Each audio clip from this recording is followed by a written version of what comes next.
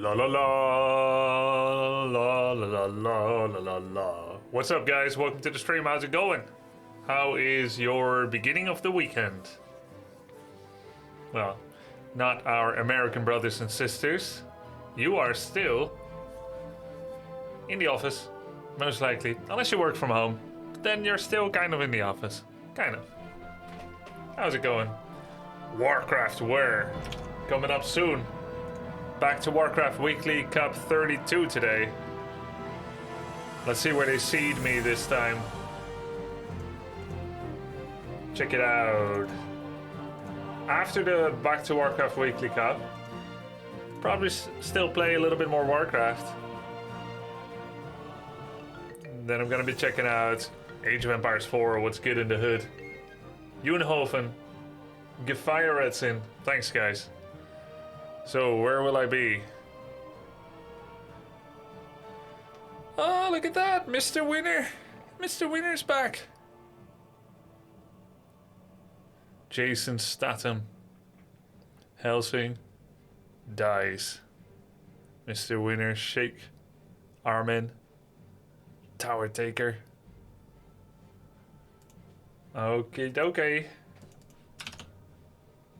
Looks like I'll be waiting for Killicris and Fauzark. Might be worth checking out some replays of our favorite matchup, Orc against Night Elf. I see a game here of Messi. Did you guys know he plays Warcraft as well?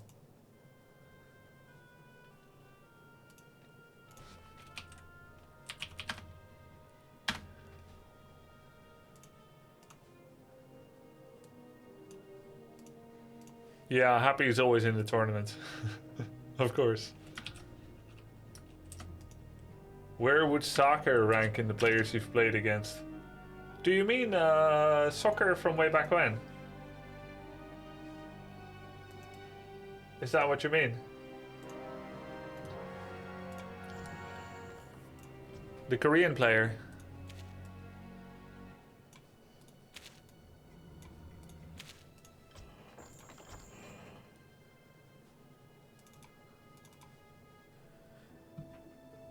Where would soccer rank? Soccer,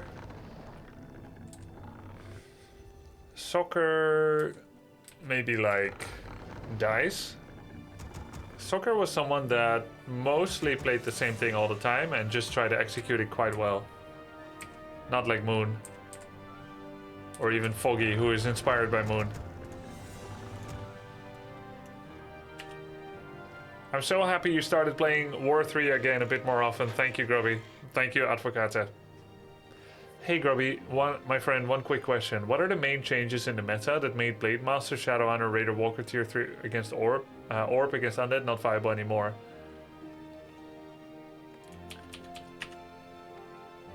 The prevalence of Banshee use. Frost Armor and Banshee together. Frost Armor Banshee means that Blade is doing nothing.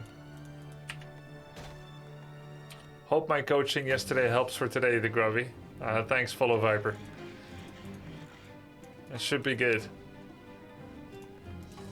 I just read Shimiko's interview on Warcraft3.info.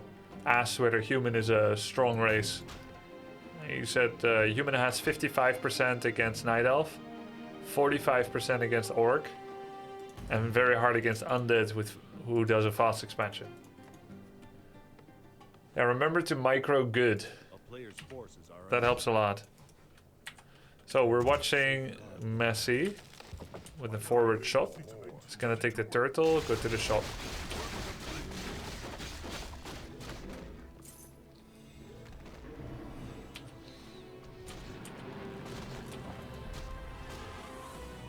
Are there maps in the current one-on-one map pool that need to be vetoed as Orc? Yeah. You're gonna want to remove Amazonia. Shit map. Don't remember the rest right now. Yo, thanks, Snock.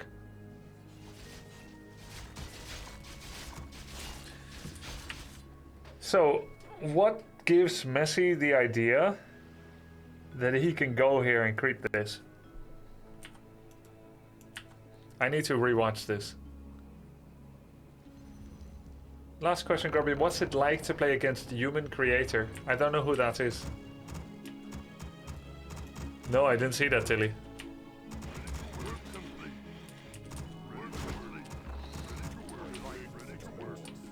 Okay, what does the peon see? Keeper. He puts it near the natural. Sees keeper. Goes there. With speed scroll. Too late to stop the creep. Tries to get the archer. Gets the archer. Sees keeper finish a bit. Shows himself walking to the camp and just starts it. Okay, so he knew that keeper has 60% mana and is level 2. And he's got his peon alive still. That's checking the trajectory to his base. So he would know if the keeper went for his main to go mess with his peons. That's how. And then he's got a grunt here to see another path. That's how he can take this camp. Which would be better than skirmishing with the keeper, I guess. Because you get level 2 and another item. Double mantle. We're under attack. Do you think there will ever be another Warcraft or Starcraft? No. Well, actually... who knows what Blizzard will do to regurgitate old glories now that they've run out of good things to make. Yeah, I don't know.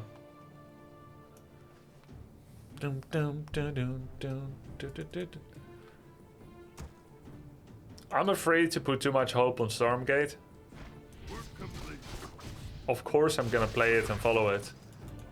Of course they are planning to take over the audience of StarCraft and Warcraft. But I need to see it before I know. Stormgate graphically looks a bit more like Overwatch than Warcraft and StarCraft. Does he have mirror image? If he had mirror image, this would be easy. But he can still go back in and hit it. Oh, there's an owl. Wait, did you see that? He started Entangle and cancelled it. Is it to bait the Blade Master to come in and then cancel the Entangle and then actually nab the blade? Is Stormgate former Blizz devs by chance? Yes. Have you ever played Crush, Kill and Destroy, Grubby? Yes. Oh, he got the last hit. I love it when you actually kill the entire tree like that.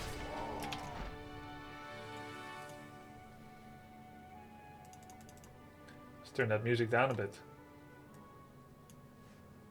Good morning, sir. Looking forward to the games today. Working remote and chilling on a Friday. Nice. Thank you, cow.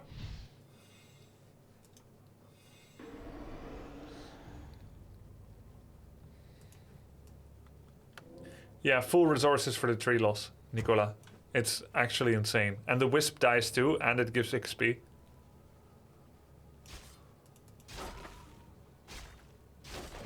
Wow, without that crit, I don't think he would have got it.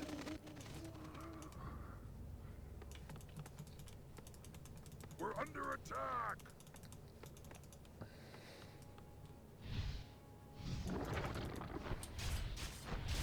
Are you playing HOTS today? No, I'm playing HOTS tomorrow. This part of the music is so good. Want to see something real scary?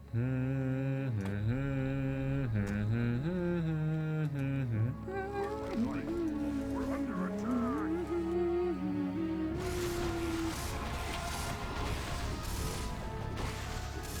Don't let work distract from games, Sandy Dusk Elite.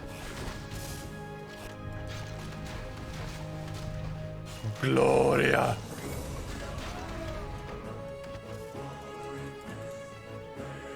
Hey, what languages do you speak? Nederlands, Deutsch, Français, and English.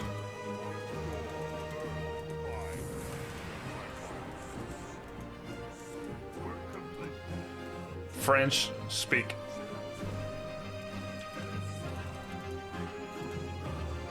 Tu parles français? Je n'y crois pas. You better believe it, buddy.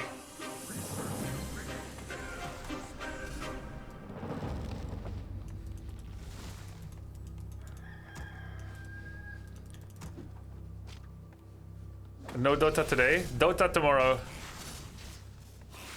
How would you rate your German on a scale of 1 to 10? 10 being Angela Merkel.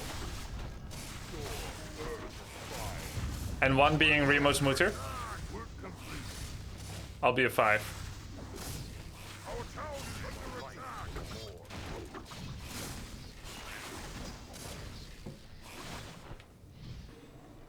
Some Korean.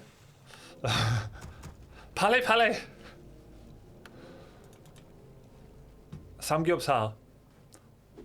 콜라 하나 더 주세요. 아, 감사합니다.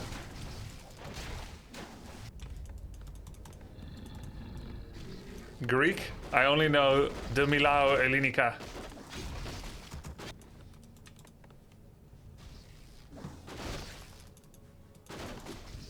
Italian? All my Italian is from Eurotrip. Mi scusi, mi scusi. Buongiorno. He's got his Tree of Life up. We got Headhunter and Kodo. Ah, it doesn't have another burrow. What is this attack? Bro! Shadow Hunter level 2 attack. Why?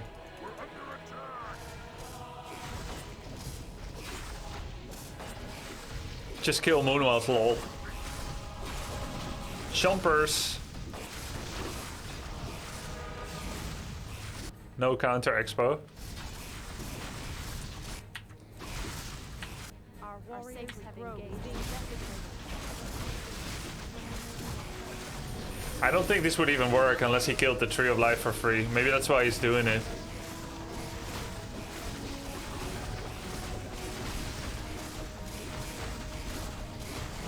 What languages does your wife speak? Chinese Mandarin, Chinese Cantonese, Chinese Hokkien, English, Dutch.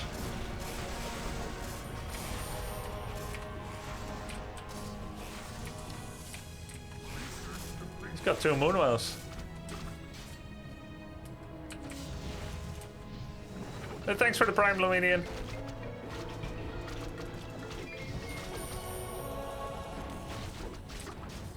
Chinese hockey has its own language. Yeah, it's like Maoris, you know, from New Zealand. Uraka, uraka, haya! Sorry, Logan, I was trying to do Hakas. No, Hokkien. It's spelled Hokkien.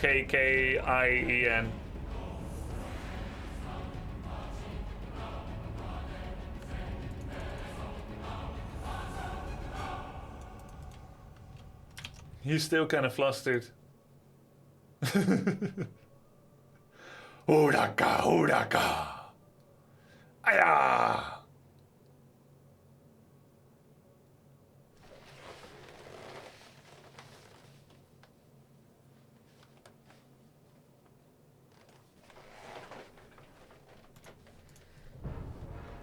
How long till the game start? I want to grab some food. Let's check it out together.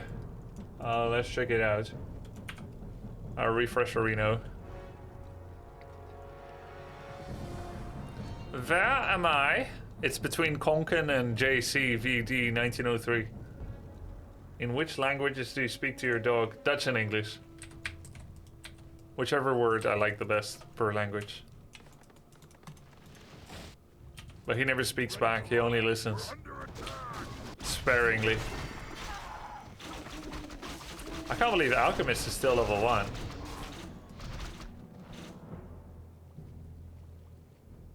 I never spoke French to him, yeah.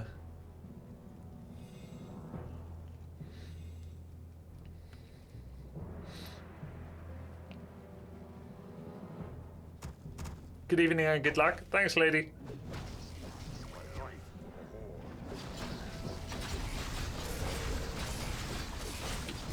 No pillage. Does he have armor upgrades? Yeah, 1 armor.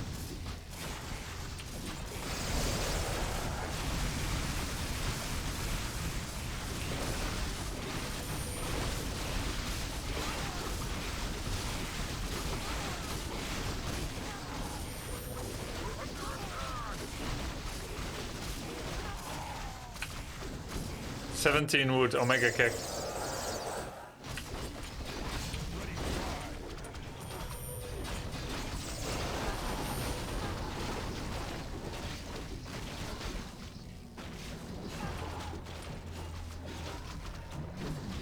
Logan, veux-tu un croissant? I'm sure Logan would like it. Yeah, I think he would understand it, so long as I'm holding the croissant.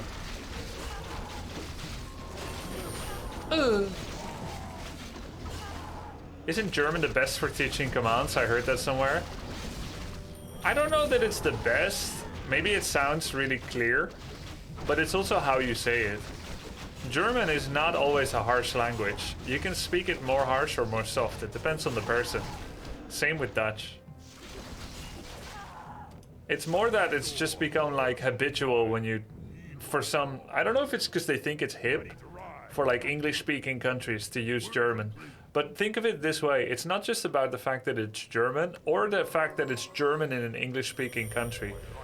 The advantage of using a foreign language to teach your dog is that you generally don't have other people assuming control of your dog.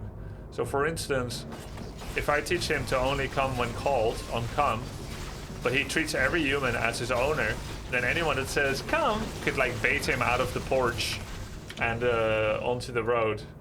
Like let's say if he's perfectly staying on the porch, right? And I taught him to come when I say come. Then if I used French and it would be like viens, then he will only come on viens. There's a really small chance that someone in the Netherlands is gonna be assuming control, unless I let them know his language. So for Americans or English speaking people, well, Americans are English speaking people. For Americans or Britons or something, it can be useful to use German as a dog language.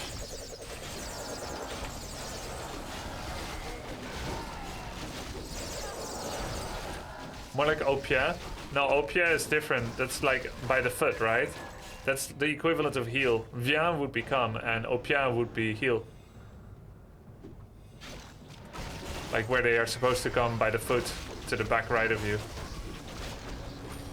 French would say ici. Ah, like come here, here. Yeah, that sounds better for a dog. Ici is better than viens.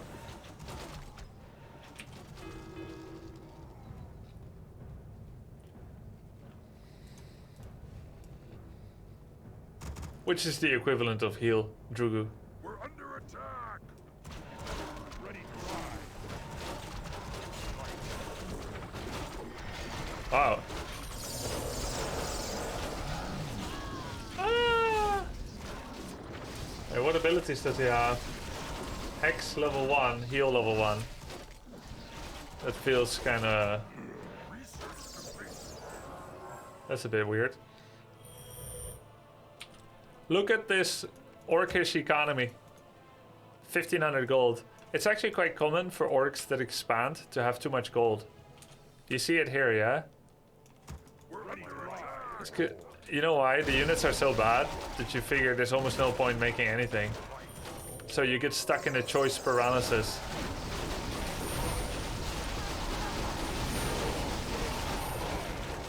Though you would still imagine having more is better than less. It's very easy to keep making units when the unit you make is Archer or Mountain Giant. They're like, each one has a big impact.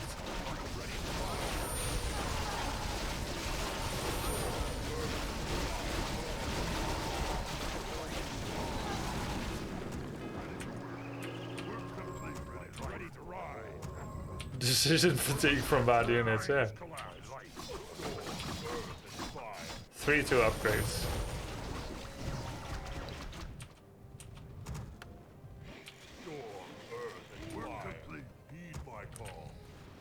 Your building is complete.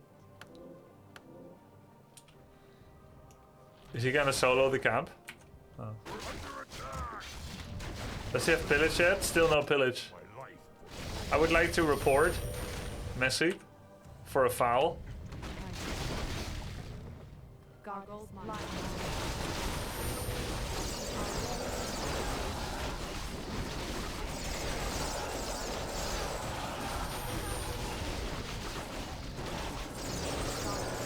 Priestess with lightning shield in between all the archers. Night of micro.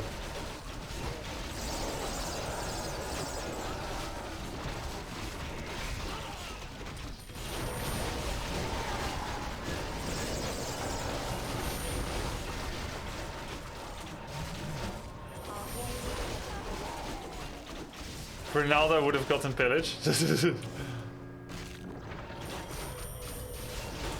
Oh my god, that was actually kind of good.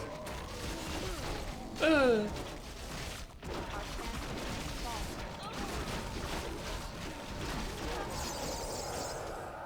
must safeguard the Our land. warriors have engaged. Oh yay. Our sacred grove is being desecrated. Gold mine has collapsed. Oh, that's it.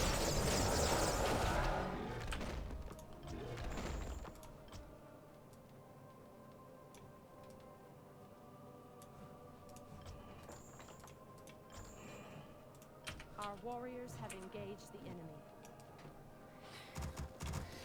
Storm, earth, and fire. Heed my Our call. sacred grove is being desecrated.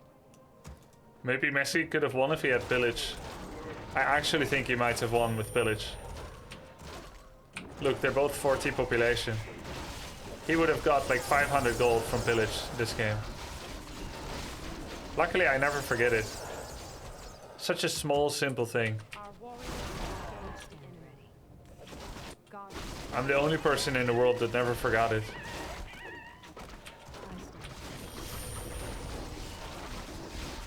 Don't focus the alchemist, he's got invul.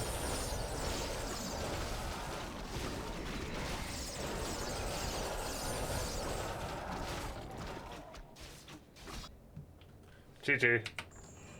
I'm still blown away even by Dota 2 replay functionality. Yeah, me too.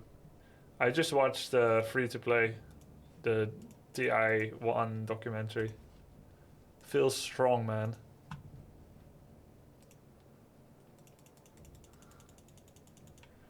Would I have won it as Orc? Probably not. Viper coaching you in Warcraft was hilarious. Good.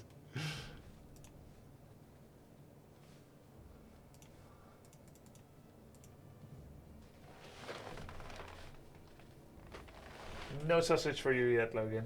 Later. No sausage.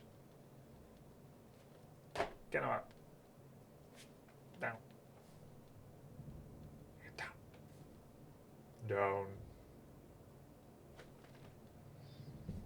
Down. How do you say down in French?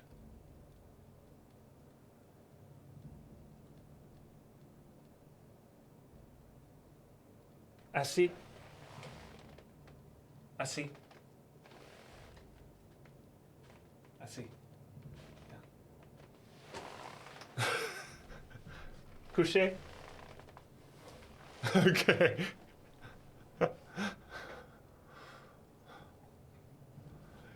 He was actually doing assis. Assis is sitting. So he's like, I'm already sitting. So he understands French. The best, in fact.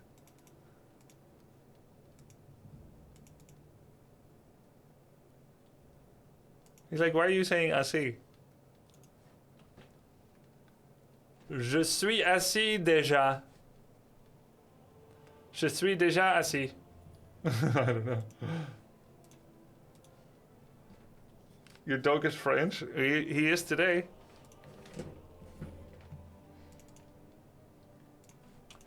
Do we have an opponent yet? Nope. Alright, let's warm up against AI.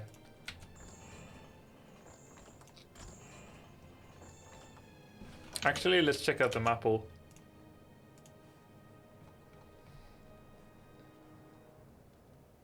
Oh, it says your opponent here. The rules. The full description. Map pool. Amazonia. Lost Temple. What is RC?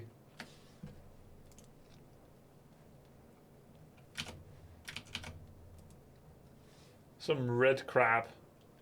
Rusty Creek, yeah. Rusty Creek always reminds me of like a butt. I don't know why.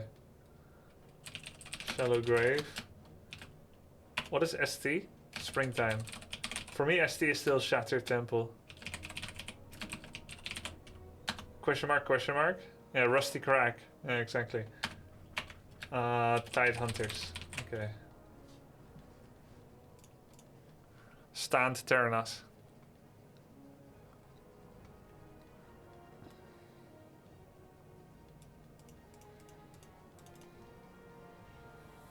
La la la la.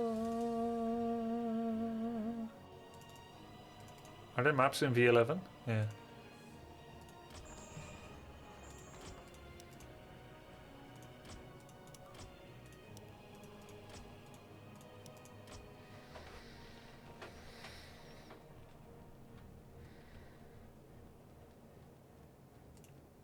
What you want, I can do that. By the way, I saw Lynn do something in a replay Mamak sent me. Oh, do you guys want to see the game too or not? I saw Mamak do something in a replay. No, I saw Lynn do something in a replay Mamak sent me. It was this. And he waited for the first peon to return gold to make altar. Because he didn't want to pull a peon 5 seconds before the next peon comes out to build the burrow. He figures if my burrow is late for the standard timing of an altar anyway, may as well delay it for a second. Or maybe I'm overthinking it and he was just distracted talking to his chat. I have no idea. But if altar is like a second early now, that it can be delayed another peon return.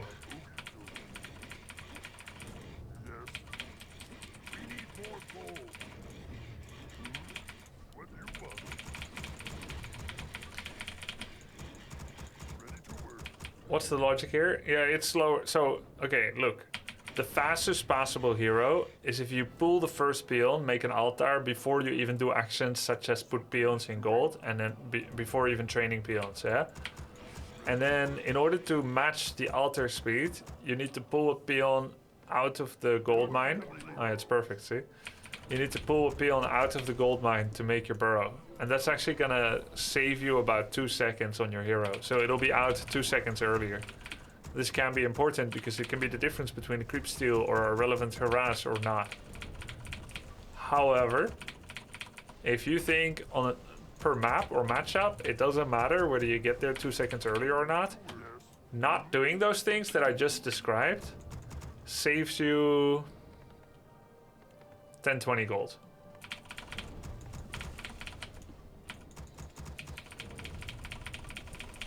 So it depends what you value higher. The 10-20 gold or the 2 seconds faster hero.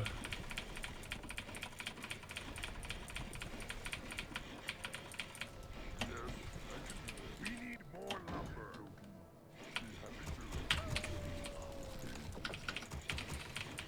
What do you want? Work. My eyes are open. Grubby, it's best to send peons to gold, and then while peons are selected, you order build order. Less clicks, only one will go. Oh. And the closest one will go, right? That's like the ghoul trick. That is the best in general, I agree, but just saying, the best, fastest hero is how I described, which is making everything else less efficient. But that would be like the best, fastest hero. Also, you click as fast as you can, then can adjust position. Right. That makes sense. Don't you guys think it's really weird that AI never uses abilities anymore? Like, they don't mana burn, they don't shadow strike, they don't entangle. AI is kind of broken.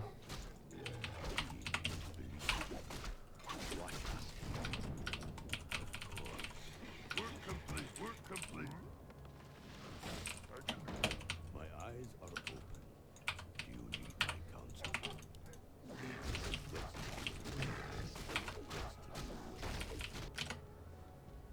Gonna check the grid. Still no opponent.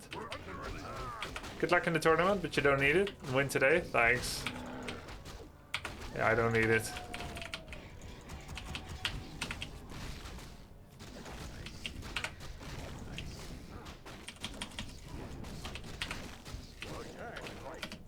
What do you want? Opponent? It's happy. It's always happy. I miss this game so much. I grew up with this game all my life. I would never forget it. I'm glad to see that you're keeping it alive. I would never forget it either.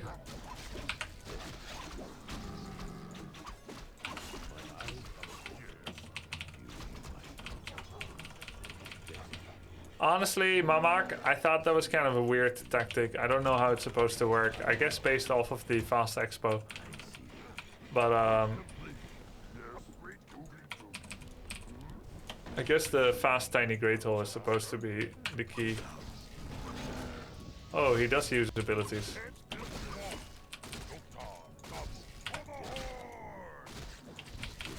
Can't build there, something in the way.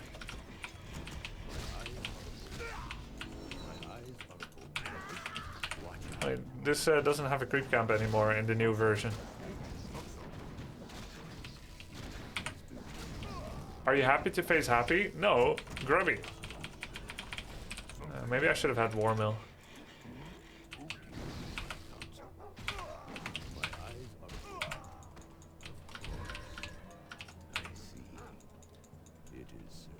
Enjoy, True Wonder.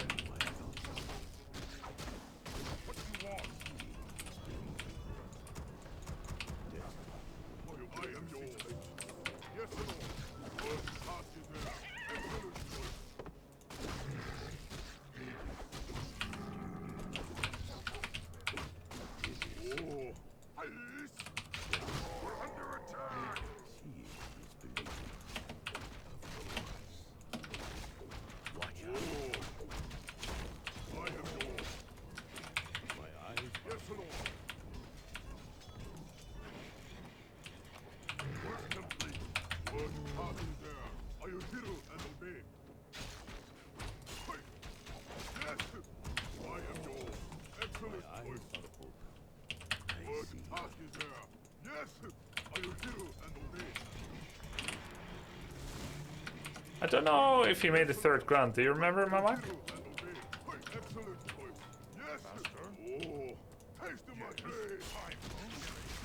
Just two, right? I think he only made 2 burrows and totem after tech. Oh, faster tier 3, yeah. Do you remember when he made his War Mill?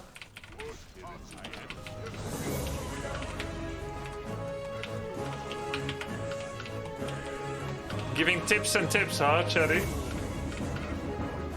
What's the occasion? I really appreciate that.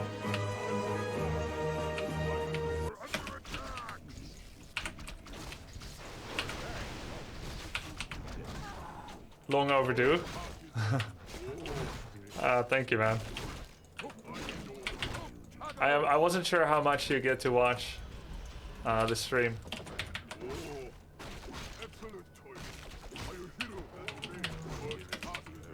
Sometimes, you know, I look for you for interactions. Oh my god, I'm using up all my luck. I've used up all my luck for today.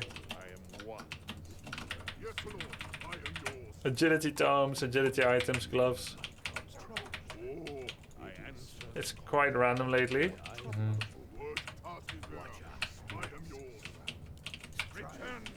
Return to the earth. He kind of went for a weird talent spec, Mr. McGlynn. Windwalk into... No, critical into Windwalk into Mirror Image.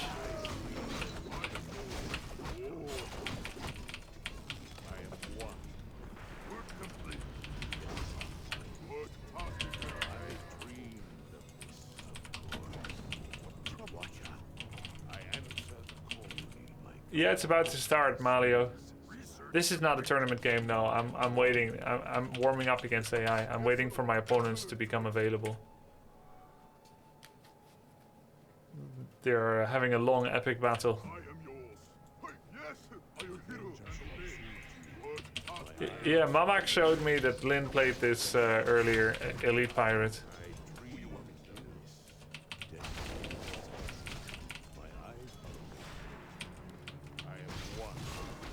What do you think about it? Weird hero combo, huh?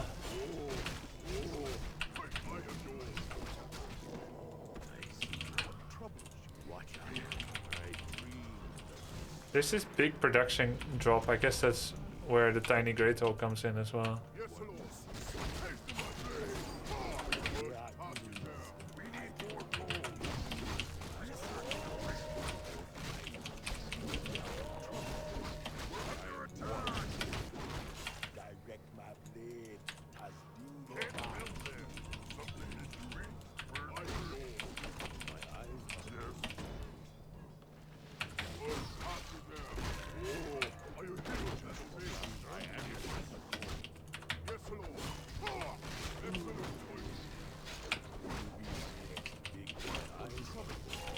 This is the weakest point.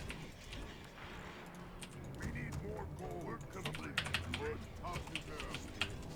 I am yours. Use my power. I freeze upon this.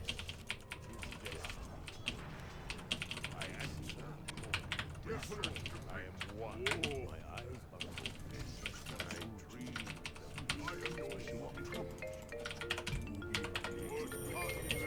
Hi Grubby. Hi. Have a nice evening.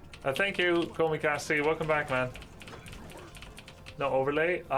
Maybe it's not working on AI game? Question mark? On offline mode? I'm in offline.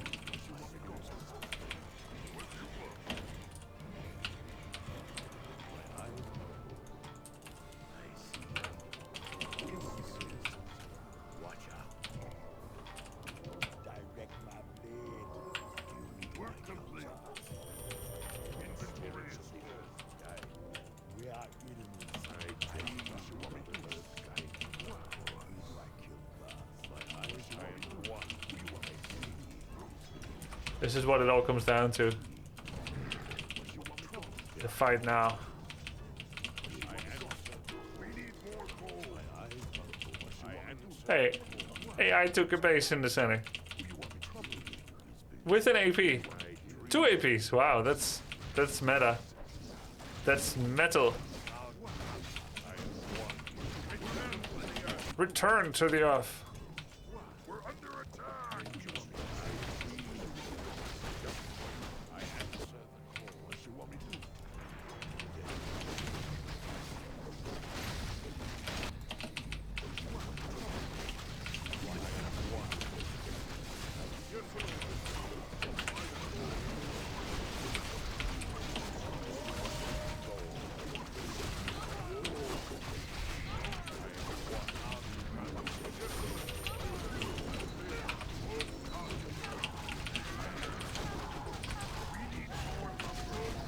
Two glaive throwers. Ship it, bro.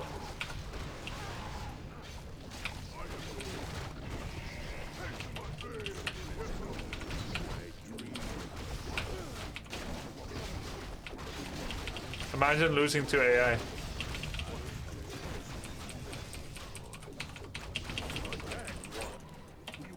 He never even attacked.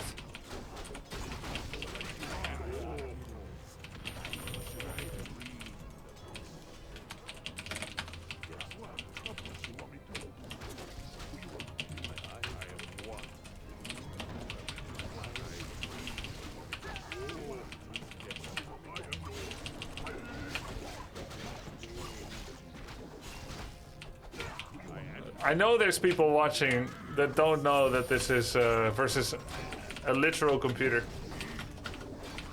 This is against Macintosh. So let's just make it crystal clear.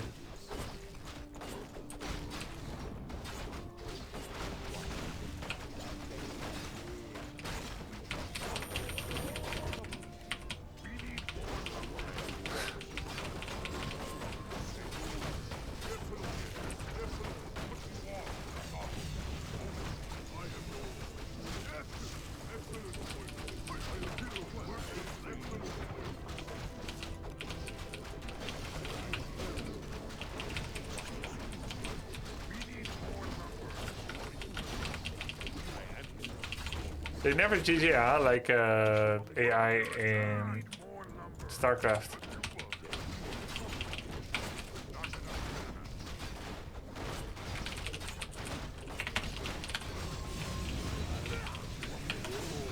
Desperate measures calls for desperate times.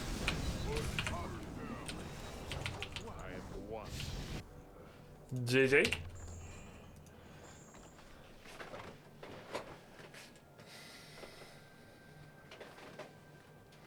Computer just said on his stream you're bad miner. Well, I'll be expecting viruses soon then. Still no opponent. Okay.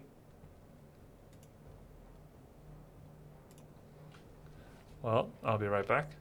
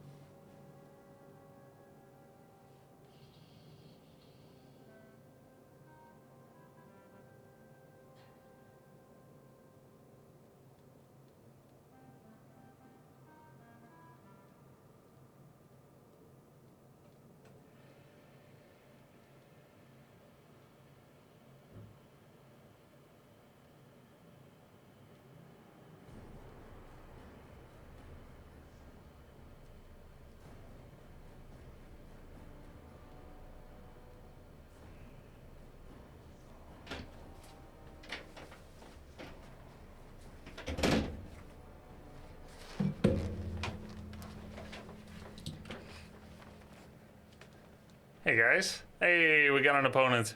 Konkan. Let's go. Let's go.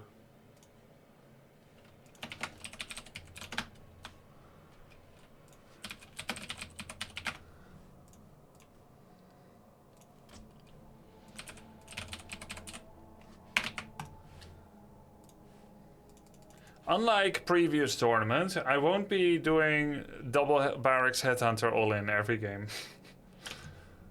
I'll only do it every other game.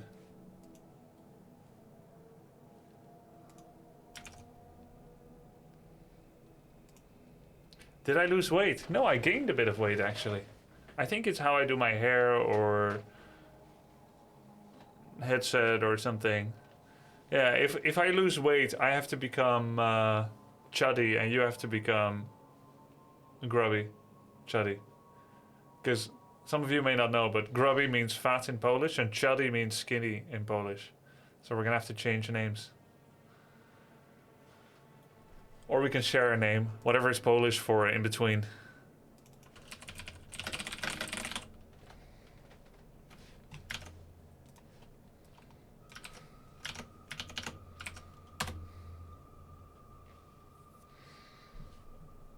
Well, actually, I did just lose a bit of weight. Chatty, I get it now. About 300 grams. But anyways, I thought you meant in general. So let's move past that. Let's flush that away. Let's see. The higher seed, the lower seed does ban first. I have to check again. Veto. Yeah. Best of one. A, BBA. And who's A? A is the higher seed, right? Seed.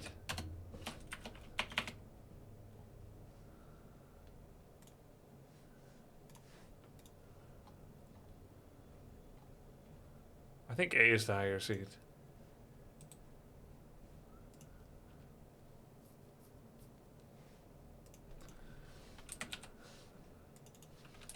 He already said it. Okay. I am Orc. He is Orc. He's got a special icon. That's cool. Wait, I think I get a special icon too. By the way.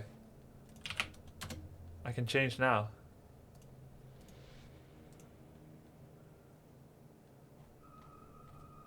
I don't see it.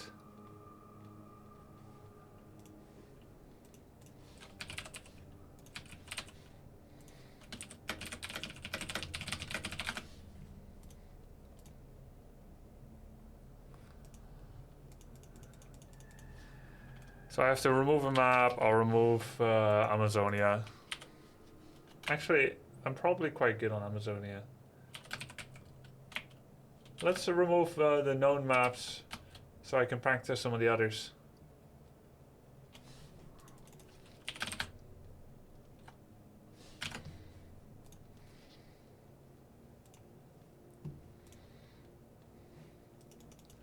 I was gonna remove LT.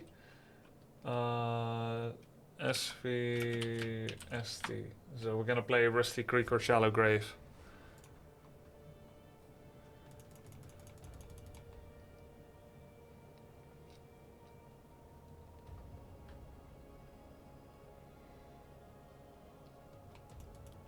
Too late to abuse the shard Venomancer rock.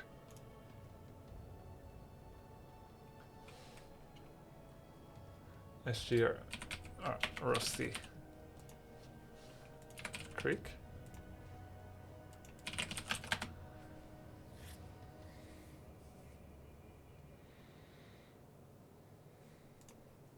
See if there's a fairer host. This is good. Hey yo guys, welcome to the Back to Warcraft Weekly Round 2. I had a free win in Round 1 and Konkan just beat his opponent.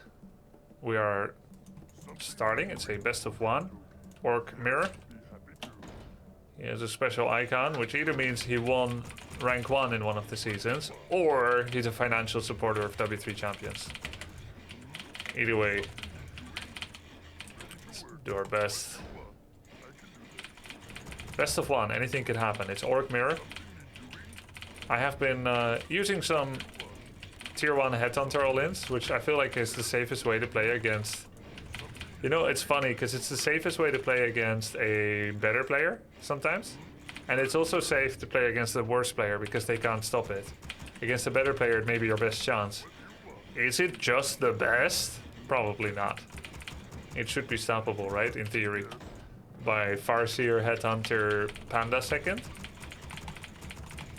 Yeah, it's kind of a weird map. It's a 4-player map. You can't spawn on close positions. But I'm gonna try to play it less today.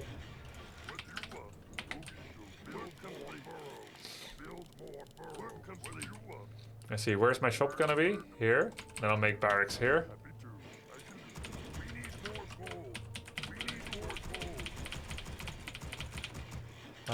My booster is not working. Let's restart it and see if it'll work. Otherwise, we'll play with that. Booster is the on-screen overlay with the hero stats and whatnot. Let's see if that did it. There we go. It popped up the map and the game time. Okay. One moment, please. I don't see. Oh, there we go. It took a bit. Grubby play another B2W weekly. Smile. Yo, thanks, Just Watch. Okay. Now it's working. That's the experience you guys deserve. Yeah, if you lose this, you're out. There's no stream delay.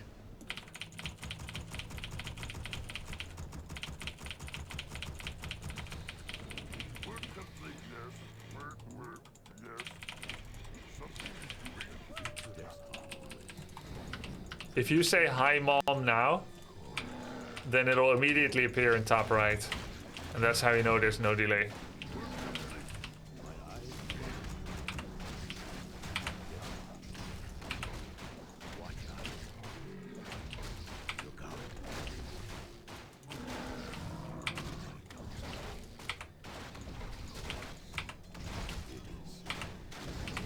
Cute little level 1 turtle.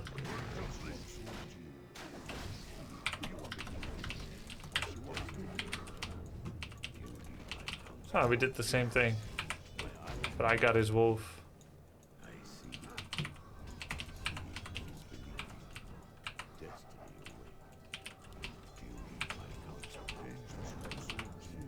Let's get level 2. And then we'll try to harass some peons. Since we're pretty close to each other.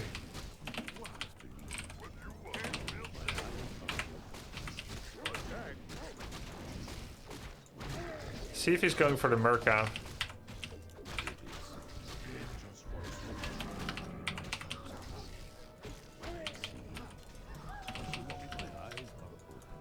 Mercamp is very strong on this map.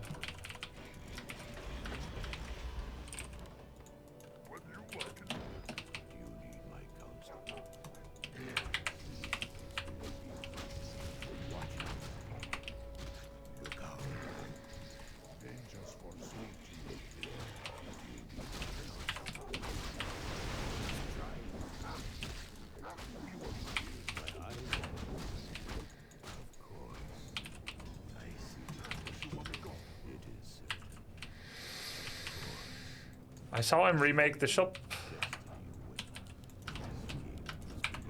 I want to wait to see if he will recommit.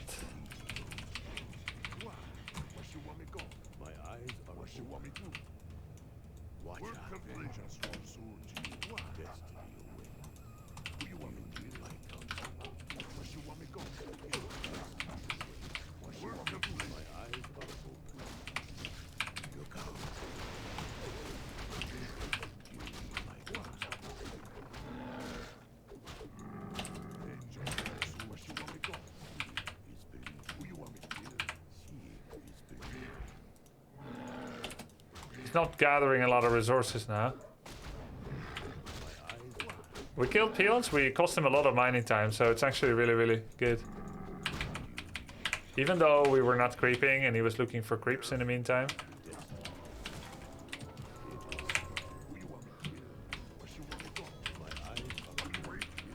Get Tarn Chieftain. Actually, no, it's panda time these days, isn't it? Get regen. Lodge. You can see why Panda is good compared to TC as well. Even though I'm only just now starting to piggyback the trend. Because he comes out so much faster.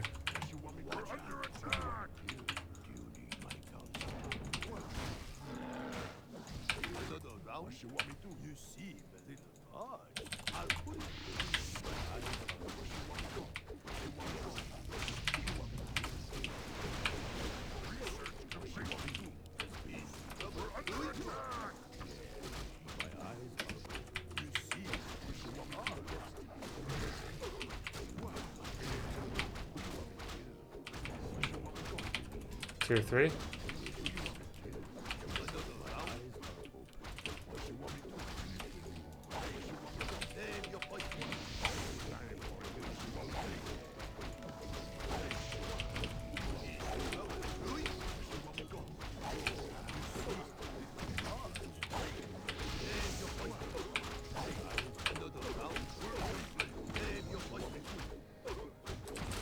He lost his Farseer to Bash. Let's check it out together.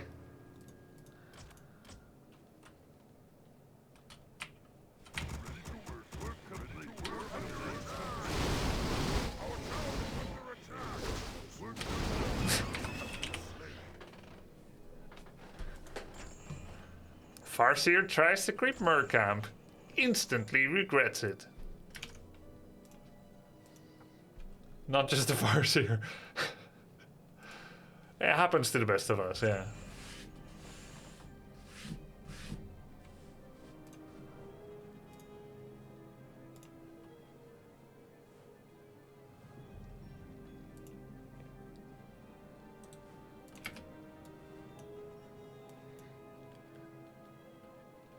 Remind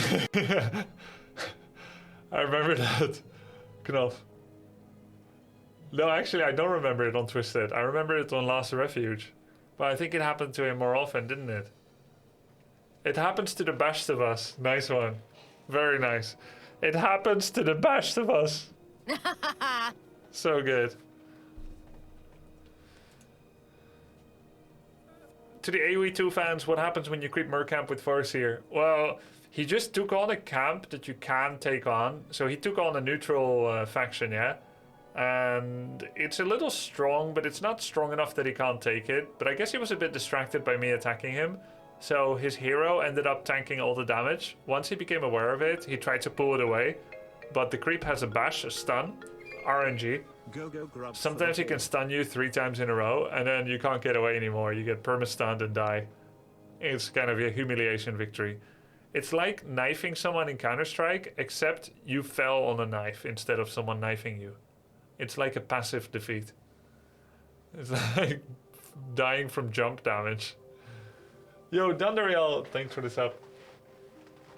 Yeah, shit happens. I mean, it was already bad.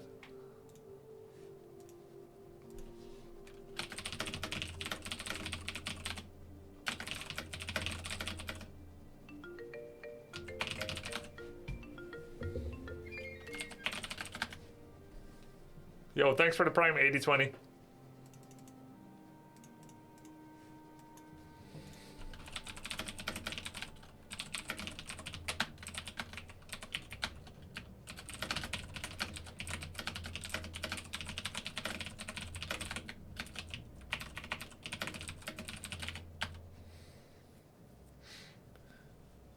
It's like you trip on the knife. No, oh dear. Not quite like that, but okay, let's see. Do we have our next opponent?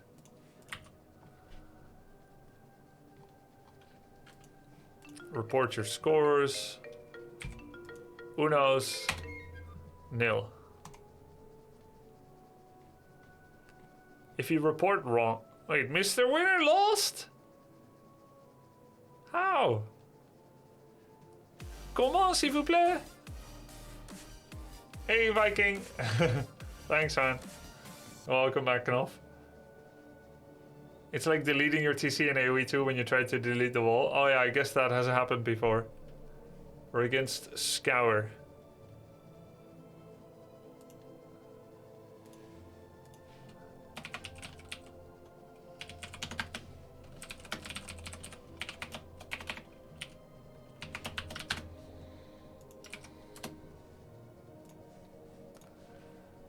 All games best of one? No, it's like the first couple of rounds, right? And then in quarterfinals it becomes best of 3. I think I have 1 or 2 more best of ones, maybe 1 more. And then I can enjoy myself with playing against dice again. Oh my god, look at that grid.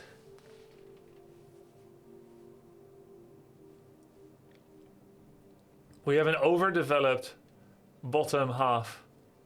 The exact opposite of the fitness meme man. An underdeveloped upper half. Sonic is going like the hedgehog already in round 4. Leg day only.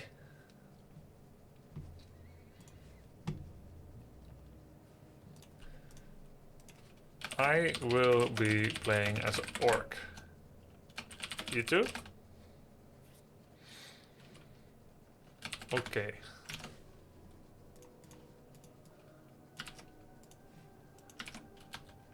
I remove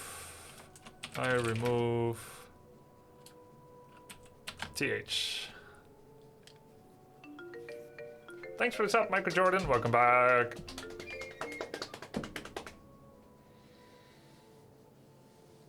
It's all orcs today.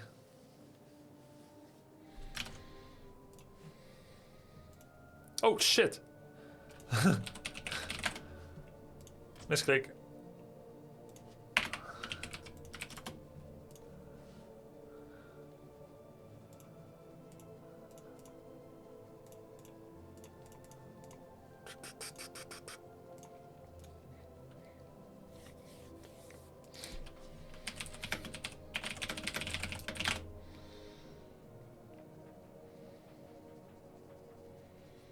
I haven't watched you play since 2004. I feel ancient.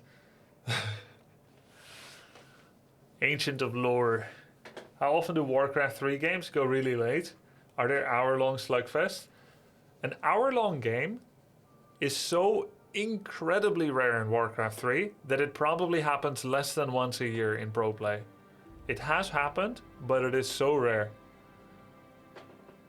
15, 10, even 5 minutes is all normal. 5, 10, 15. 20 is long, 25 is epic, 30 is legendary. Like everything above 30 is like, yo, did you see that this week?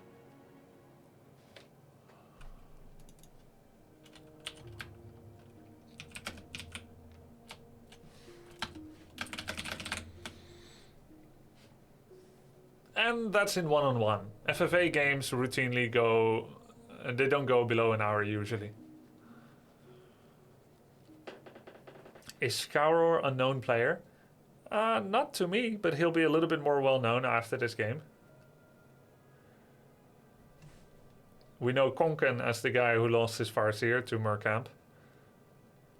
And we'll see what Scouror will be. He's good enough to beat Mr. Winner, yeah. Mr. Winner is like somewhat well known, right? So it's not bad.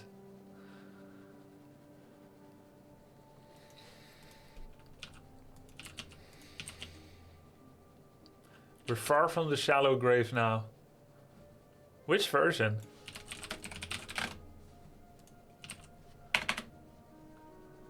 This is all the random. That's a no.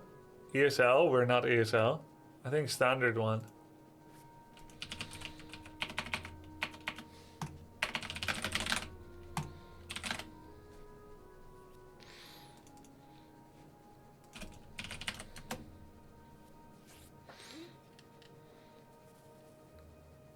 And I'm the one known for killing my own sanctum. Oh, Skimitar.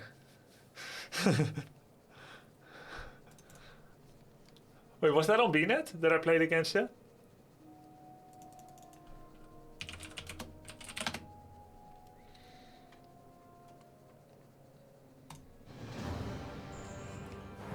Did you watch the VOD? Alright, GOHF, it's round 3 of the Back to Warcraft weekly, number 32, I believe. I think it's number 32. Happy to. I can do that. Okie dokie. Let me check. It is the number 32. This is round 3. We just played the best of 1 against an orc. Here's our next orc opponent. If we win this, I think we might face Sheik, but let's focus on the game that we have now. And just now I played Farseer. Back for another month. This time I'm gonna play Blade Master.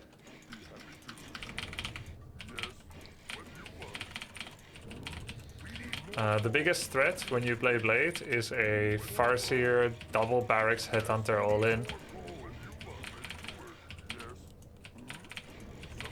And the counter should be non-stop grunt production with Panda second. Maybe some shamans if you can get tier 2 out, depends on when they attack. You also want to get good Blade Master buffing items. Thanks a lot for the sub, Geometrics.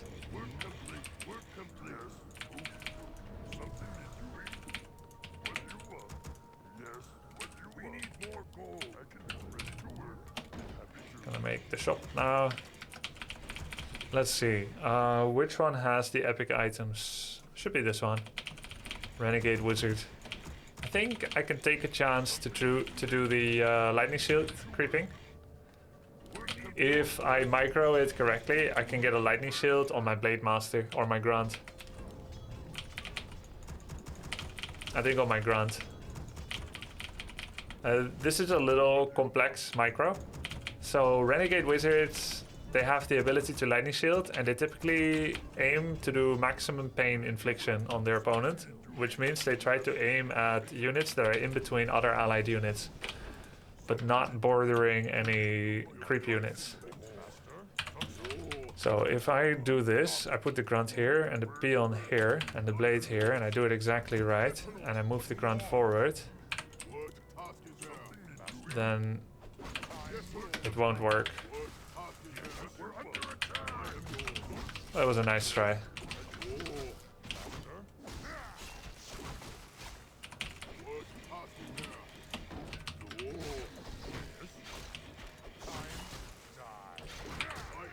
Did get our circlet, so that helps a lot.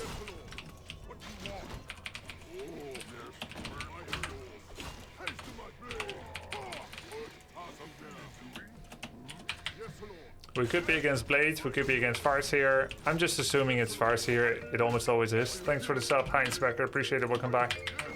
Hi. Hi.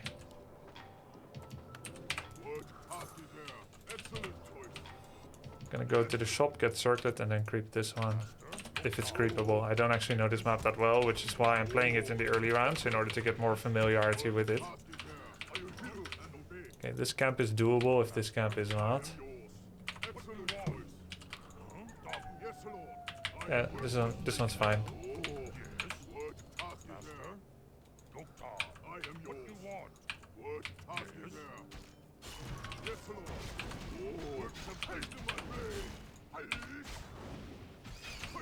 Agility +2 is nice.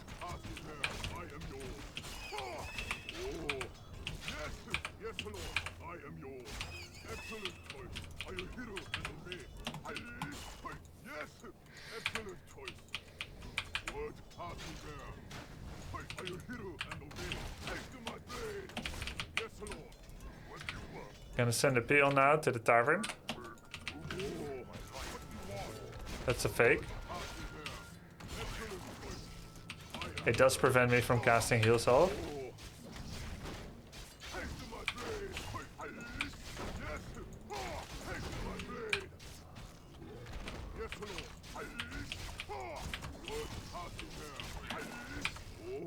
Unless he lets it die.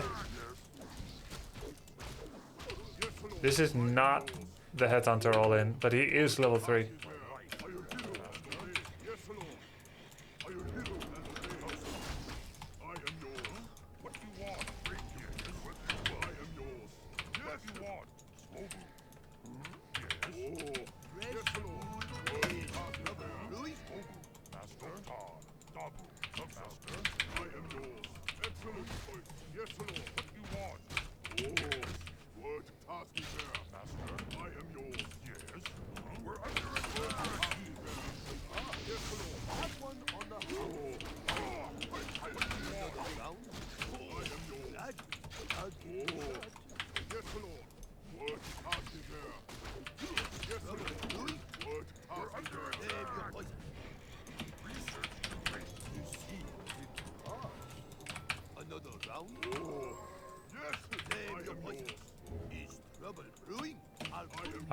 think Shadowhunter will be coming here soon. Word awesome there.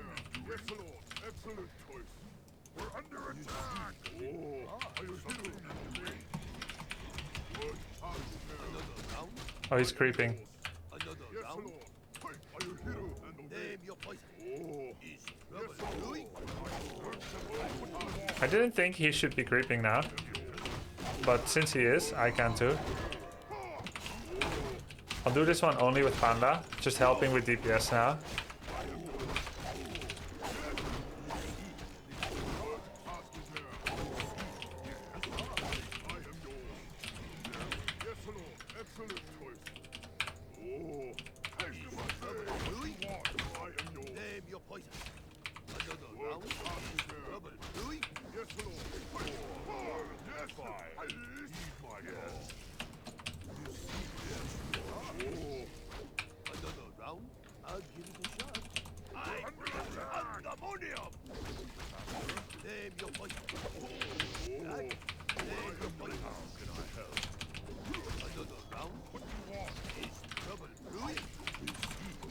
Oh, I had him.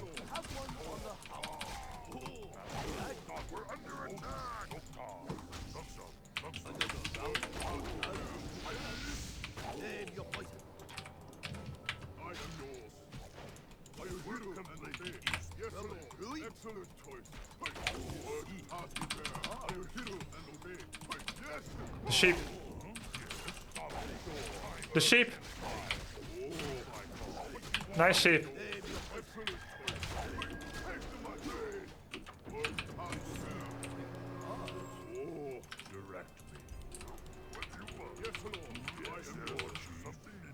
Sheep OP. And I think he tried to kill it, but he misclicked.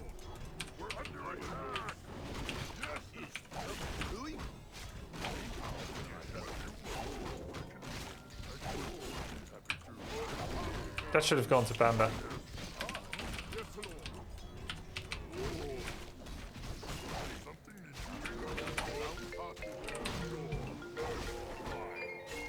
Finally have internet in the new flat. First thing I do is open your stream. I missed you, man. Hey, Baba from new flat. Yo, congrats. Thank you.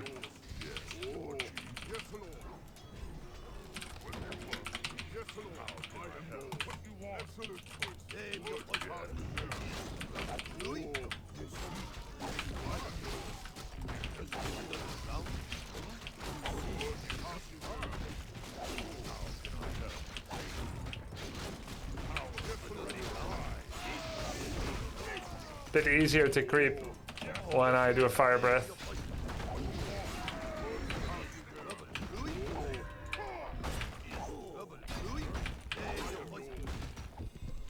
Nice, mana stone.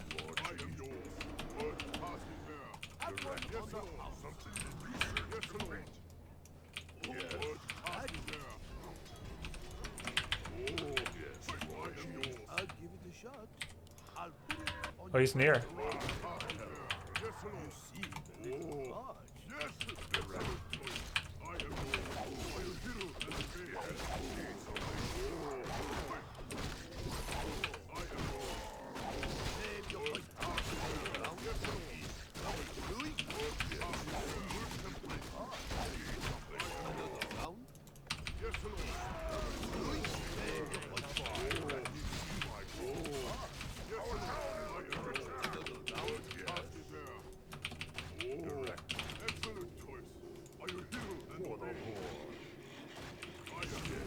You think he's doing bottom?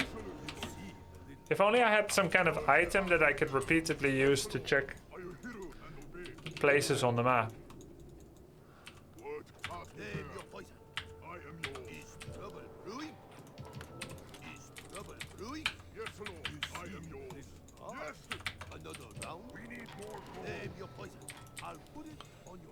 You usually sell Crystal Ball because good players always know where their opponents are.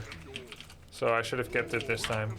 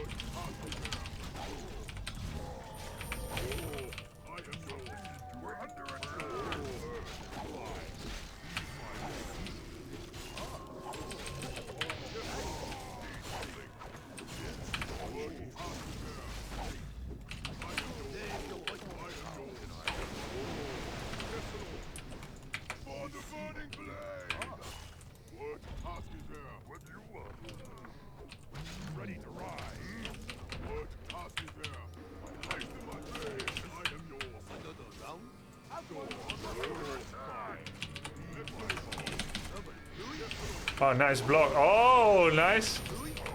That was sweet.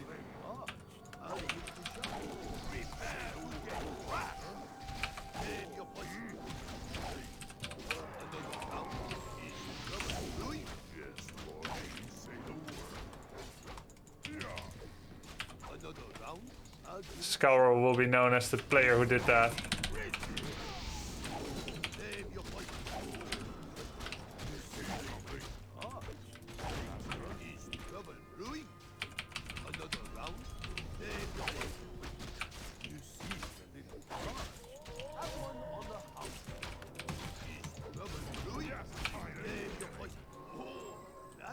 I'll put it on your hand. Have one on the house. I'll give it a shot. You see, charged. I'll ready to ride.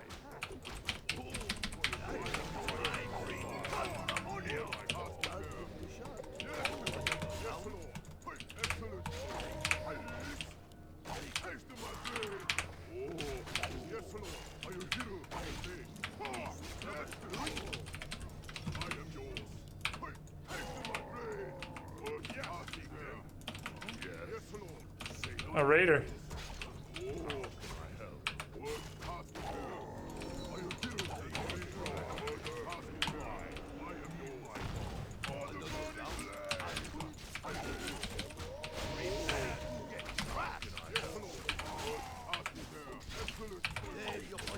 GG, well played.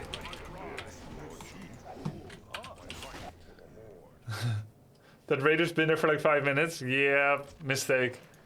That shows you I didn't look at the minimap. Just focus on the fight. Oops. Yeah, pretty well played. A bit of a strange game flow by him, but some pretty cool moves with the micros. I liked his targeting my shamans with the headhunters. He was quite dedicated about that. I think that really paid off. And then the invul move, the invul chain lightning move. Did you see your new icon at Exo? Kirby, why did it feel like he had so few headhunters in the first push? Oh, he did a special build, 15 population, 1 grunt into headhunters. It allows you to creep a little bit faster initially because you get a grunt to pair up with your first Farseer rather than no grunt. Hi Grubby, good day. Are you feeling good today? I think your last Dota stream was a bit stressful. But overall I hope you are having a great day. I lost every single game on my last Dota 2 stream, but it didn't feel like a losing day. So don't worry. It was not stressful in that way. There was a lot of info to take in, but it was good.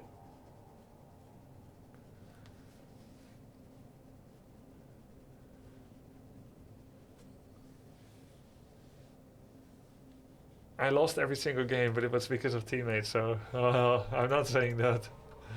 It was because of me. We're against Sheik next, and I think it's going to be best of 3. So that should be cool. Yeah. Best of 3 coming up. Pokey, isn't he... Wait, is he Canadian or American? Is he Night Elf? American Night Elf?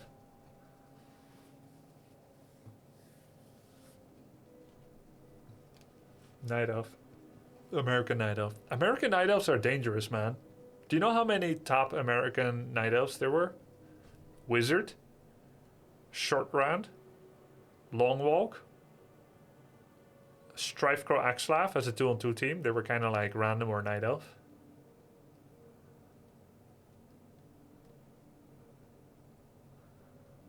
Longwalk, is he still around? Well, he's back. I wouldn't say still around. Like, he took a long walk away, came back 10 years later.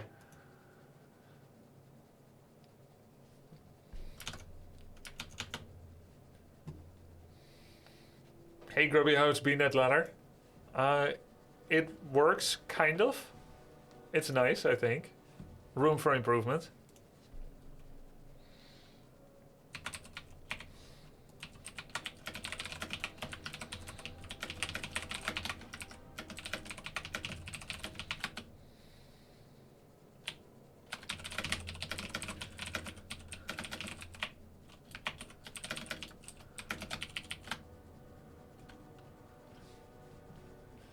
Grubby, why do you sometimes use attack command on a target when you chase with Blade Master instead of right click? Excellent question, Mr. T-Rage.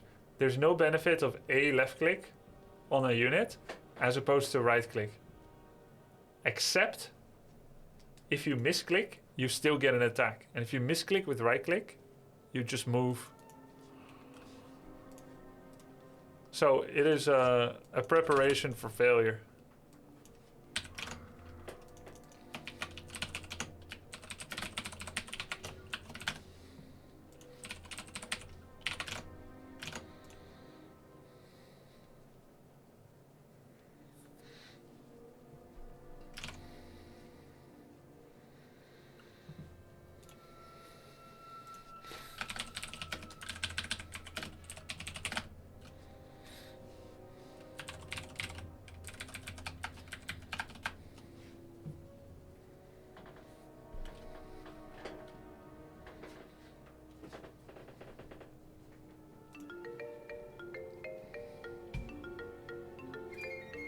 Hi follow, I am regularly missing your stream fall asleep.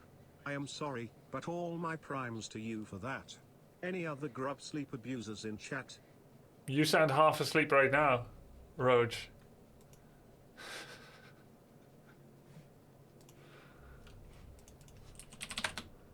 Thank you for the sub, appreciate it. You said all your primes, but you actually paid with money. You're Same you can do in Dota. you're tier 1. Just to click into the founder hero will automatically attack if he gets vision smile. Of course, I know that.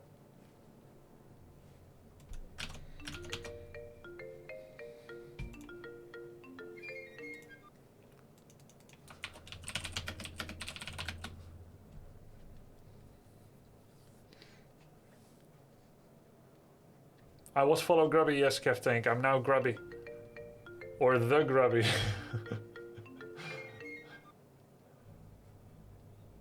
Does Grubby like Little Mermaid a lot?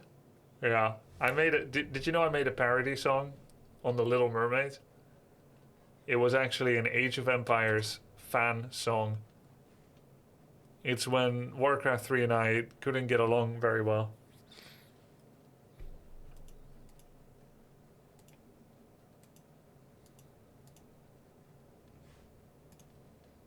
But we made up.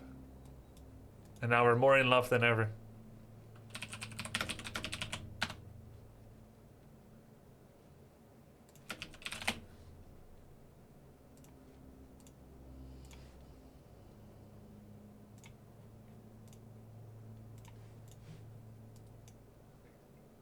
Just look at the worlds around you. Research, looking for. Uh-oh, and then you'll see. And then you'll see. Playing is better when you forget about Warcraft 3. But we're good now. I'm not tilted anymore. I found a new mentality. It was dark times. I'm still waiting for Sheik. I'm gonna go get a coffee, alright? Chat's like, no, not alright. I'm like, alright then, I'll just get a lemonade pop then.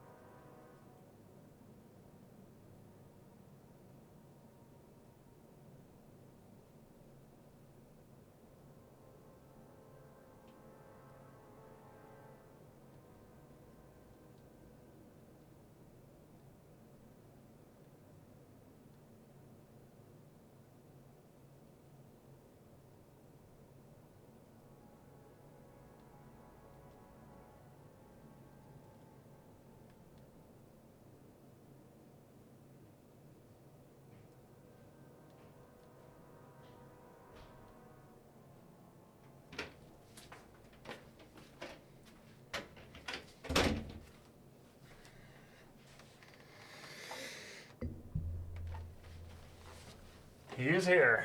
Let's do the vetoes.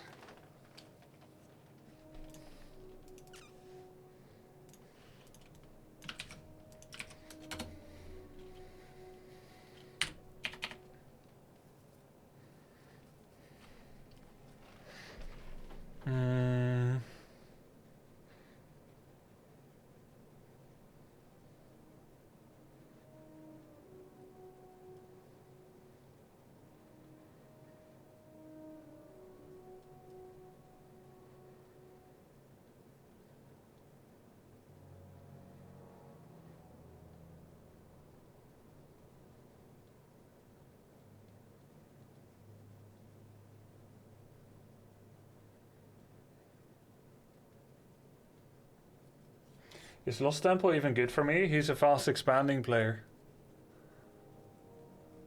I don't know, maybe he'll remove it. Rusty Creek, let me think. Rusty Creek. I don't know it that well, but is it the worst? I think Rusty Creek is kind of good for me, actually. Tide Hunters doesn't feel very good for me. I'll remove Tide Hunters. Oh, we should check win rates, actually. That's the key, right? Statistics. Win rates on Rust. Where is it? Rusty Creek. Orc versus Undead, 54%. Sick. I thought so. Springtime, 48%. Tide Hunters, 51. What about Lost Temple? Oh wait, Lost Temple is not actually a part of the map on... Wait, is Lost Temple part... Wait, it is. It is. Yeah, see? Lost Temple... Well, you don't see, but I'm telling you. Lost Temple, Orc versus Undead, 48%. He removed it. I knew it. Okay, then we're left with Springtime. Let me check Springtime. Springtime... Orc versus Undead, 48.5%. I'm checking all MMR though. I should check Godlike MMR, 1200 and above. Springtime, Orc versus Undead, 26% on Grandmaster level. Tide Hunters, 41. Rusty Creek, 16%. But I mean, that's all because I'm happy, isn't it? Let's check 2K. 2K plus. Rusty Creek, 71. Springtime, 64. Tide Hunters, 50. What's left? I need to write what's left. Rusty. What's left is Rusty, Amazonia, Shallow, Springtime, Thinking. Okay, let's check Amazonia. 51.7% for Orc. And Shallow Grave. 56.3%. So they're all good. They're all good. Wow. That's no good, is it? Yeah, I really enjoyed Dota 2 Cosmo. Playing more tomorrow. I'm in a tournament now for Warcraft.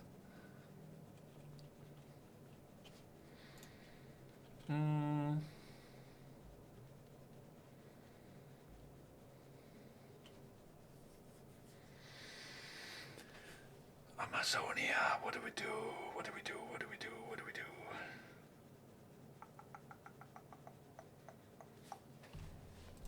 Shallow Grave. Shallow Grave. I'll remove Shallow Grave. So we are left with Rusty, Amazonian, Springtime.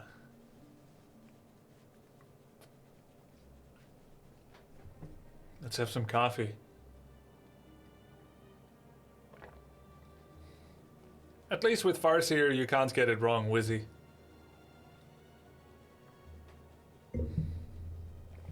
He picked Amazonia.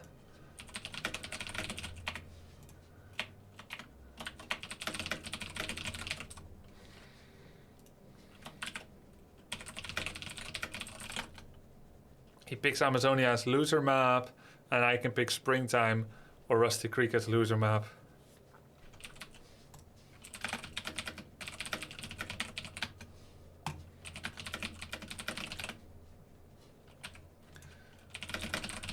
It's A, B picks.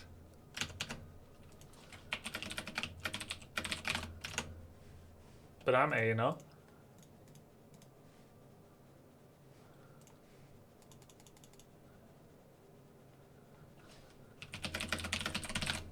Since he got one thing wrong on the rules, I can't rely on it. I need to check. Map pool. Players have to decide. If a player map vetoes best of one, A, B, B, A, A, B, the remaining map will be played. For best of three, A, B. The remaining map is determined as a starting. Yeah. You pick loser map. I pick loser map and remaining starts. Pick loser map first. And it is between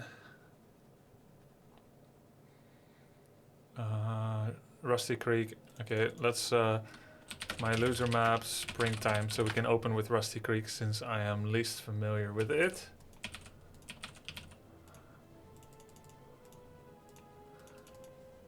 Let's choose a fair host. I'm 7, he's 83, 2692, 3878, 8149. 8149 is 32 apart. 3878 is 40 apart. So this is the fairest, 8149.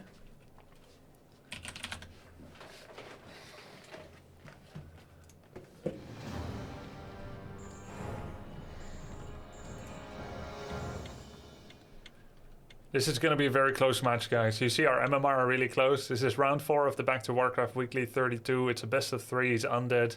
He loves fast expanding, long walks on the beach, and romantic novels. I love playing Orc, streaming on Twitch, walking my dog, and watching dog videos on YouTube. Like the ones where they try to catch the ball in slow motion, but they miss. Those are great. I am gonna open with Farseer Fastek.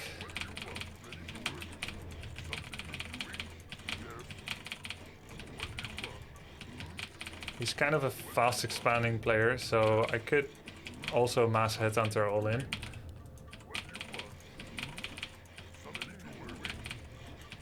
No, I'm just gonna do 1 barracks headhunters. I don't want a fast tech.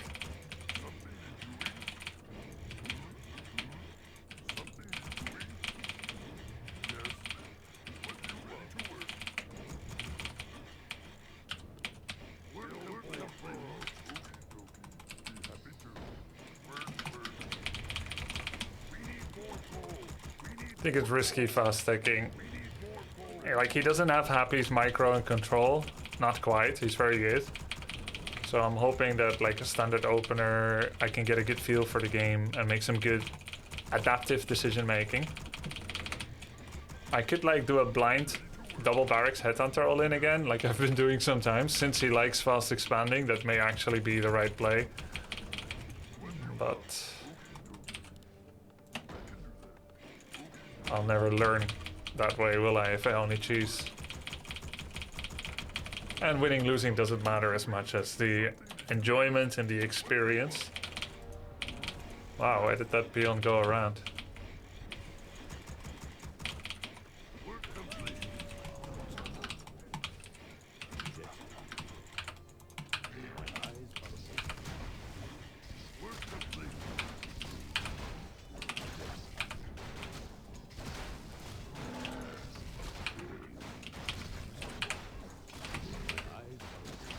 What item did we get? Mantle would have been sick.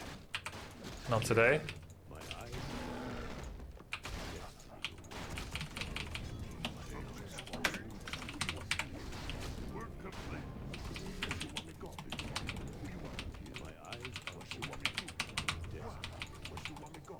Gonna go for this one to put myself close to either his main or his potential expo location. And if he's not there, then I can still take the camp. We need more gold. We will see whether the ground is cursed here. He's not expanding yet. Is he taking the merc out? I would imagine so, actually. No. Okay, then we take the green camp. Bit of a delay, but we got some valuable information, I guess.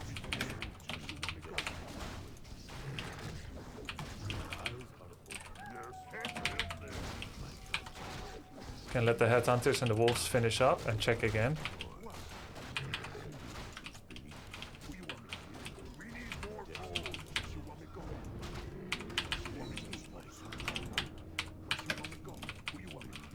Go for a cheeky acolyte run by.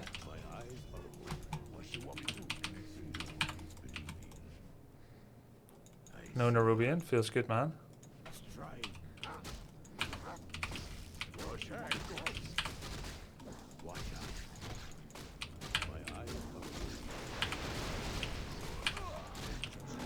He is getting it though.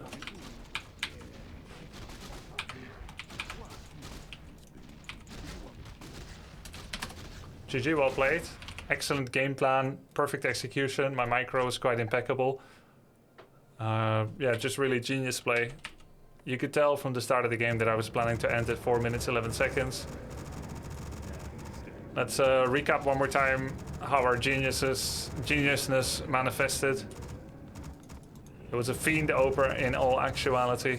DK Fiend opener. It's Rusty Creek, it's a new map. He figured I'm not gonna play it, he's gonna let me ban it.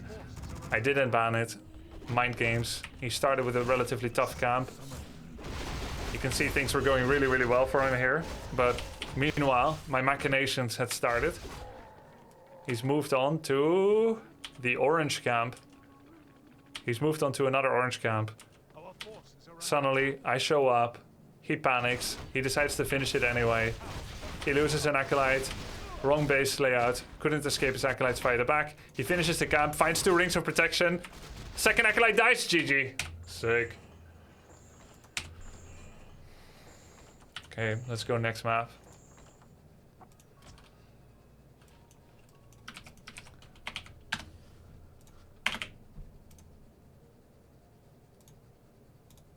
Two acolytes, 2 rings.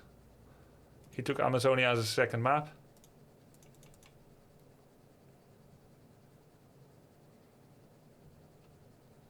Yeah, second game. It's gonna be dangerous.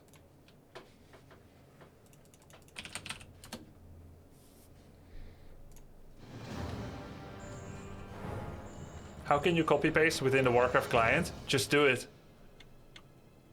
Shift home, Control C, Control V. What do you want? Word, I can do that. Can't build that. Gonna open up with grunts here. As that helps with the lightning shield creeping.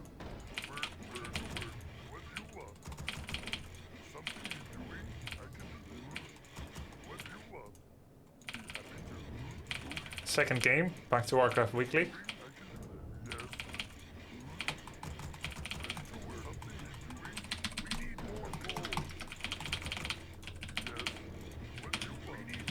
Best of 3, we're leading 1-0. We're against Sheik, very good undead player. He got a little bit unlucky last game, maybe. Bit unfamiliar with the map. So am I. DK Fiend opening is interesting, I didn't expect that from him.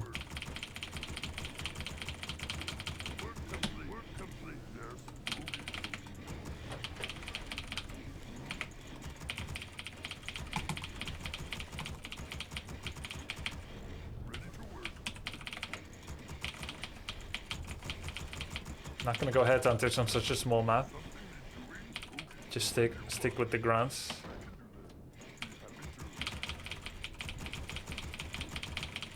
Farseer Grunt, Torn Chieftain, Raider, Tier 3, Shadow Hunter, Kodo, Berserker. Fight a lot. fast Farseer 3 and then fight a lot. That's the plan. But we can deviate.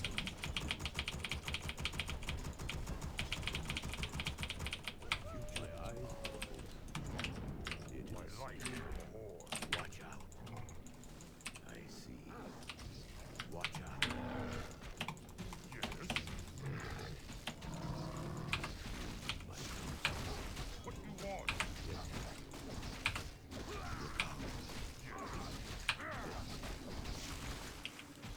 Attack. Work complete. Time to die. My eyes are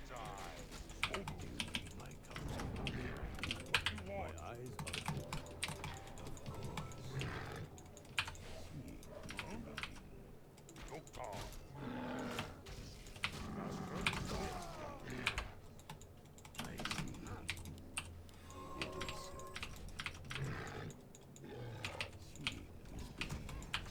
It is destiny. Do you need my counsel? My eyes are open. Watch out. I see. Watch out. Do you need my counsel? Strange she's not level 2.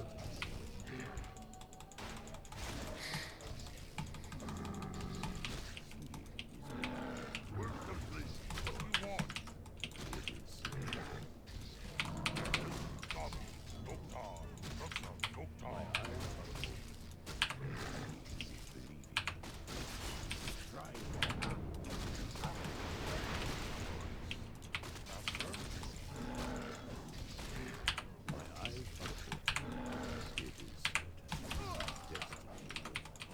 We're doing very well. We killed the ghoul, lost nothing, killed the acolyte, no deny, and he used the coil.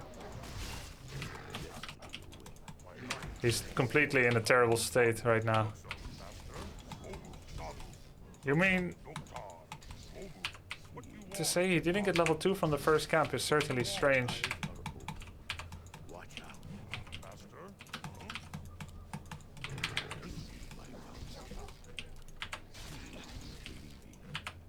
I see. My eyes are open. It is. We're under attack. Life for the Horde. Ah, Master, what do you want?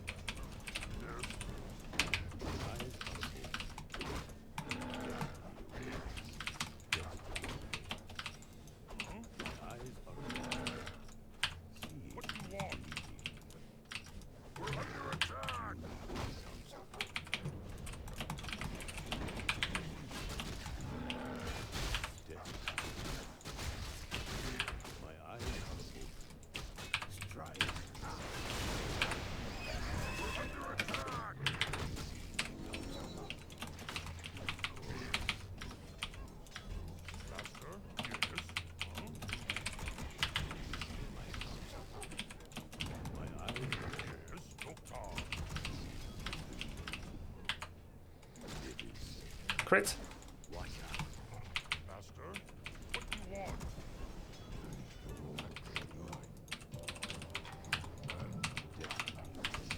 I stand ready and excellent. We're under attack! My eyes are open. Work complete. Work complete. I see.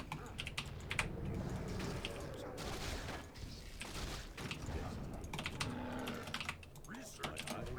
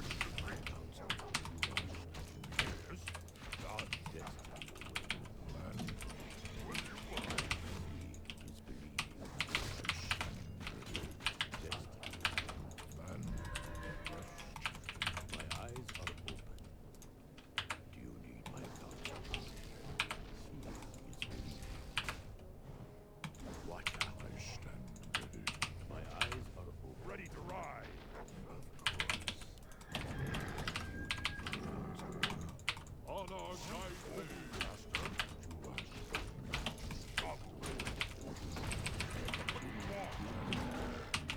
We're under attack!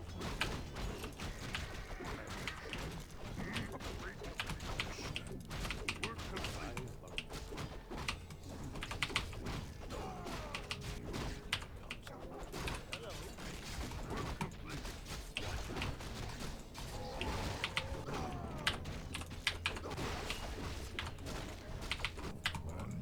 We're under attack! My eyes are ready to ride. Need something? I see. Say the word. It is It is man. I see. My eyes are open. Of course. Watch out. Yes, chieftain. He is believing. Watch out.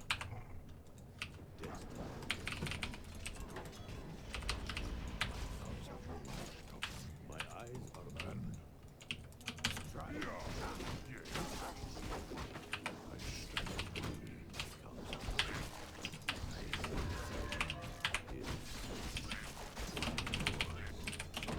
I think he's like pushed into a corner. He has no choice but to go all in, go straight over 50 pop, mass destroyer.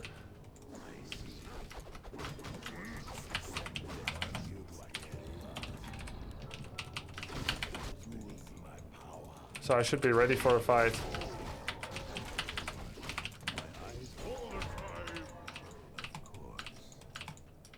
Need something. Need something.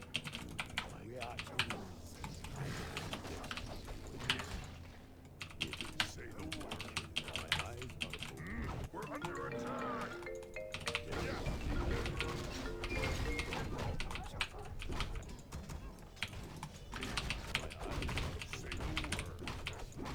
something.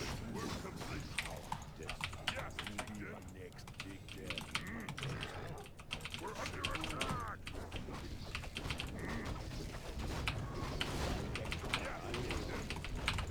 Attack. Need something. Need something. Yes, chieftain. Say the word. Let's ride.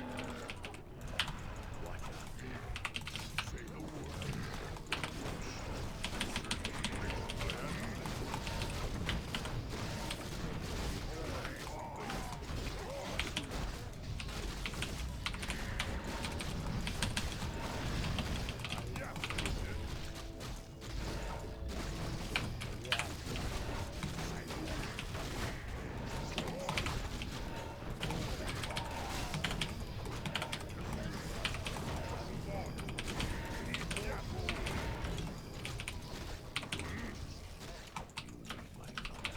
something.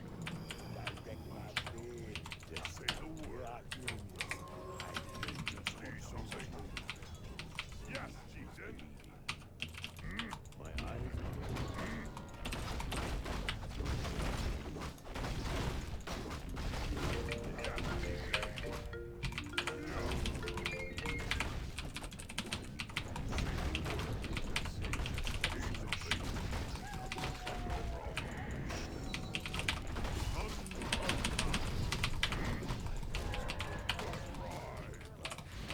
Say the word.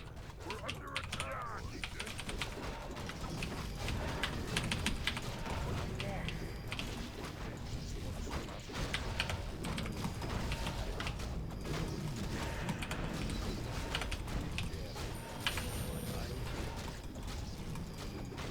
We're under attack. We need more gold. Ah, I see. Ready to ride. Saving up my units. 5 head. My eyes. We're under attack.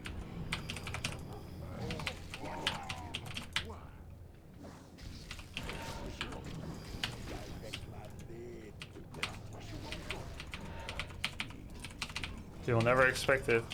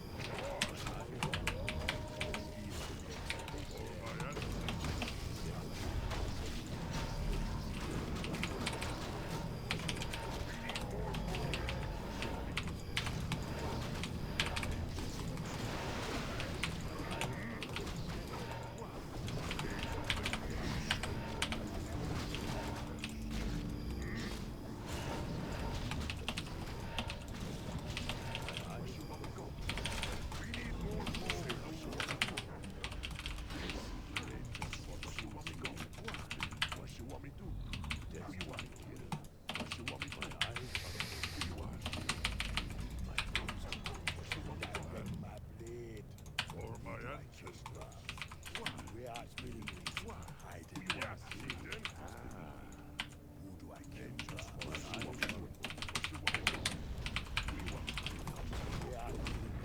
What a brawling match, huh? He knows where I am, by the way.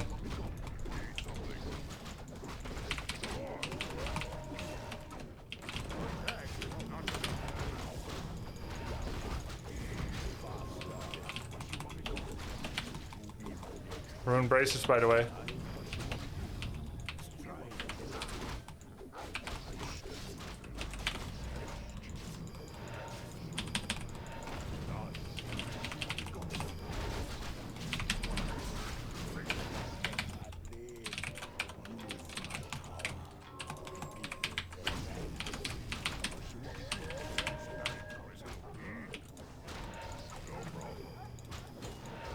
No deny.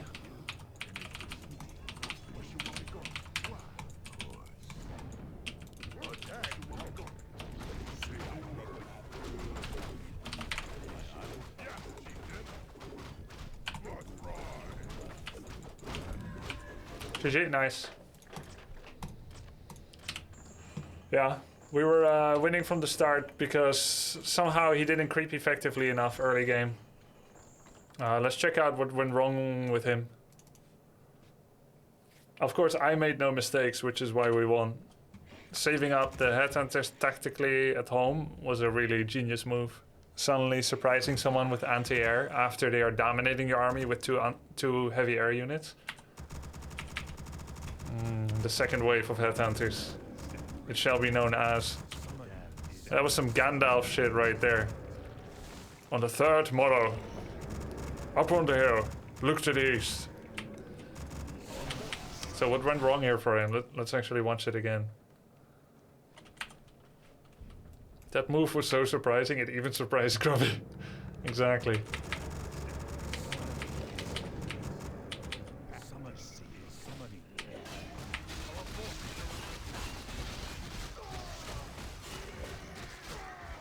Okay, he forgot to pick up Manual of Health.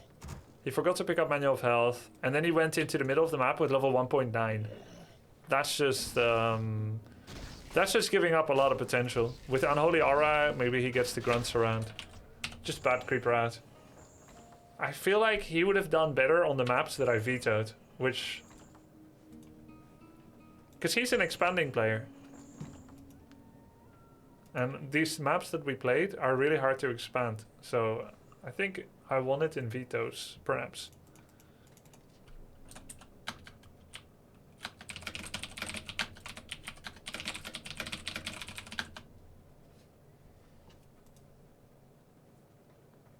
Yeah, arguably, Ruined Bracer should have been on Shadow all along. Yo, Excalibur, thanks again, man. I appreciate that. That's weird. It says you've gifted 10 gift subs in the channel. But I feel like you've done this before, Excalibur. Am I crazy? Or... Maybe it's your first. Thanks a lot. You just got a promotion? Oh, nice. Congrats. One of our newest moderators, Excalibur. You seek me help? GG. Well played. Yo, GG. No, you're thinking the opposite, where I've received 5 gifts out. Okay, maybe that's it. Okay. Hey, thanks a lot and congrats. Let's check out the grid. Let's refresh this. 1, 0.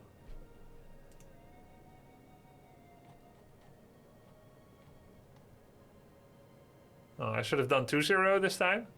Oh, we're against Dice again. We got trashed last time. Happy Sonic Dice Grubby. To be honest, I learned nothing since then. I've seen some builds. I don't really know that I believe in them. We could try the new build we just saw. You've learned some... Yeah, okay, I've learned some Dota and Age of Empires too. Maybe dice got worse. Yeah, maybe.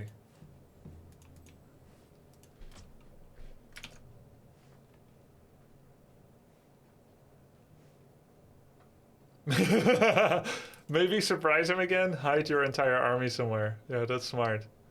Smart.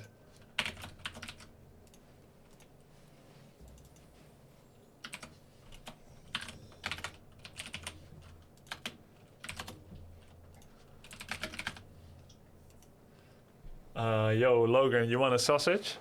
I think the thing is, right, once these sausage are in the room, he smells them all the time. So he thinks any time might be a good time to get more sausage. And who's to say he's wrong? A face like that can't be wrong.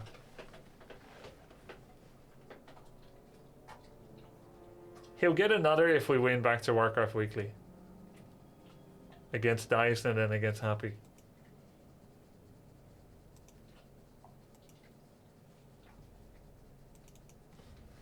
I want to pat his head. Me too. I'll do it for both of us.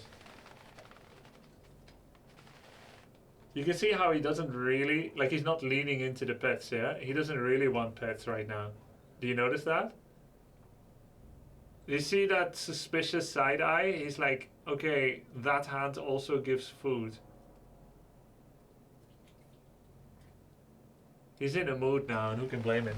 He's got that delicious aftertaste.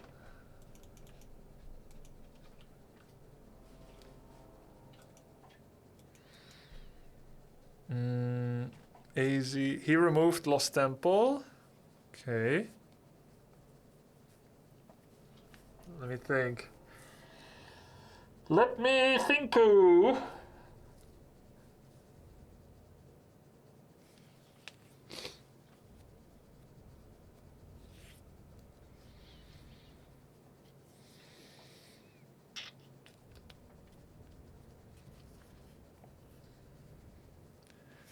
Amazonia is absolute garbage. That one has to go. Every single map is garbage against elves, so what do we do? Shallow Grave. Let me think about Shallow Grave. It's garbage. It's all bad. Let me think about this. If I remove those two, wait, I only get 2 vetoes, don't I? So I would have to play Springtime. Let's see. Orc against Elf, Springtime, Masters, 54%. Tidehunters, 47%. Rusty Creek, 50%. That sounds suspiciously like there were almost no games played on that map. Shallow Grave, 45%. Yeah, I'm just gonna remove AZSG.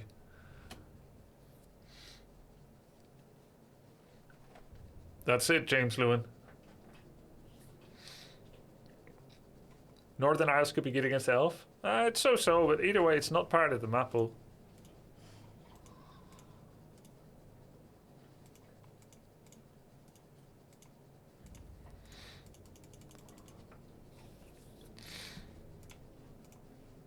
I think he has to veto one more, and then we do loser pick. Well, yeah, Amazonia shouldn't be part of the map pool, but at the same time, it's like we got some vetoes in the higher rounds, and at least BTW is constantly showing some different maps every week. So I think that's nice variety for them and for us. So he removes Springtime, which means we're left with Rusty Creek, Secret Valley. No, you pick loser map. So then I pick, then third is first. Man, he plays every week and he still doesn't know the rules. Me too, I guess. I just looked it up. So he picked Secret Valley, loser map. I will pick loser map.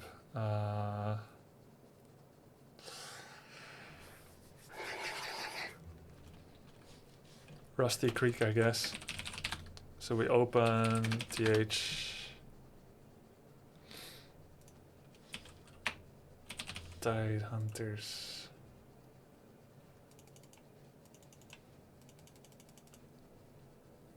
Now the question is, do we believe in that weird new build that Lynn showed.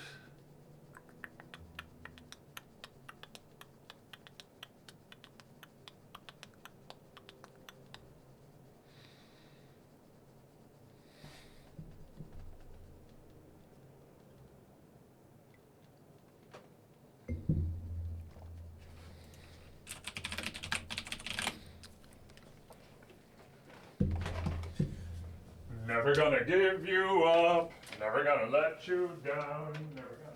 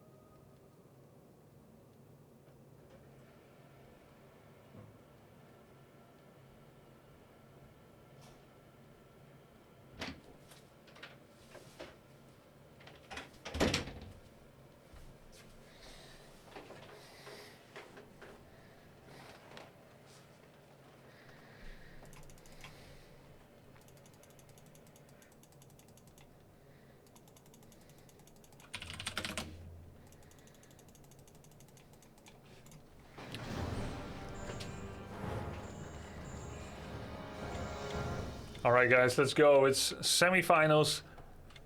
Back to Warcraft Weekly 32.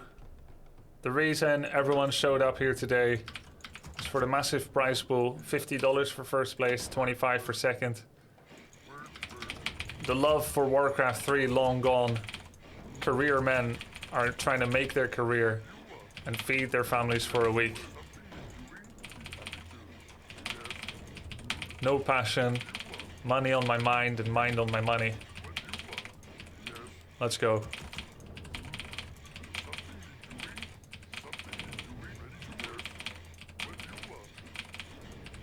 If we can make it one more round, we can feed Logan for a week. We have two choices of strategy here. Something I've never played before. Sounds good. Or we can go for something I've been practicing the last week.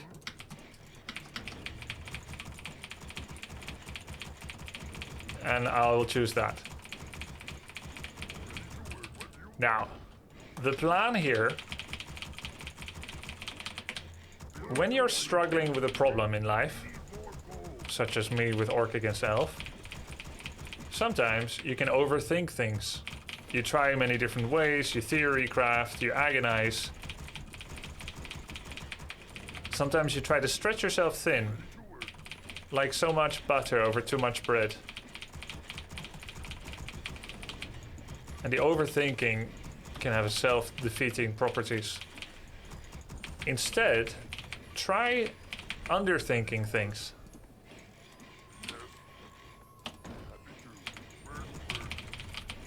Sorry, my mind went vacant for a bit. This strategy is too powerful.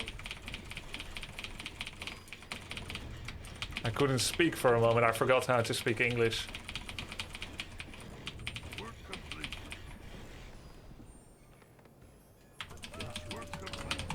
Underthinking is where you do one thing repeatedly.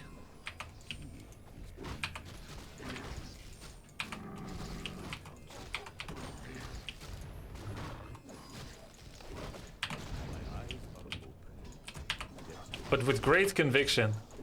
Think of it as someone who's wrong on Reddit. A lot of energy, a lot of conviction and confidence, loud noises, but very little to back it up per se. People give up arguing with them and they think they're right. I've won, they exclaim. But the other just gave up. That's my goal here. Play something dumb, do it with great conviction, and wait till he gives up. My mind says non-stop creeping headhunters is a recipe for disaster against Night Elf. But I've already went through all the other options of smart harasses and whatnot. So let's just try to get fast level 3 farts here. And then he's gonna come in, he's gonna entangle and kill some stuff. And we'll take it from there.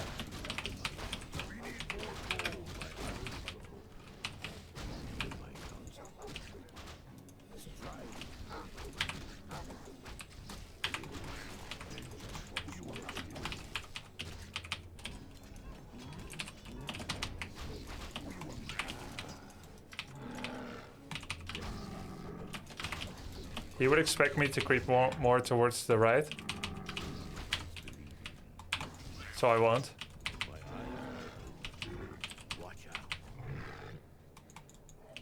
Oh, he's near. So I've dodged him just now. He's here.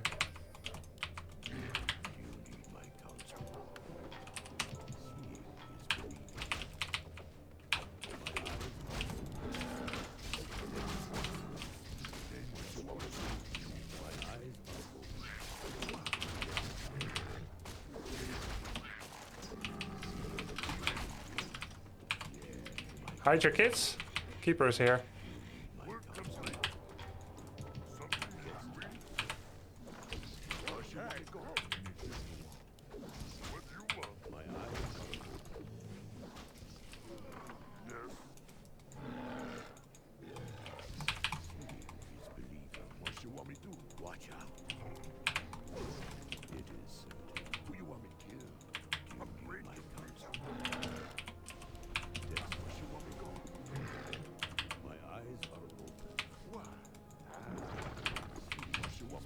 That's a big yikes. We're under attack.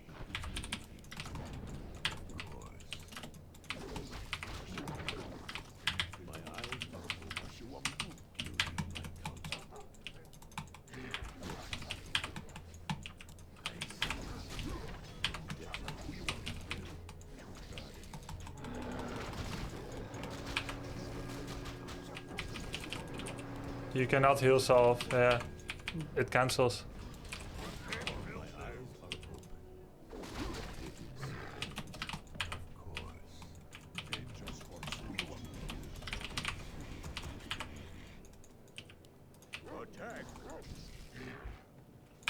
I don't know how he found it. I'm gonna have to watch the replay for that. It could be intuition because he saw my Farseer coming from below.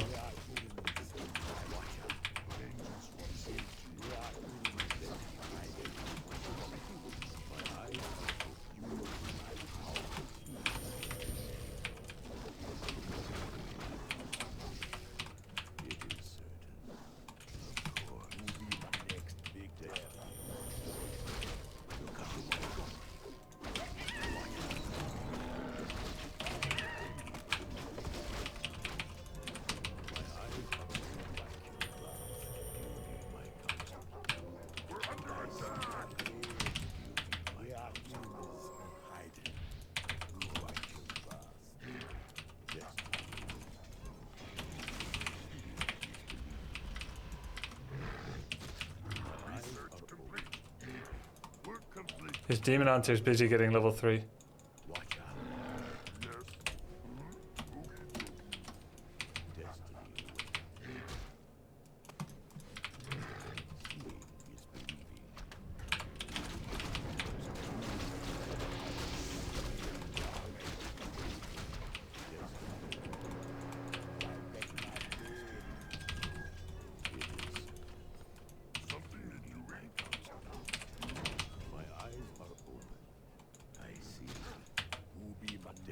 At least we made him TP.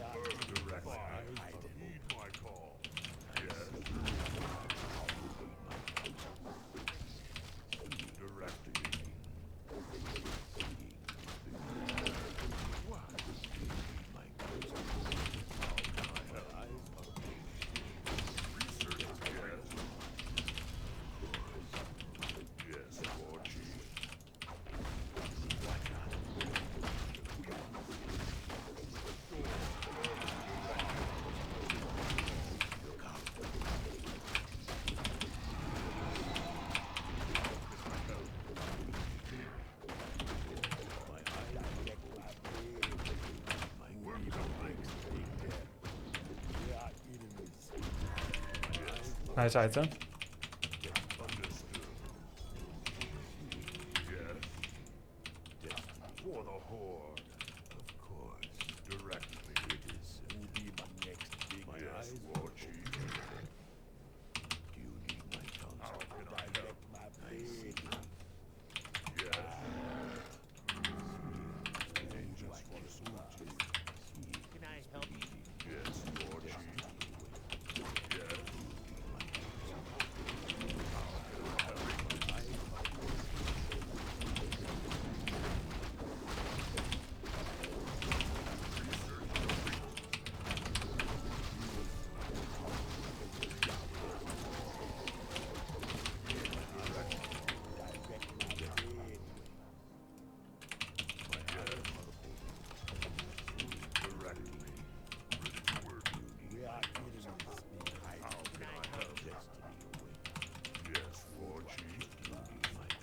Maybe we can get another aura here.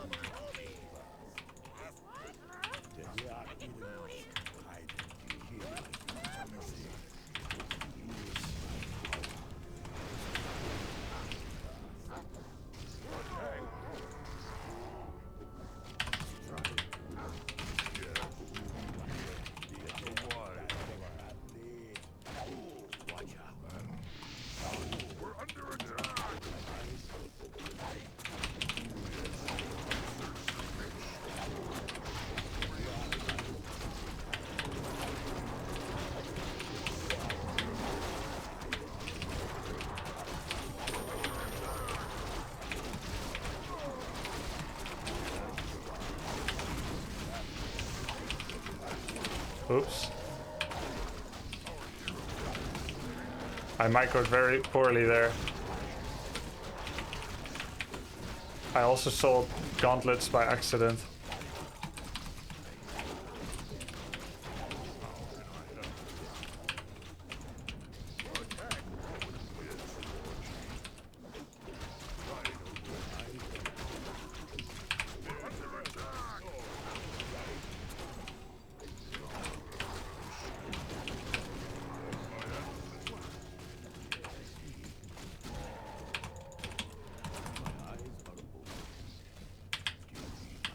Our town is under attack! We're under attack! Something is giving. My eyes are open. It is. Word, well. He's believing. Oh, destiny. Dangerous. Eyes are open. Watch out. We're under attack!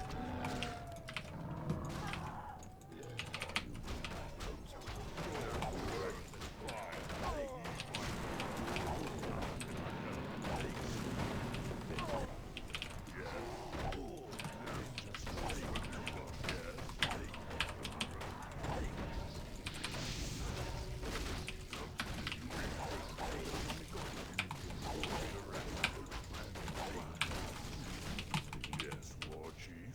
My eyes. How can I help? Yes, finally. Need my help. With funds. Directly. My eyes. Yes, War Chief. We're under attack. Yes.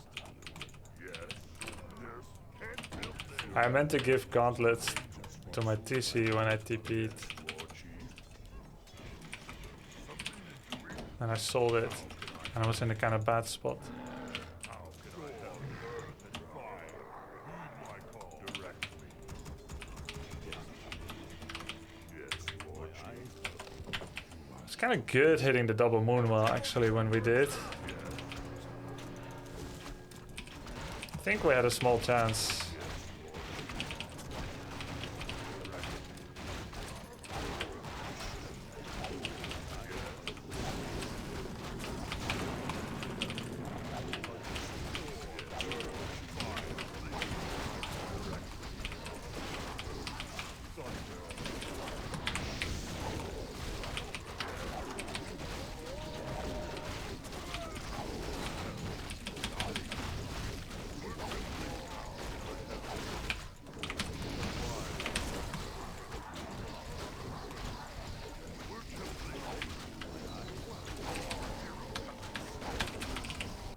think there was some chance, but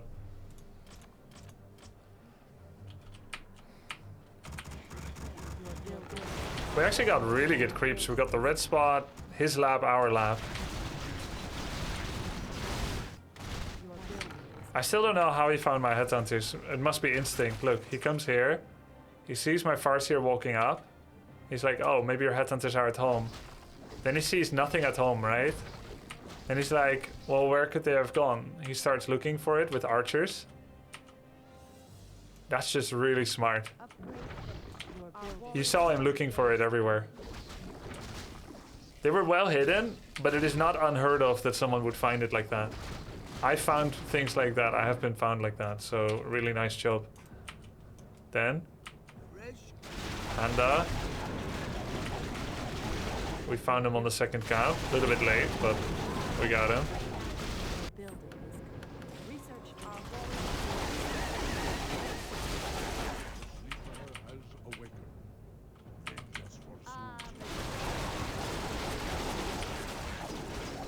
Book of the Dead, Greater Heal, Panda 4.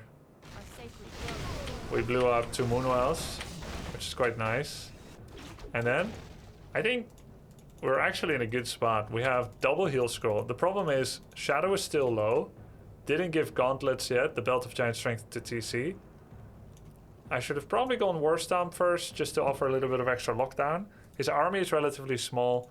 We're just finishing Bloodlust. We're 43 food, and we can make more units. We could be 47. He's capped at 46. He has no heal scroll. Does have double greater heal. And then, yeah. I just couldn't sort my units quickly enough. I think if I just let the burrow die, I make one more round of units, I let the burrow die, and then I walk up, sort my items out, so that I split my heal scrolls, give the Ring of Protection to... 1/8 of 1k done. Oh, thanks, Moby. Lol. I give the Ring of Protection and the Gauntlet to TC to make him super tanky, like 6 armor, 900 health. Then I move back a bit and I wait. And I think it could be quite nice. But... So the dumb strategy that I did is actually not that bad. I think it gave us a good chance.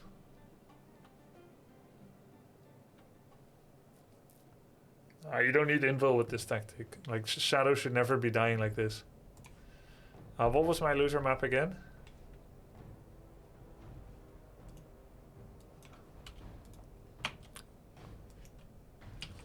Rusty, I think.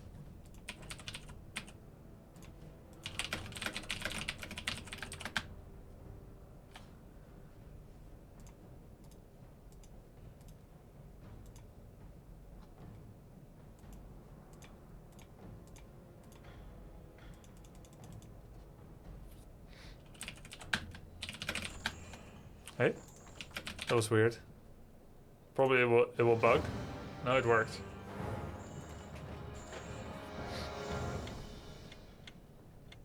What happens when you TP when a headhunter is entangled? He comes with you. I didn't want to TP out there. Let's see. This time I try to hide my headhunters at home instead of on the map, because he was too good to find them.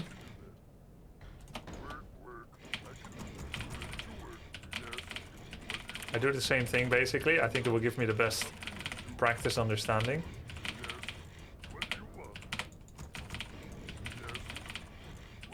We are 0-1 in this best of 3.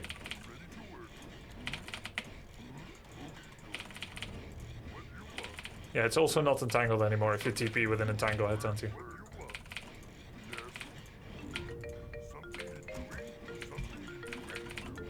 Thanks for the sub, appreciate Glad it. to see you competing, Grub. Always, Good luck. always nice. Good luck.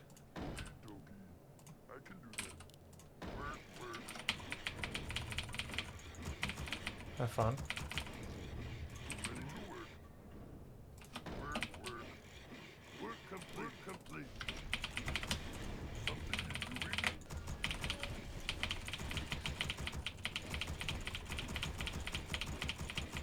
Armor upgrade does not help them survive Entangle, because Entangle is spell damage, but regeneration makes them survive a level 2 Entangle.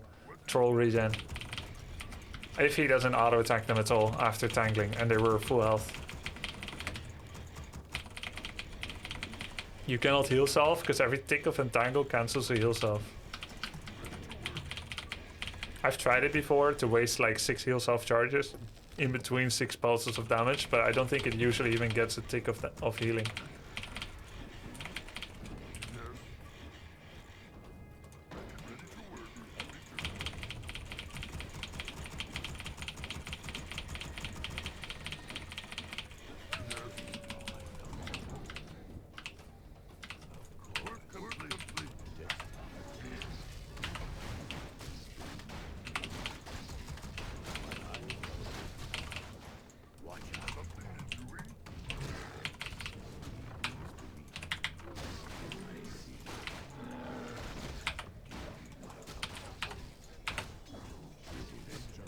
Did it not die?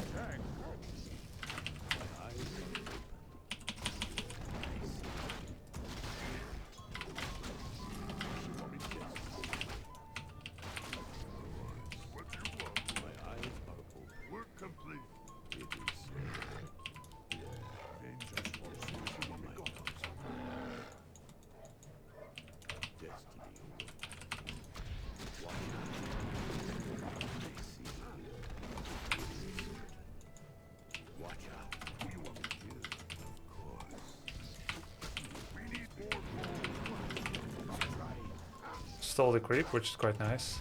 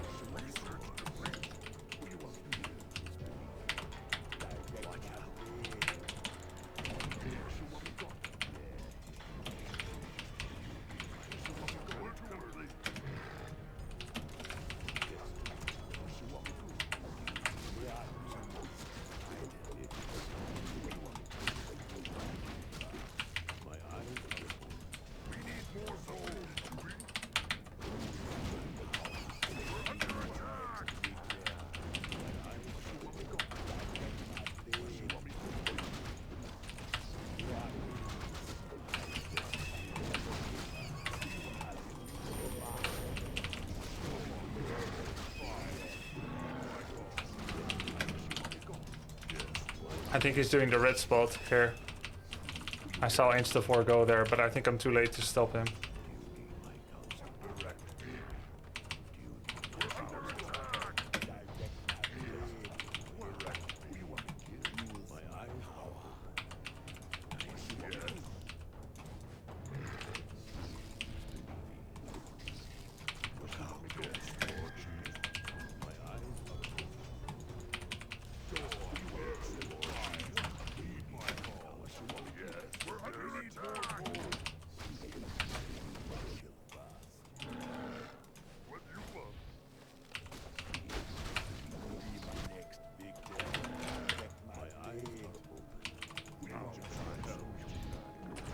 Just cancel.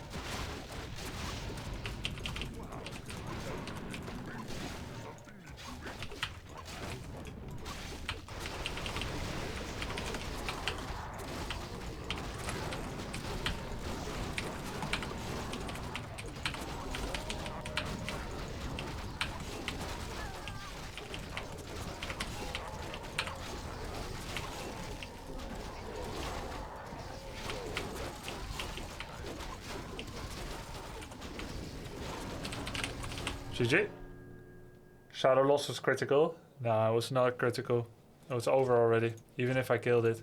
Because he has 68 population. It drops me to 45, but I could still not stop the attack. Very well played. GG.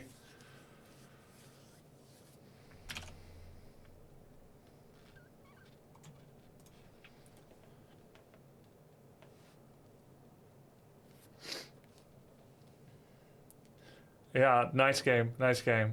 Well played. A very worthy effort. Awesome game. Let's check the replay.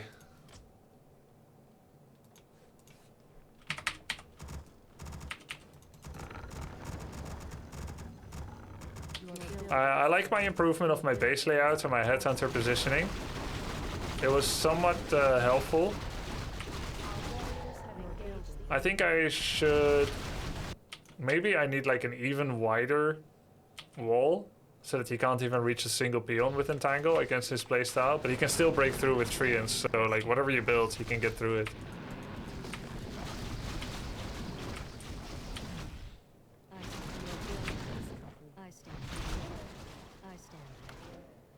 I think Demon was stronger for him than Panda first game. I wasted the opportunity. Girlfriend calls you grumpy, unironically grump. Why? Because I have a monotone, unemotional voice while I'm commentating my professional games. Because I don't think I'm usually grumpy. I'm not really grumpy now. Just I don't put any effort to modulate how I sound while I'm focusing on tournament. I just convey information. This was cool, wasn't it? This was cool. Gets 2 headhunters. You got 1 headhunter here and 1 peon.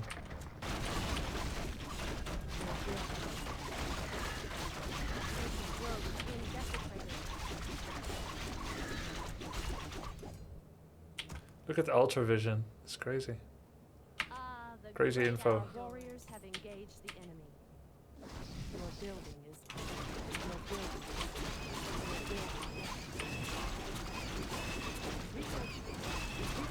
Not the best items for him. It's a lot of gold though. He can just sell it. upgrade finished.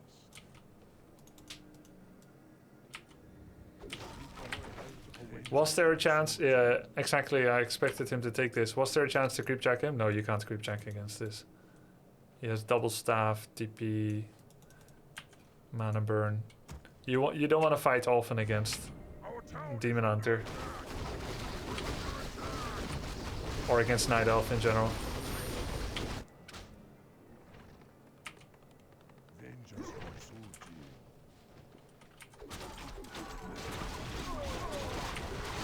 you. A lot of free kills from Entangle.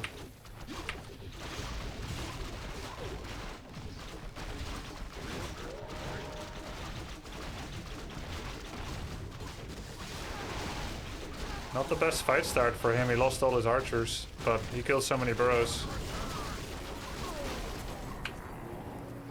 He's expanding during this debilitating attack. The sleeper has awakened. You can refresh from Rejuvenate Moonwell. I have to spend money to heal.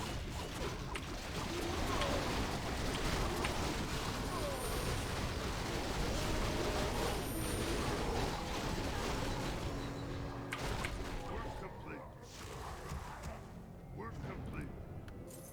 Maybe Blade Third is better. Our town is under attack. Since I have Bloodlust already. Yeah. I had Endurance Aura, maybe Blade Third is better. Farseer Shadow Blade.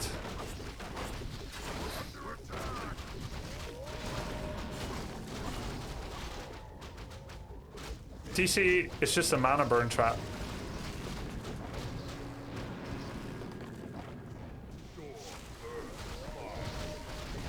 Just for critical and tanking. Even Mirror Image is not the worst.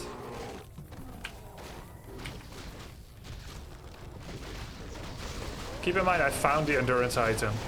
I'm wondering in general if it might be better, and I found Endurance item. So like now more than ever. Blade Third, in this situation you would open Critical Strike. And then Mirror Image. then crit.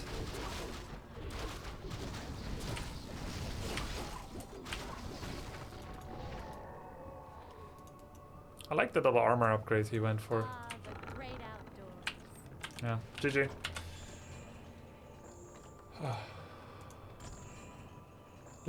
Let's try to play some ladder, and we play Farseer Shadow Blade.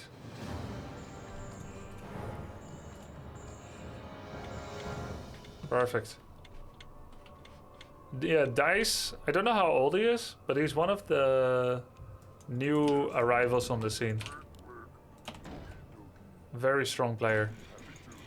I first took note of him. I mean, I saw him for a while, but I first really took note of him when I think he beat Happy once in a best of 5. I think he did that once out of like a million.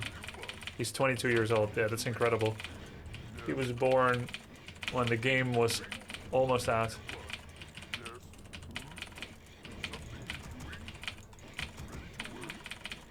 He was formerly known as Stranik. Yeah, Stranger.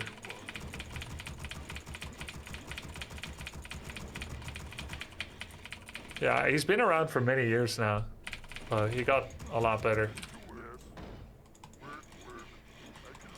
Which makes sense when you consider his age. Okay, this map, Autumn Leaves. Serious question. When the map draft came, you said all maps are favored for elf. Would you ever consider going random or another race, or is that not viable without much practice? Yeah, I not. feel like with random enemy has more burden to scout or not, and you might catch him off guard. The thing is, Night Elf is not weak against random because they always wisp scout. You cannot surprise them. Orc is weak against it because Orc generally doesn't scout. Orc is weak against random. Undead has pretty different openers. It can be a little awkward, but they can still Acolyte scout, but it affects their opening. Then Human pretty much just plays Archmage Footsy's opener, so like Human is not really weak against random either.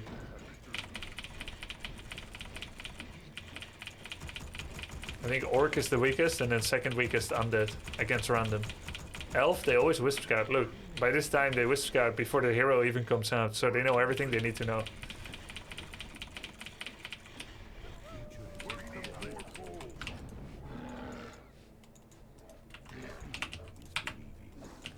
And my random is not able to challenge him for sure. Like, I have meme strats with random.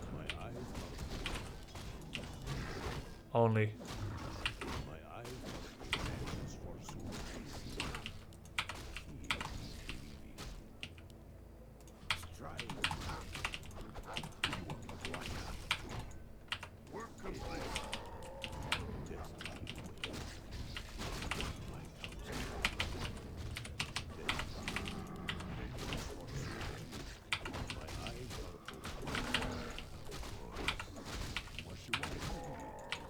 Let's try something a little different. Not non-stop creeping. We just get level 1.7, then we go. We try to get level 2 in absence of the Farseer. And then we can chain lightning some wisps. Some early wisp kills might be nice. It affects lore openers, so...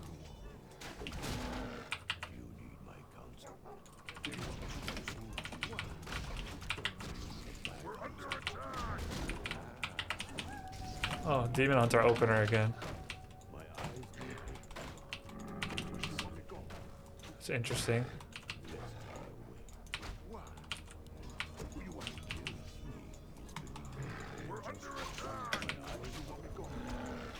So he's doing that now because he knows I'm a Farseer user.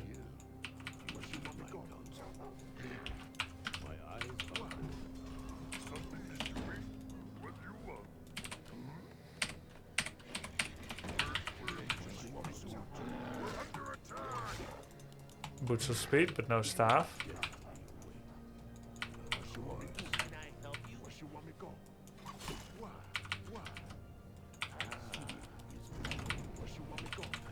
He saw where I went. That's my mistake. I should not have sent my 5th headhunter across the map.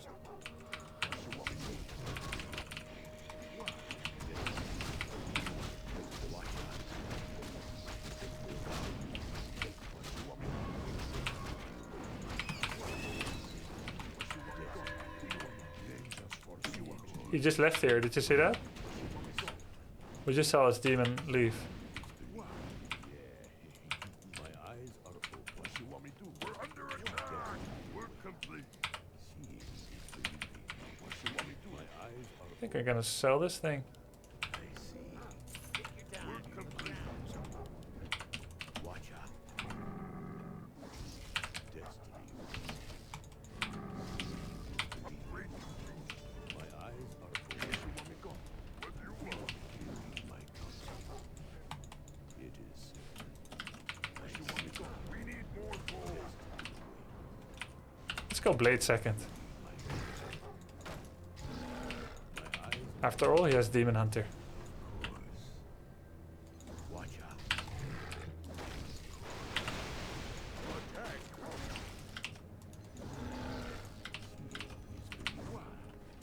Something is doing my counsel.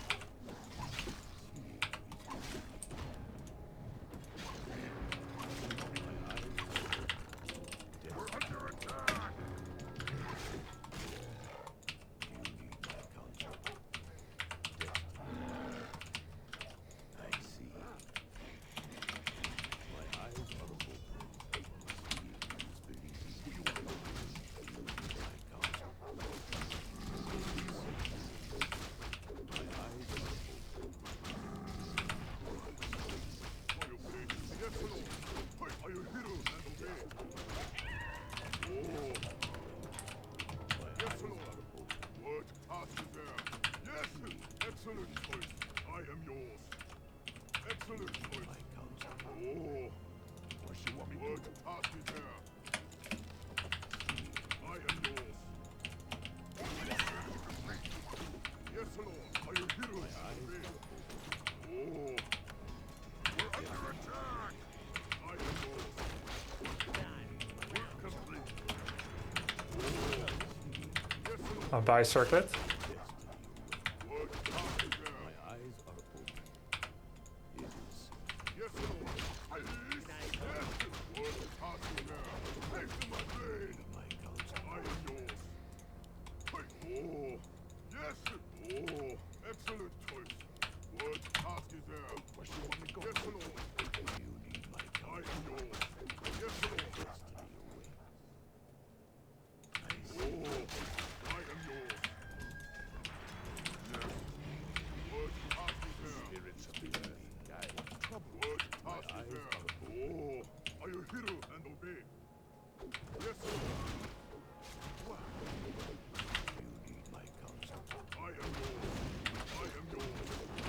What path is there? Yes or no?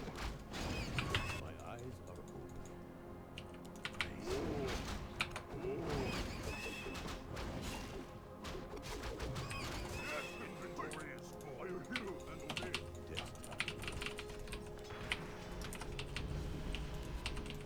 Build more spirits of the earth. I am just always. Watch out. What path is there? I am yours. It is. Excellent. Excellent. What path is there? Yes. I am hero and obey. Yes, sir.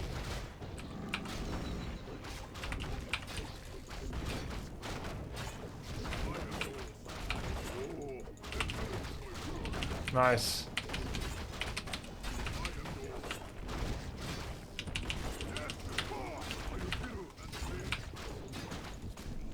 Nice. Watch out. You want me to? I dream. My eyes are this. I am one. I answer. Something in dream. You need my counsel. I dream. I see. Research complete. Spirits. What you want? My eyes are yes, Lord. It is certain. Ready to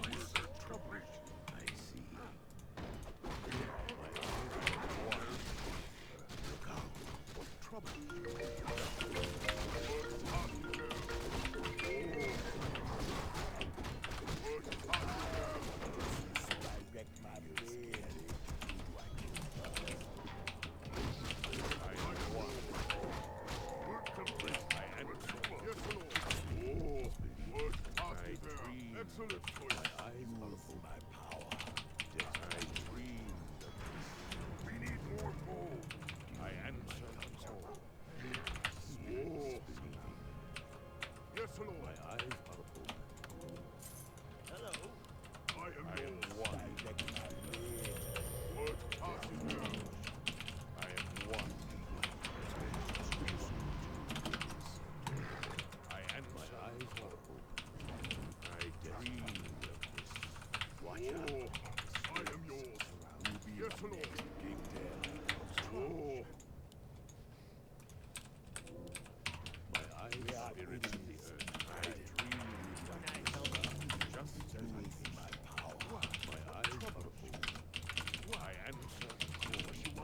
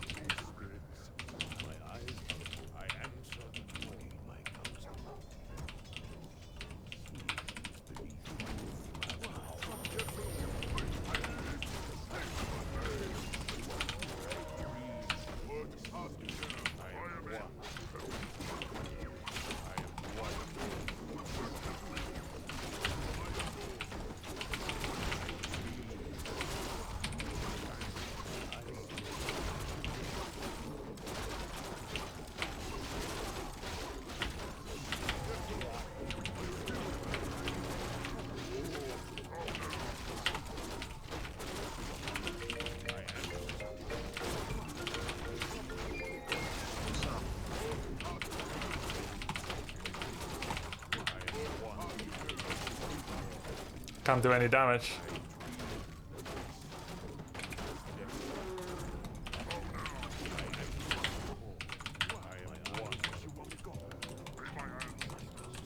Our town is under attack!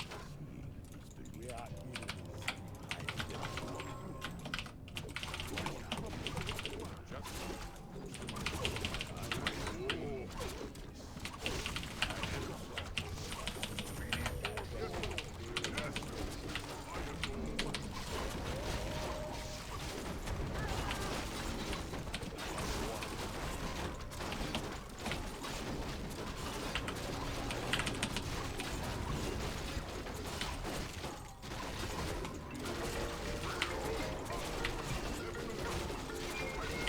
Love your content.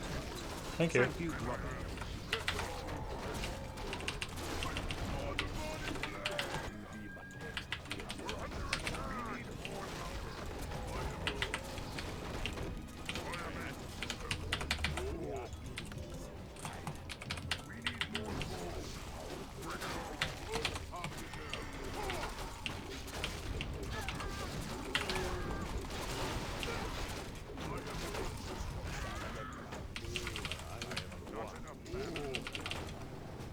Lol. Super outplayed. I think if I micro that from his side, probably win.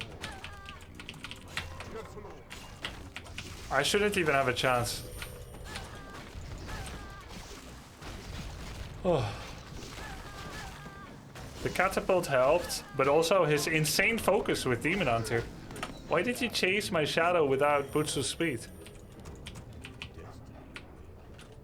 My god. Could we have used demo earlier? It could be nice. Because you kind of bypassed the taunt. Yo, Narc saying Mako, Nikojum, Atio, thanks guys. He never expanded, huh?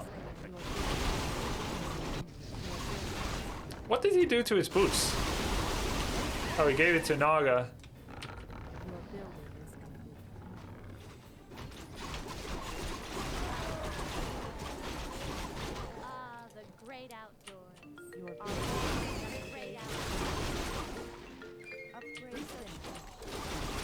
Yo, Skull Bucket Mouth, thanks mate.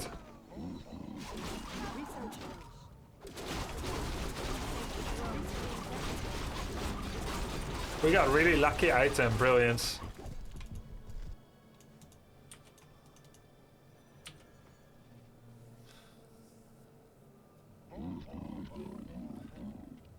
Second orb was good, but I think giving first one to Blade wasn't too good, got kited a lot.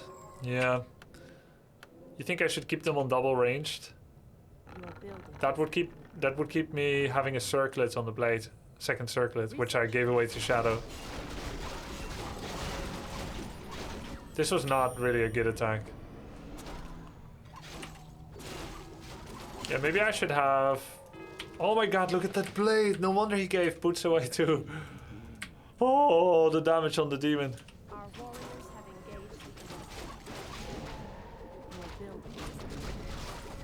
10 armor. I'm happy we went Blade second. This thing that the Koreans have been playing, Farseer Blade Shadow or Farseer Shadow Blade, it's pretty cool. If you're against Demon Hunter opener, I think it makes a lot of sense. And these days, Demon is really in trend again. You see a lot more Demon Hunter first and Demon Hunter second. And I think it's the scariest. Demon something, Demon Panda, Demon Keeper, Demon Naga. Or like Keeper Demon.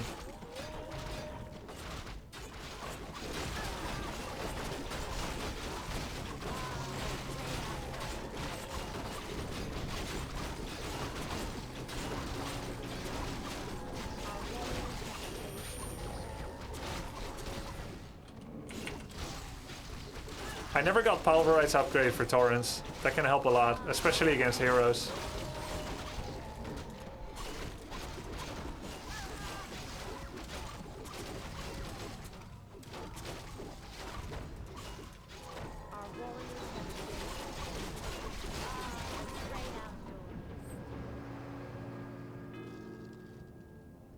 No, Pulverize was changed with Reforged to have 33% effect before upgrading it. So when you see Pulverize, it's 1/3 as strong as it should be. It's doing 20 damage on the inner circle as opposed to 60 damage. And it's true damage, right? It's chaos damage, pure damage. So it's very valuable against MGs and heroes.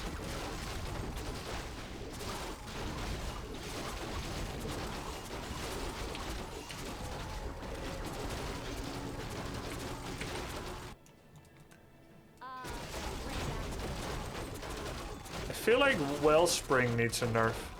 Oh, we're not gonna get any nerfs, but...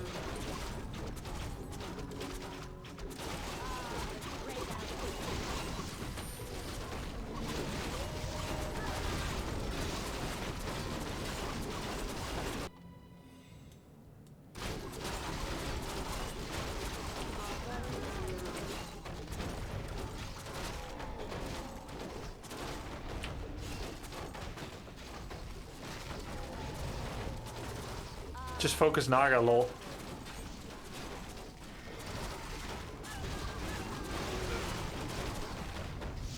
Our champion has fallen. Whoa.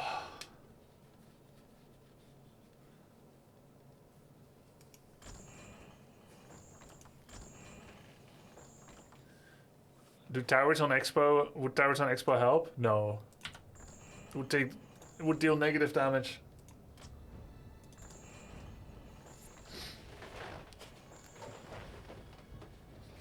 How do you change fast between players when viewing replay? F11. F11 hotkey.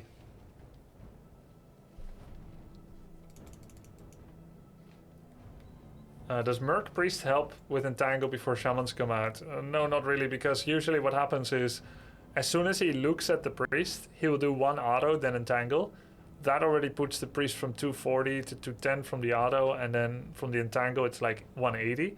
By the time you activate Abolish, he'll be like 120 life left, and usually he'll just get run down and auto attack to death.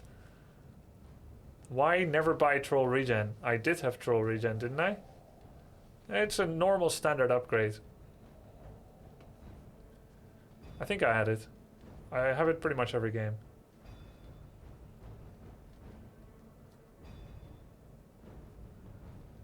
In your pro years, did you encounter strange methods to train and practice, maybe in Korea? And maybe any that you adapted for yourself?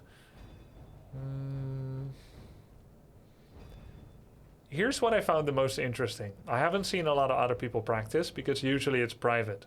But one time there was a tournament in 2006 and I got to see Moon practice.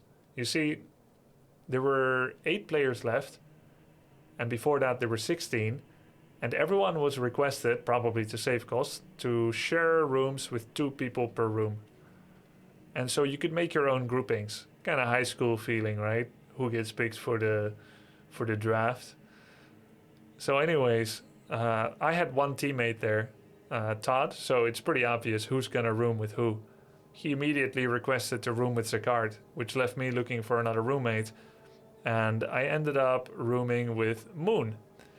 Moon and I were in that room, and the way that they set up the practice as well was the PC in our hotel room as well, next to each other, so we could see each other practice.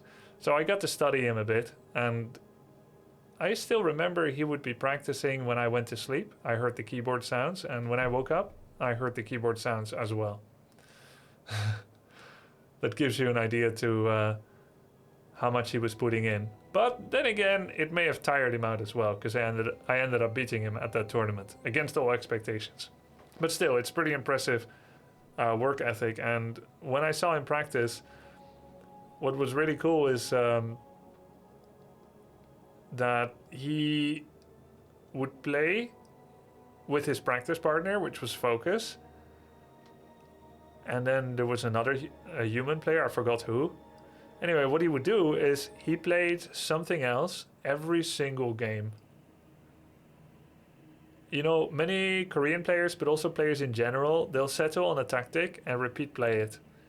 Just keep trying to improve it. Moon is great at execution and he's great at creativity. he has shown some of the most varied strategies in the tournament of almost any player ever. And he would play 7 games and 7 different things. Before that practice session, I asked him, aren't you worried that we're rooming together? You're about to face my teammate. I mean, I wasn't intending to rat on him, but like, isn't he worried that I would share practice info? And maybe that's why he was showing so many different things as well. He said he trusted me, but he should still keep in mind that it could still happen, right? Maybe that's why he was showing many different strats. So what he had been doing was he had been doing a lot of thinking about the different kinds of builds that he could use. And then he just decided to play 7 different ones in front of me and in his practice session to get a feel for each one, to see which one would be good. And then even if I had wanted to rat on him, which I didn't, but even if I had wanted to, I wouldn't have known which build to recommend. Like, oh, your opponent is playing XYZ. So that's that was interesting. And I don't know if it was like an evasion tactic by him or if he always played like that. But I have one other example of meeting Moon. In 2004, when the 4 Kings and I went to Korea for 3 months to play in 3 televised Korean leagues in Warcraft 3, people were really excited that we were coming to Korea. And some people even visited us. Zakard visited us. And he set up practice. He's like, do you want to practice with Moon? Because a lot of people were like trying to meet us on ladder because it was really exciting for us as well. Just intercontinental play suddenly on 0 ping. Because maybe you don't know, but like almost all South Koreans play on like 1, 2, or 3 milliseconds ping to the Warcraft 3 server, which is in the same city that they play in. So it's pretty much like LAN when you play online in Korea against other Koreans. So there was a lot of practice, and Zakard asked, do you guys want to practice with Moon? And I was like, hell yeah. And then a couple of other people did. And Zakard would install his gear as well, and he would play with Moon. And I think he went like 3-4 or 4-3. They played like 7 games. And then I played 7 games with Moon, and I went 0-7. And I still remember that Moon used a different tactic every single game. Different starting hero, not just different tactic. Different starting hero every single game. 0-7. Warden, Demon, Keeper, Priestess, Panda, Firelord. And I don't know the other one, like Beastmaster, and like there were a couple of Tavern heroes mixed in there. I was trying to get better against this one thing, and he used a different thing every time. And we did play every single map on Turtle Rock. And yeah, that was pretty impressive. So like, I thought it was cool that Zakard, the way he was able to win a couple of games, that was super cool, you know, obviously. Yeah, it could be like kind of like, you know, BMing someone, like just showing your superiority.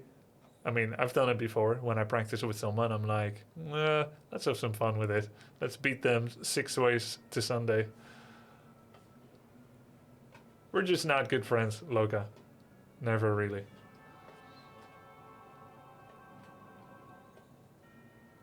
Would be amazing if he somehow pulled out the Hydra in the game. What's the Hydra?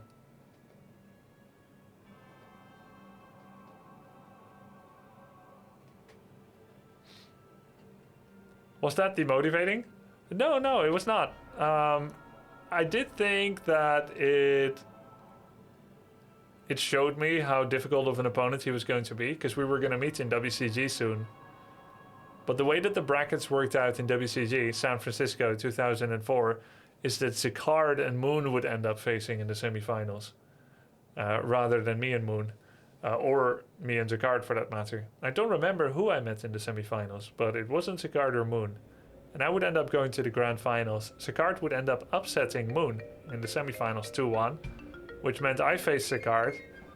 I went behind 0-1 against Zakard, and the second game, as I recall, was quite a nail-biter. And then I remember winning the tournament, the first really big, meaningful tournament that I won, and some people were thinking, like, there were some commentators, especially in Korea, but also in general, fans of Moon, they were saying, if you would have faced Moon in semis, or finals for that matter, you may not have made it. I think, yeah, maybe that's probably true. And then again, you never know how it's going to go.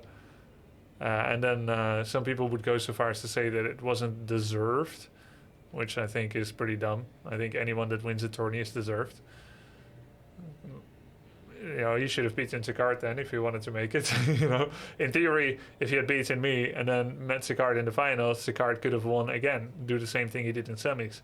Additionally, the stakes of the finals may have changed everything because you don't know how people are going to feel and how they're going to play any given moment.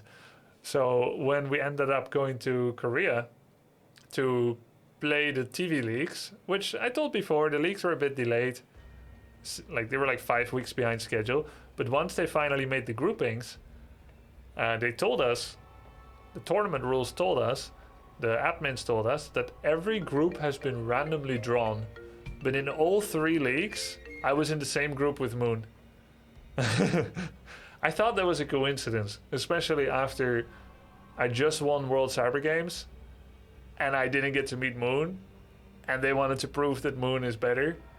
And then I ended up being randomly drawn. It's funny because one even tried to prove how the groups were randomly drawn. So they had names in an envelope and they said they will randomly draw from it. But they drew the names front to back. You can see it. So I call a little sus on that as well. It wasn't like balls in a bowl.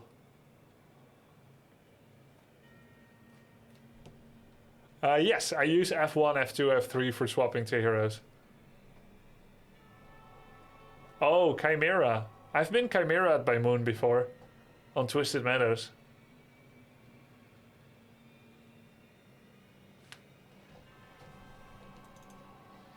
Yeah, Moon had this build on Twisted Meadows where he would do Beastmaster, Mass Huntresses. And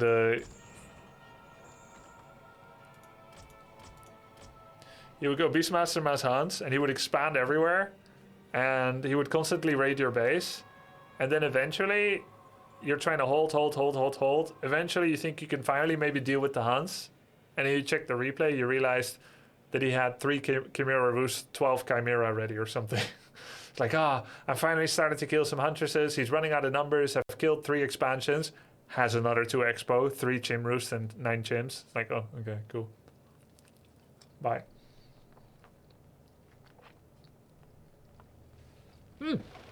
Happy's playing Orc against Dice Night Elf. Yeah, let's watch it. That sounds sick. Thanks for the heads up.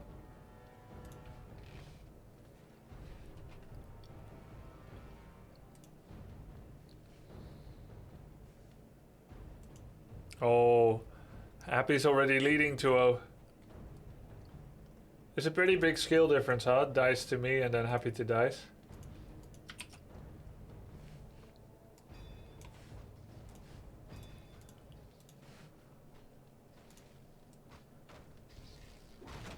Nice creeping from Dice to start things off. We're Happy. Seems like he will stray harass. He might be creeping a small camp, but I'd imagine he's going for the wisps. He's going to creep the screen. Okay. Did Happy That's not the play? only camp you can creep with just a Did Happy play random all games? And did he win with Orc? One of the first 2 maps, or was it Undead? Oops, an extra. Oh no, not an extra 2 wisps. Standard. Human, then Undead? Wow. One with Human. Archmage Paladin? Armor passive? Wow. Devotion Aura first, huh? What? Doing the keeper. The Farseer, he's going to be a little bit away. Shadowhunter He's first. gonna be creeping. Okay. Would Shadowhunter first be possible? I'm I noob guess the here. map is too big to just Shadowhunter first was possible against Night Elf for a little bit. When Keeper was first buffed, remember the patch 2 years ago? I mean, you wouldn't, but some other people do. Night Elf got 14 buffs to tier 1 Keeper play. Moonwell's buff, Archer buff, Wisp buff, Keeper buff, Huntress buff, another Archer buff. There was like lots of different buffs that made tier 1 stronger, tier 1 Keeper play. And in those moments, it was still so undeveloped, optimal play, that Keeper level 1 would often come over and start entangling peons without even creeping. in those times, Shadow first was good. Because you would just hit the keeper with Hex, Shadow, and a Grunt. But it's not good anymore. The meta developed a lot. Elves have gotten really clean creep routes. They typically aim for quick level 3. And against Shadow, you can just get level 3 and then kill everything while you're expanding. Oh, so Happy does go for a Troll Shadow Priest. And a Berserker. Interesting. So now you can cancel one Entangle. Got it real fast too. 3. The Priest is really nice for Happy as well, but the Priest is low on mana. He's 10 mana away from the next Abolish. He just turned off Luckily heal. for Happy, Dice has no Entangle himself. Okay, I would have lost 2-3 Headhunters Amazed here. if Happy lost any units here. Push from Vulnerability used. Still, I would be amazed. Denied. Oh my god. Oh, 4 mana. Don't heal yourself! Oh no! If he hadn't auto-healed himself there, he would have had the mana for the Abolish. Yep. So that's a decent chunk of experience, but a push on Vulnerability and a TP for a Priest and a Headhunter. Not bad, though. Obviously not worth, but still at least. Dice If got I wanted some to start damage. getting into Warcraft 3 matchmaking, do you recommend a race or warn to stay away from a race? Thinking elf or human. I think elf will be a little easier for you than Shop human. Shadowhunter. That would be my recommendation. 3 soon. But Happy's a little bit low on gold because he bought those double. You know, I've kind of been copying Happy in my last few games against Dice. Happy has a great way of finding an optimized play because his micro is so good, so he can make some builds work. Over here with the And then that ends up becoming his favorite build. So that's why I've been doing Farseer Headhunter creeping. An opening that I had previously discarded as being viable. But I had seen him beat Dice before with a random orc. And now we see him like doing pretty good again, actually, pretty well. So I'm gonna take notes from this game. It's Headhunter, then he goes for the Merc Camp, gets the Priest, just keeps creeping all the way to level 4. No harassment, you see. Shadow second, Shamans, and we're gonna take note of his tier 3 timing, which is now after Shadow and Lodge, but before the first Shaman. There's Panda getting 2.5 as I wonder why he went for Panda second, Dice. Because Farseer on his way to level 4. sometimes he goes Panda second, sometimes he goes Demon second. I think both are threatening, but I feel like Demon is even more threatening. Well, let's see how it goes. In what way is Happy's micro better? Yelling outside. His micro is the best in the world. That's alright, everybody. Dogs do it. You're asking to explain with a few words a very difficult concept.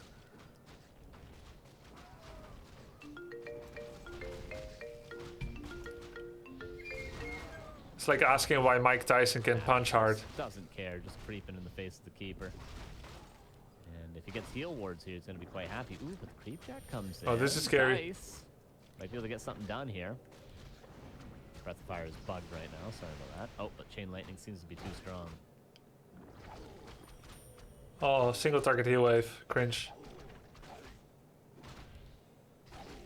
Happy has a summon of wolves. Yeah, level 2 wolves wreck this whole army.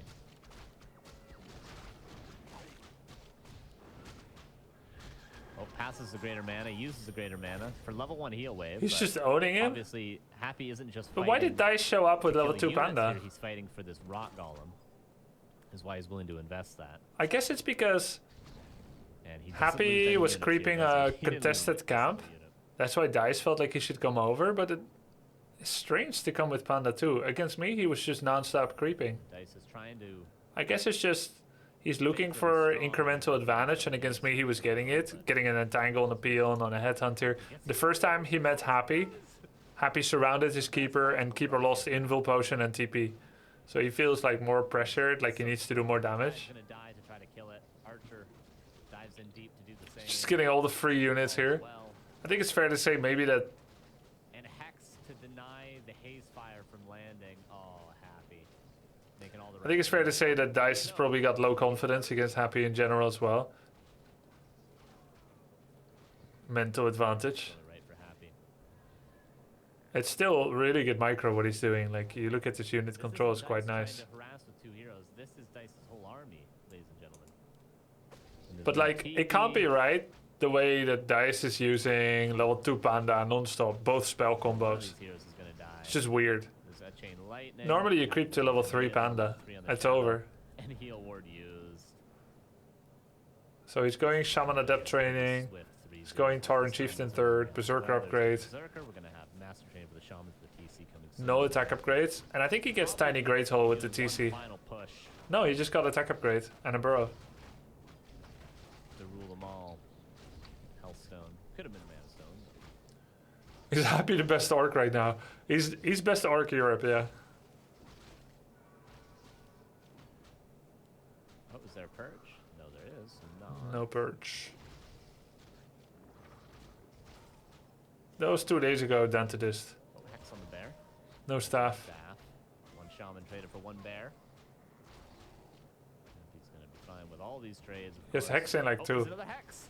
Yeah. Chain lightning. Okay, GG. And 3-0. Yeah. Yet again. I mean, it's really well played. Pretty much the build as we were trying to play too. Just Dice not at his best, feels like.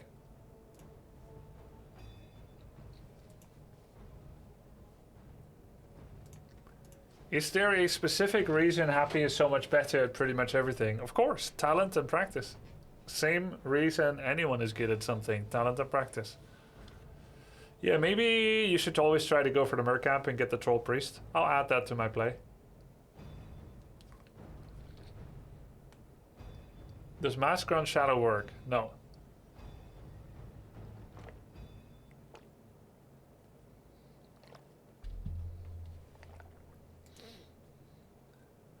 Did you call him Dice on purpose? Bogdan? Razvan? Did Happy start T3 earlier? Yeah, not really. It's just because he didn't lose any units, it felt earlier. I had to remake units.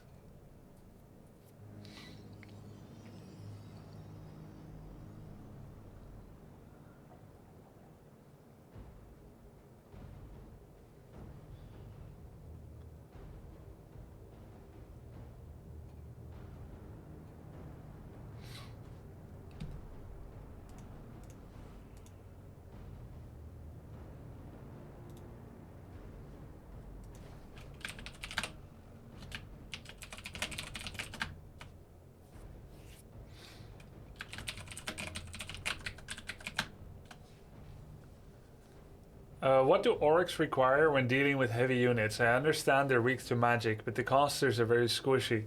Yup. Which heavy units? Like knights? Are we talking like knights, abomination, Tauren?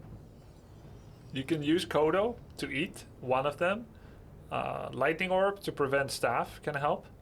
Magic damage helps. The best magic damage is Walker, not Shaman or Doctor. So Spirit Walker does a lot of damage to bears and knights. Also helps to do Spirit Link to defend against them. And Disenchant to remove Inner Fire or Roar. Is Tauren the strongest of tier 3 melee? Pound for pound. No, Mountain Giant is. Mountain Giant's the best at defense, which is the best for a melee tanky unit. Then Tauren is the best at offense. Abomination is like a tactical unit. It spreads disease cloud, which helps you to stress the enemy's healing over time. And then you've got Knight is the fastest, with still really good damage. So they all have something. Tauren has like the best damage output, but Tauren needs like a lot of support, such as Healing Ward or Spirit Link or Ancestral or Bloodlust. Like any of the casters help Tauren a lot. MG is a bit more independent. You just want range damage behind it. Is Happy's Orc strat good against dice, or is he just too good at micro? I think he's showing with his micro that the strategy can be quite valid. His solution to Night Elf's strong creeping is to creep strong himself. His solution to Keeper's level 3 arrival is to have a Troll Shadow Priest that can do 2 entangles while he's hitting the Keeper. And the solution for the follow-up after the Troll Priest is gone is that Shadow pops out with Heal Wave. And then after that, the solution is Purge. Then the next problem becomes, what if you're facing level 3 Power Crept Demon Hunter or level 3 Power Crept Panda? And we didn't get to see that this game. but he did beat Dice a couple of weeks ago, and it was Farseer, Headhunter, Shaman into TC as well, and it was like Night Elf was trying to stop his expansion. He had put up a tiny Great Hall, and it was like a super close battle, and he won by micro. So micro can be a solution for sure. I think Night Elf could probably expand earlier. Did you guys see my opponent's race? Earlier Expo could be good against that kind of creeping, perhaps. Undead? Okay, thank you. I'm kind of like sadomasochistically interested in playing against Night Elf. Even though it gives grief, I still want to work through the grief by playing against Elf more. But Undead is good to practice against as well, so it's all good.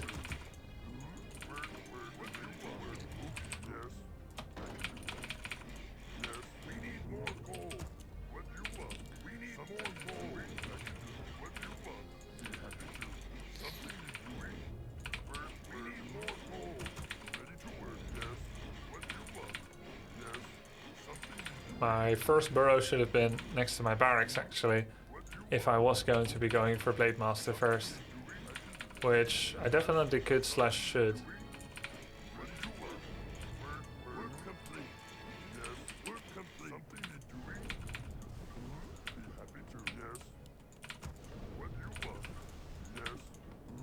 Maybe if I go second burrow before Voodoo Lounge, it can be on time for the Rock Golem pool. My shot will be a bit late.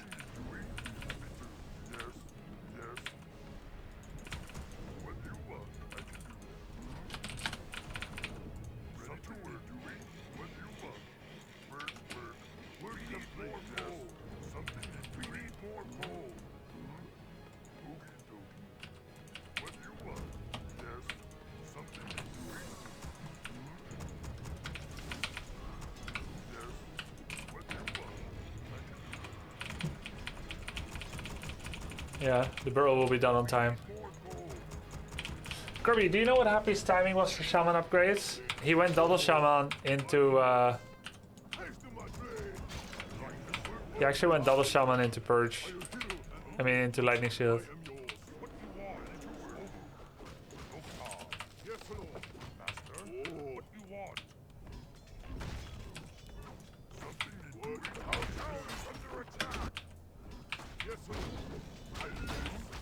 That was close. And Snare nearly messed me up.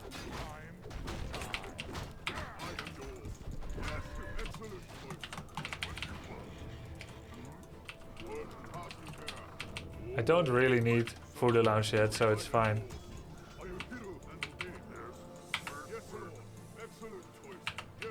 Good old golem trick, yeah.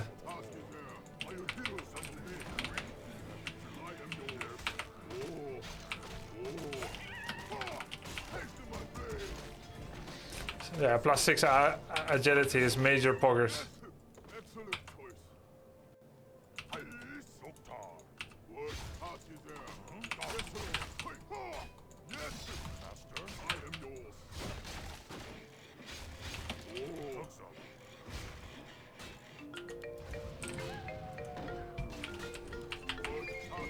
Grub Vroom, Grub Hydra, Grub Cheers. Yo, Nicky Bear, thanks man. Yeah, I think so, but it doesn't really work, Ace Jr.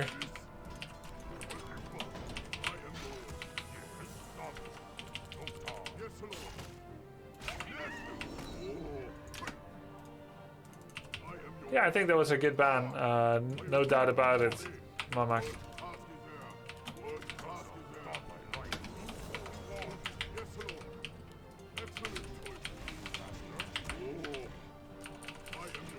We could go for tier 2 Expo. He's really weak. He didn't creep.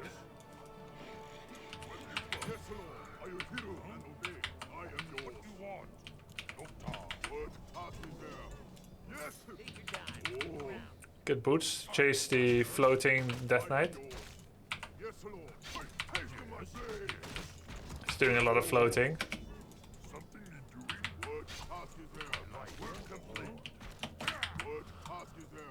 Excellent choice. Yes, Lord. Yes. Are you hero and obey? Hey, what do you want?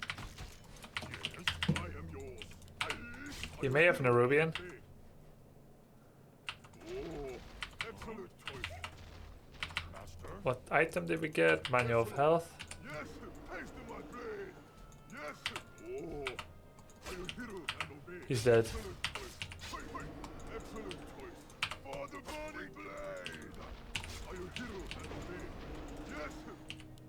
Ah. Yes, and I am yours. What task is there? Are you hero and obey? He can't go leave here. He's stucking himself.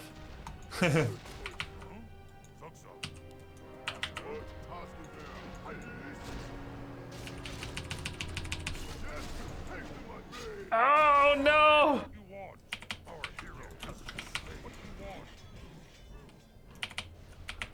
He can't leave here. He's stucking himself.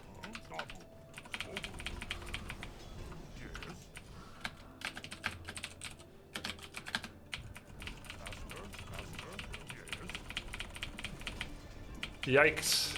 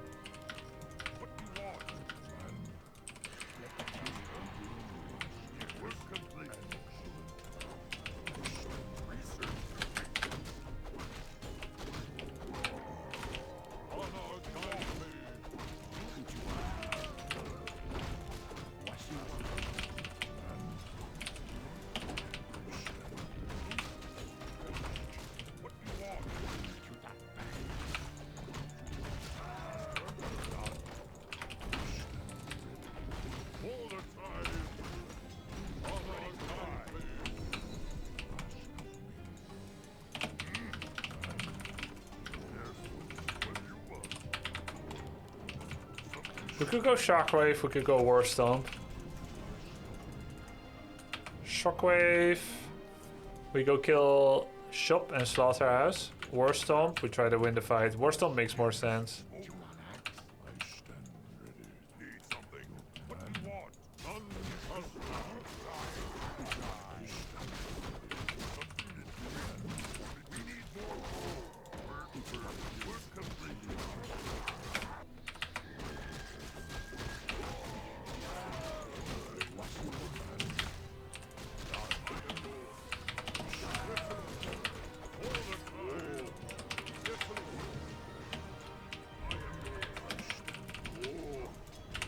And snare.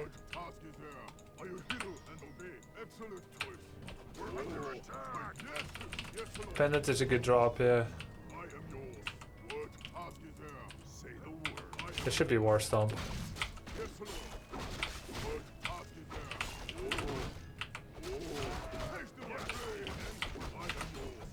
A lot of good drops, actually.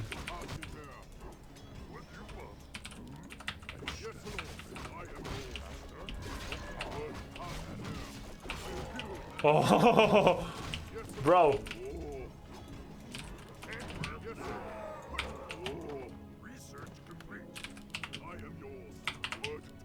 Yeah, sorry for hacking.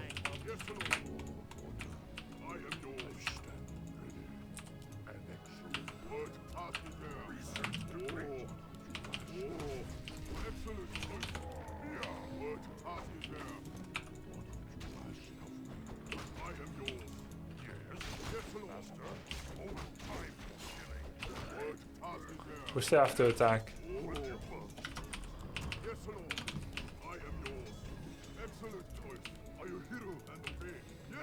Or keep him here at least.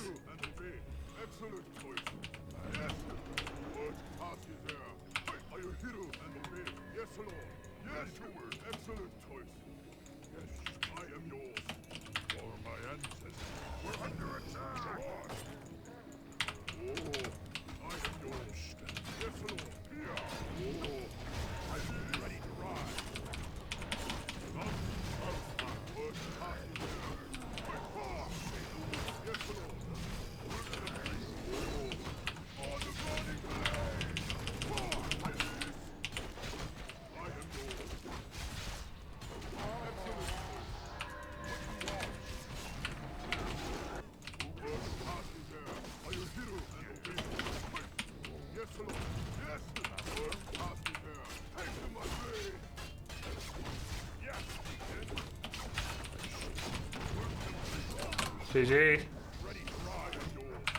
You still got my blade.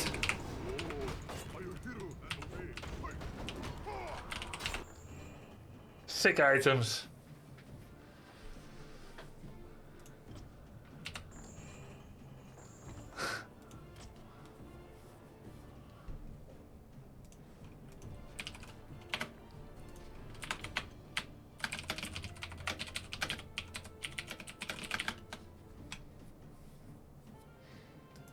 Hey Grab, thanks for the tips last time. Glad to see you rocking it again.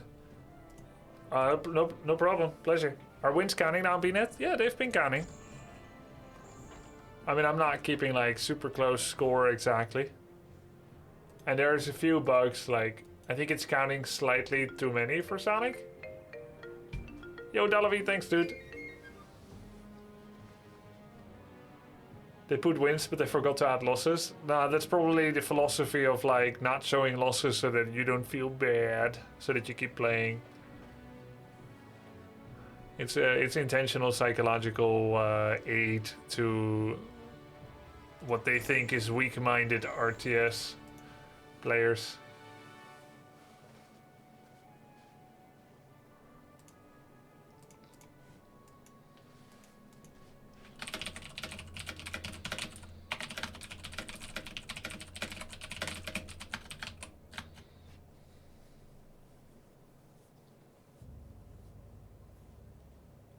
Are any solid keyboard advice for MOBA kind of games? Anyone? No, I have no advice there. I never really optimized my MOBA hotkeys.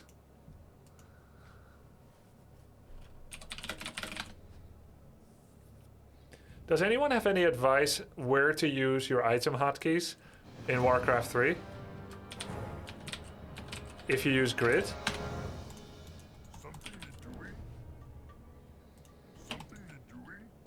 Do you guys want full screen again this game, or it's good like this? If you don't have a numpad, when is it good to use Dreadlord? Dreadlord is good as a fast expanding hero. Dreadlord Ghoul fast expand. It's best, I guess, in Undead Mirror and against human. But it can work against Orc as well. Probably not against Elf, usually. They tend to mass hunters rush you, but I like playing it against everyone for fun. Maybe you should optimize your Dota 2 item hotkeys. You seem to never put them in special slots or know which hotkey they are on. Lolcat. Yep, that's true. I never know. Full screen face cam would be good. Okay, but you asked for it.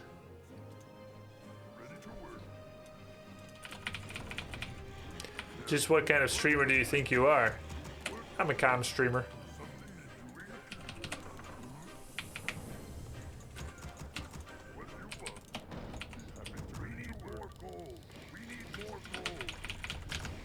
A bit too much.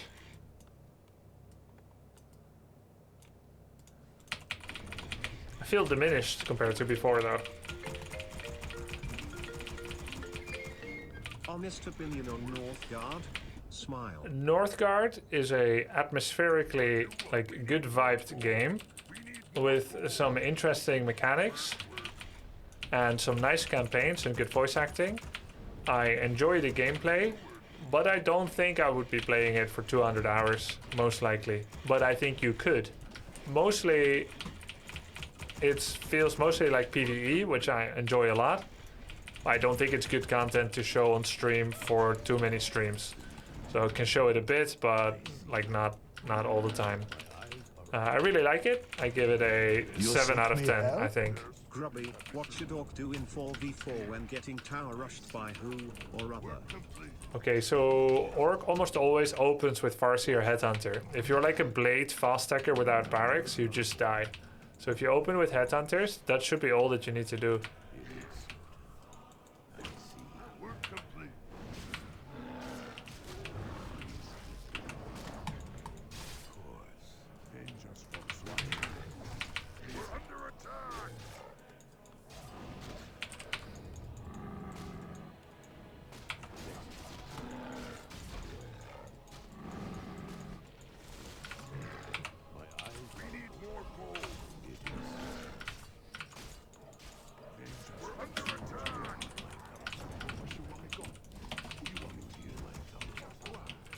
And you need help from teammates.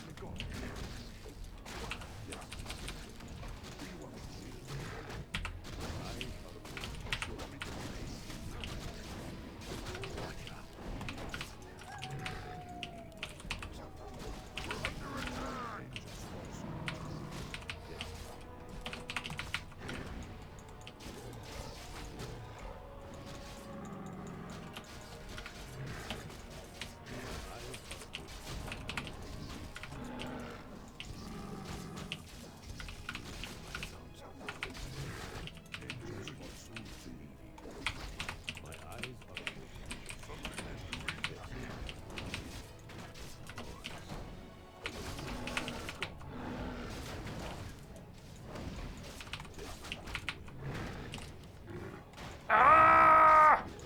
I misclicked. Damn it.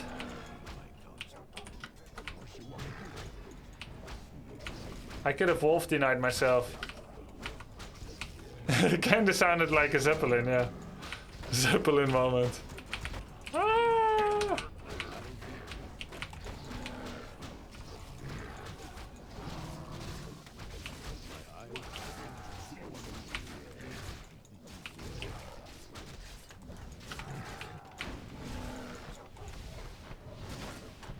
Level 2. Never give level 2, oh my god.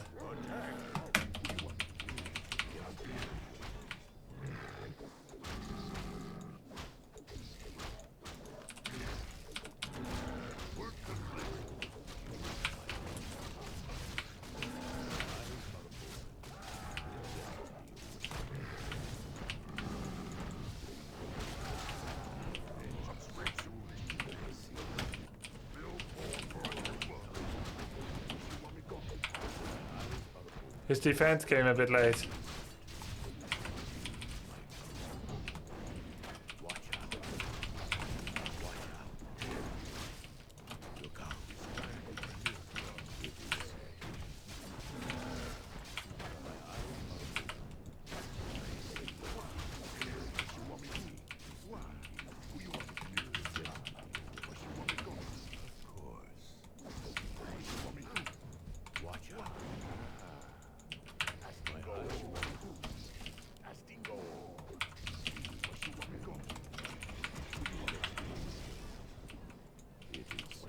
I don't think he has Mountain King yet. Yeah, he doesn't yet.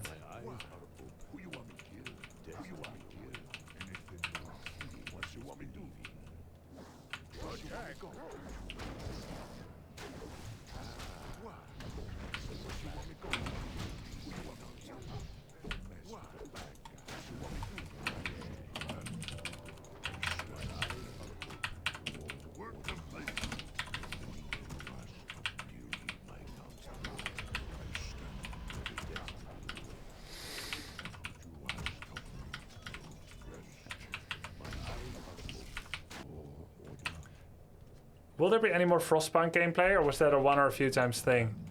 Oh. I played it twice.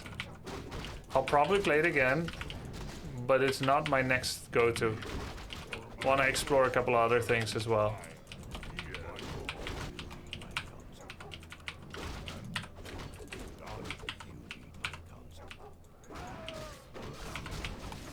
I feel similarly about Frostpunk and Northgard. Icy management game.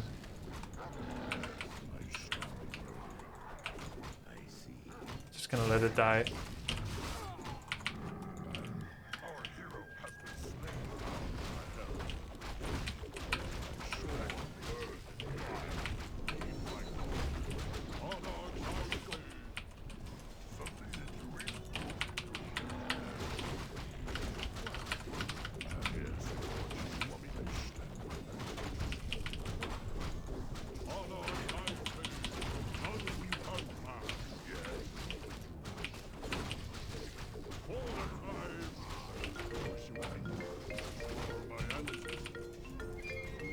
Great content.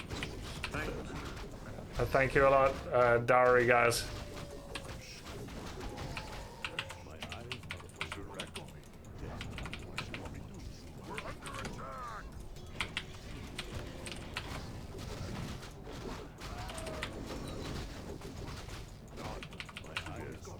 I don't think I should get clarity on Farseer.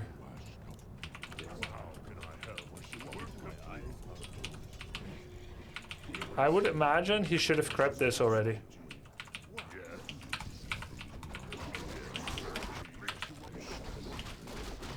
Since he took control of the mid after he killed my Farseer. Give Sobi a bit to Farseer.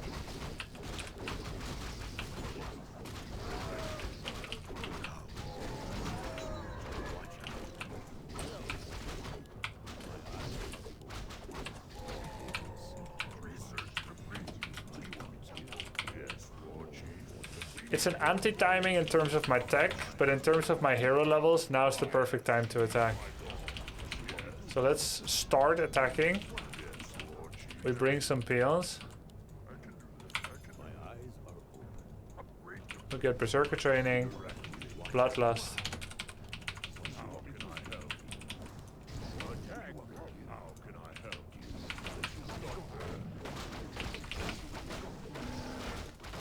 Just making a bunch of towers that are not aligned with what I'm actually planning.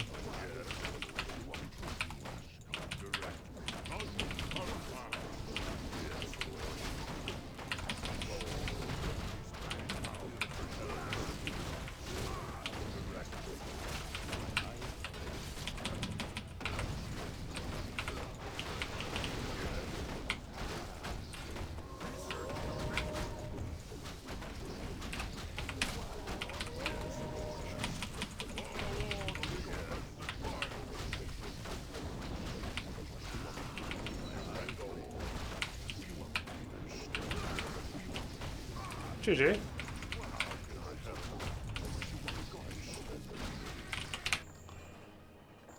Damn, this doesn't look like Orc against Human from 10 years ago that I know. Yeah, it changed a lot, mate. It used to be Blade, Shadow, Grand Raider, Walker, wasn't it? And then we turned it into Farseer, Headhunter, TC. Plus 20, plus 20, plus 20, yeah. How do you find visual fidelity in Dota 2? 10% worse than Warcraft 3, maybe. But I am also far less familiar with it. So it's really hard to say if that's fair or not. Why do people call you the GOAT? Well, once I put up a sub goal for a beard. And I said, if we go over 100, like I'll actually grow a beard. I never thought we were going to get it. Stream was a little smaller than it is now. This is many years ago. And then I grew a beard, but it was more like a goatee. Do you call that a beard? I did see some cool cosmetics where the towers in Dota 2 is like an arm that's throwing rocks instead of a tower. That looked really damn cool. Not at the time, but I do like that game, Coconut Gym.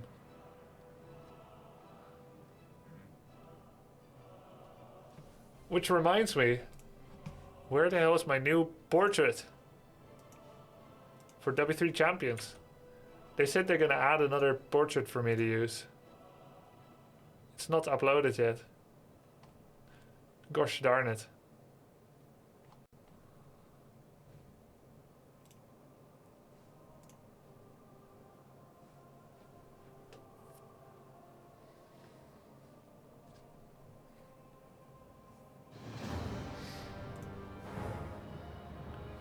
A rematch, Human.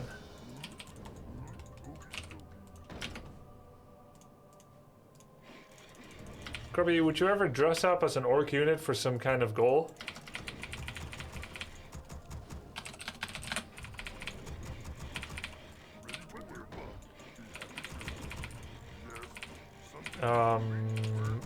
I'm not a cosplayer. I don't have those materials. So I wouldn't know where to get the materials. I like the story about Cock with your team. We need some more. Let's see. Do I have any more stories? Cock, KOK, the King of Kings. Let's see. Okay, I have a story. I've told this maybe once or twice before, but it's a good story. 2004, 4 Kings went to Korea to practice and play in the TV leagues. And you'll remember maybe that the leagues were delayed a bit. StarCraft 1 Brood War is an enormously popular esport in Korea. Even to this day, though it probably has diminished a bit. But esports of Brood War in South Korea started probably in the year 1999 or 2000. It took Korea by storm. The perfect storm of conditions had lined up to make this possible. A willing and driven group of individuals that made the KESPA, the Korean Esports Association, that are known sometimes for their draconian rule enforcement, but also very much accredited for turning Brood War into a veritable esports and probably setting a powerful example for esports all over the world. Brood War and esports and pro gaming became synonymous in Korea. After the success of Brood War, everyone was looking at Blizzard's new title, Warcraft 3. An RTS with RPG elements, 2 genres that the whole world and South Korea loves, Warcraft 3 was quickly added to the roster of tournament league games in Korea. As the years passed on, a couple of years since release of Reign of Chaos in 2002, Frozen Throne came out in 2K3, and after about a year or two of it being out, South Korea finally found it not to be as exciting to watch as Brood War, and or not as easy to get the Gen Pop accustomed to a new game in general after one was already working that well. Because of this, big-time sponsoring and funding had become harder to secure. And this created financial issues for some of the leagues that were looking to run TV leagues in Korea. I tell you this because it's important to understand why the leagues were delayed with such financial issues and what the mood was like in Korea. Those that had already adopted Warcraft 3 and clasped it close to their bosom, loving the game, wanted the game to succeed. But funding wasn't as much as they were hoping for. A kind of desperate frenzy existed as a mindset in Korea in order to make Warcraft 3 succeed. Besides just giving it your all and being an inspirational pro player, some people started thinking that it's not just how hard you play the game that matters, but also how fun you make the games themselves. It was thought somehow, perhaps naively so, by some people, that if you were to make more entertaining games, that might just save Warcraft 3 esports in Korea. How widespread that mentality was, I don't know, but we were told about it. When we came to Korea, we were instructed that we must help to save... Oh nice, Rune of Lesser Healing. We must help to save Warcraft in Korea by making entertaining games. So they said, when you play your games, don't just play your best, also make it extra fun.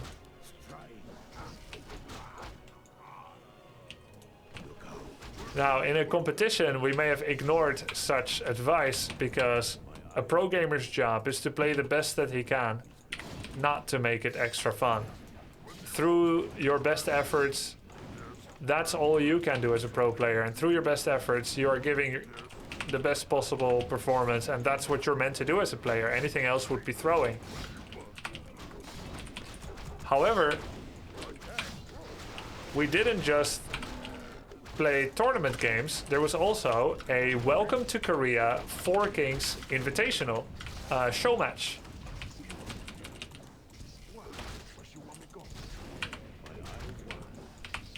They asked us if we would be willing to play a Welcome to Korea show match series where all 4 of us would meet a Korean opponent and kind of to kick things off, to start things off. This was a perfect opportunity for us to show entertaining games and to convince the Korean public what a fun game Warcraft 3 is. By now, certain metas had already settled in, And we were determined to follow the advice of our gracious hosts in Korea to allow us to play in these leagues and show some cool games. So my teammates and I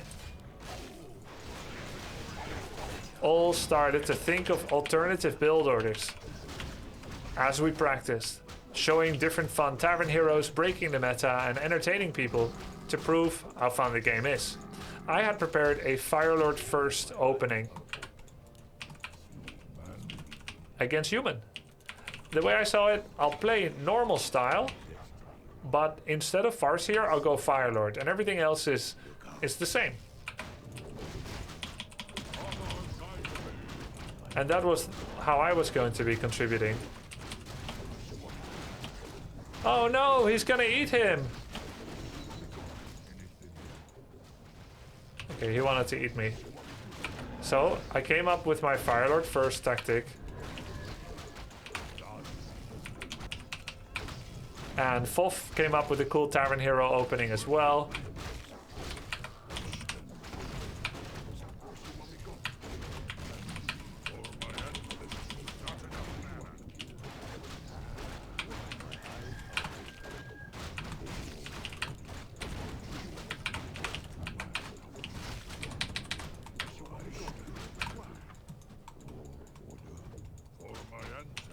This game is turning out to be very entertaining as well.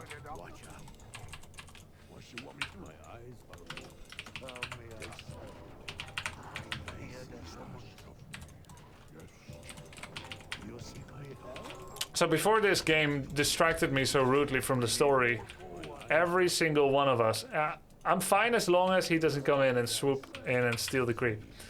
So yeah, we all came up with a funny, cool tactic against our show match opponents, as we were sure they would do the same thing. After all, don't you want to save Warcraft?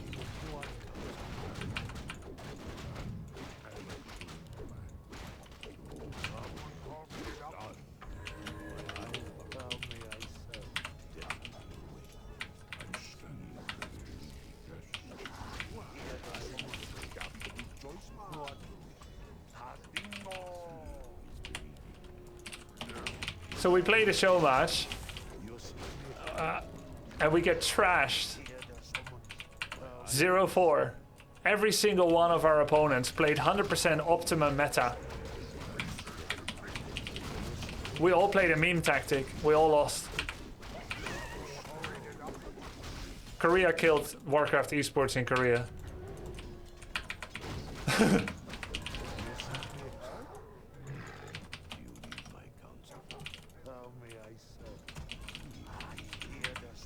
Get baited, bro.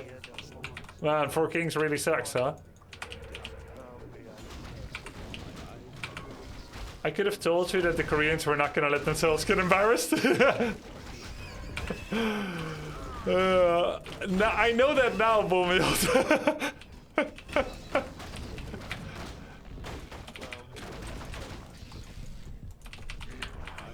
I have another story. I once had a show match against Dayfly in 2003. I think it's the first time that I played against... one of the first time ever that I played against a Korean on LAN. One of his friends took favor on me and actually tipped me off how Dayfly likes to play. I didn't know much about him yet. We were playing a tournament in general, another tournament. And he said, hey, Dayfly likes to tower rush.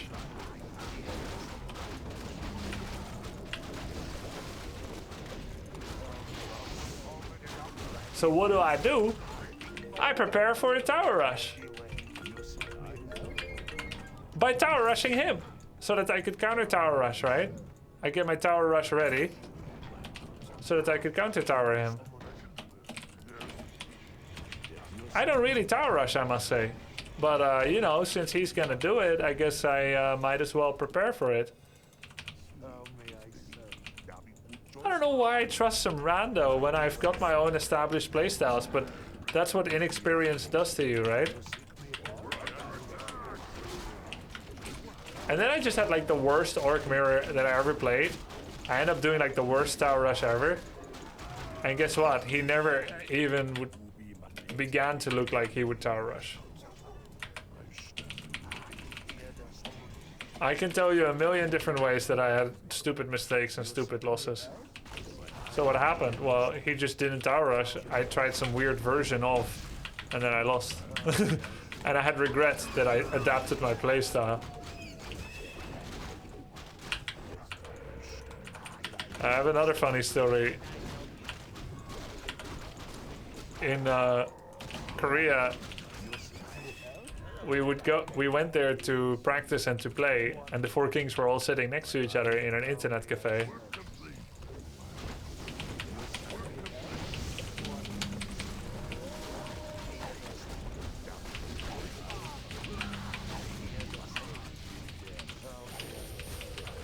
Soon after we got there,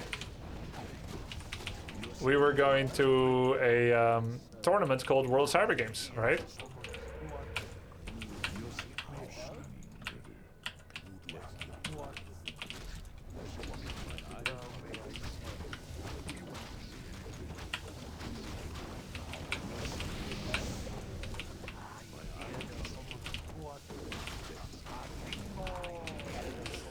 And both Todd and I were going there. And there was this player we were playing against.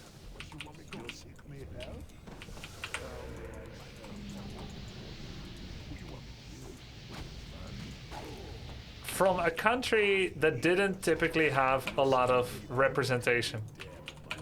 I don't remember exactly which country, but, and please forgive me, this is gonna sound unintentionally Neanderthalish. He was from Africa or Asia. That's all I remember. It's like, oh well, that really narrows it down, doesn't it? Anyway, he was kind of this weird dude. You know how sometimes you talk to people and they're just kind of weird? Like...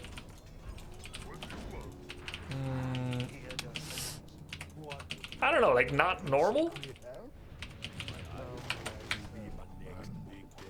Like he was speaking to me like we were friends, but we didn't really know each other. And then he was asking me how Todd plays. Which, we're not the best friends, but we were still teammates, and I'm loyal to my teammates, even if some people are not. And I was thinking, that's weird. He's openly asking me how my teammate plays because they're in the same group in World Cyber Games. Like, why would I give that information? And then I decided to troll him a bit. I started telling him how Todd plays. Just complete gibberish, like Blood Mage first, Mountain King second, Flying Machines and Sorceress with some Invis Mortars. You know, kind of like how Angry Korea Man plays, but worse. Like not kind of a set pattern. And then he kept asking more in order to understand the strategy better and whatnot. As if I was actually telling the truth. And I would point at my screen and I would show Todd, like, look, like, he thinks he knows what you're gonna do.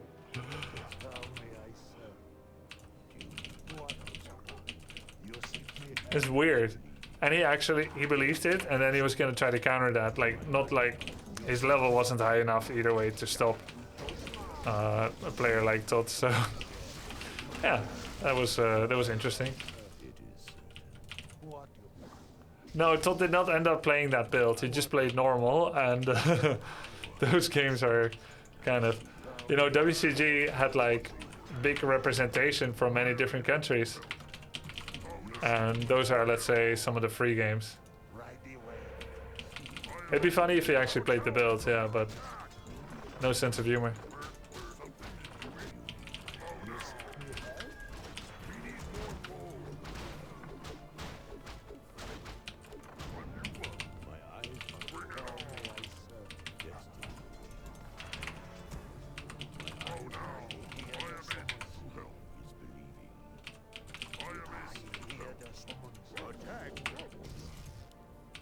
For Lordaeron!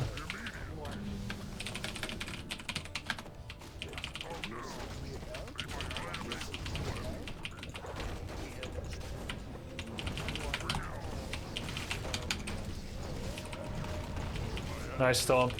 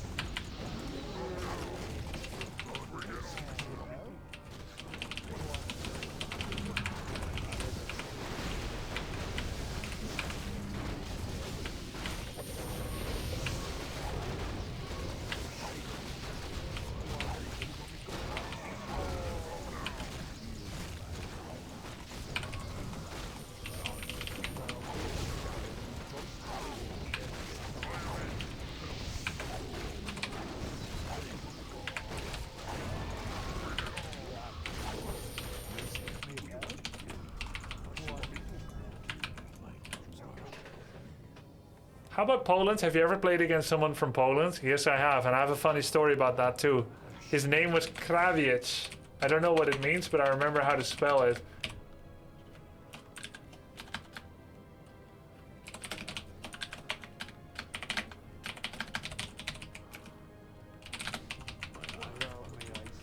Krawiec. Krawiec was a human player that I saw him play in Reign of Chaos. And what was interesting about him is that he used a ball mouse.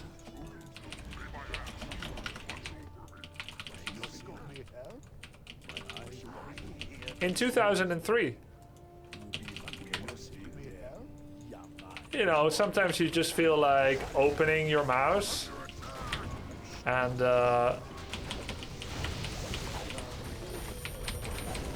opening your mouse and removing that little lint roll. Every now and then you may feel like that.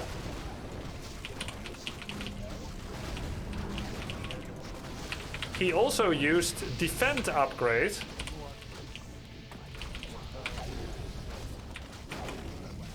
And now Defend upgrade gives Footman bonus defense against piercing attacks. He used it against Mass Talents, which had magic attacks.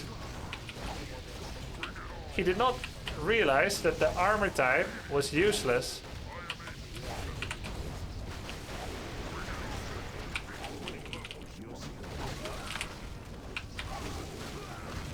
So we had a game, ball mouse, cloth mousepad, using defend against talents non-stop, and he still ended up winning his game against a night elf of note. I thought that was really cool. I was like, wow, despite all that, all those handicaps, you still ended up winning the game.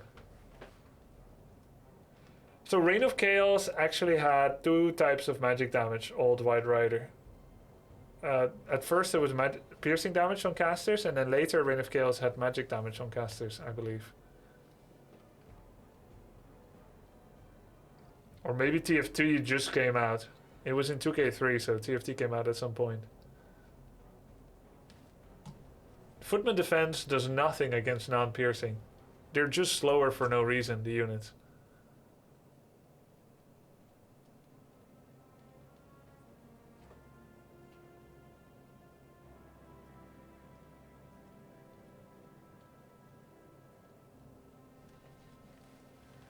Yeah, it must have been early TFT then, so he didn't get the memo yet that damage types changed.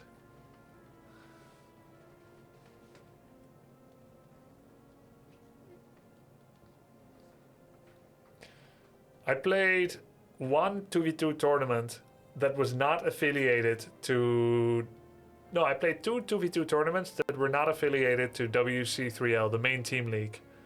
One in 2007 in New York, and one in 2003 in South Korea. My teammate in South Korea in 2003 was Myth. He was a 1 meter 96 cm, that's like, I don't know, 6'4", tall, lanky boy from Groningen, northeast of Netherlands. Very nerdy, friendly, very tall, very skinny, and great with micro with the human race. He once had a round where he beat all the best humans in Europe in one-on-one with this special tactic. Archmage first, Paladin second, Sorks and Priests stay on 40 pop, which was the max pop for no upkeep, and he could beat armies 10, 20, 30 population higher than himself. He would Blizzard, he would Invis, he would heal, he would slow, he would Dispel, and Holy Light. He would tank with Archmage and Holy Light the Archmage, and then he would Blizzard down entire armies of Knights. Of course, micro wasn't as developed back in those days, but he was better than others, and that's what matters when you play in a certain era of the game.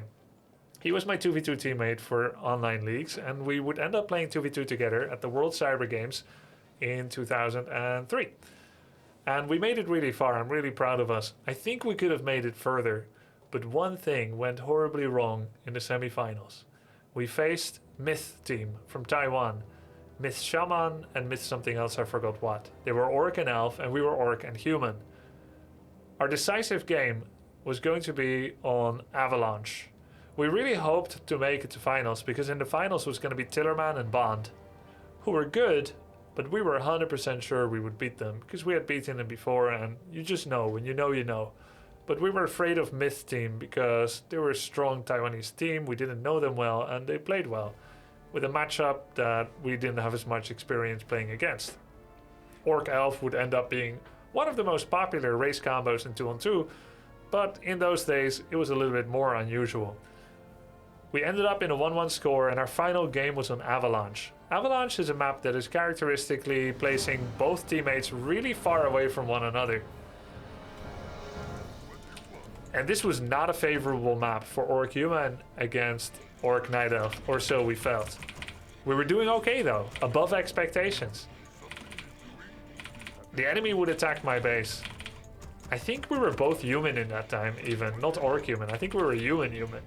Anyway, they would end up attacking my base, and I asked Myth for a TP, probably with some level of stress in my voice. TP? And he TP'd with the casual, habitual, accidental muscle memory double click on the TP. Rather than carefully aiming the town portal to my base, he TP'd to his own base.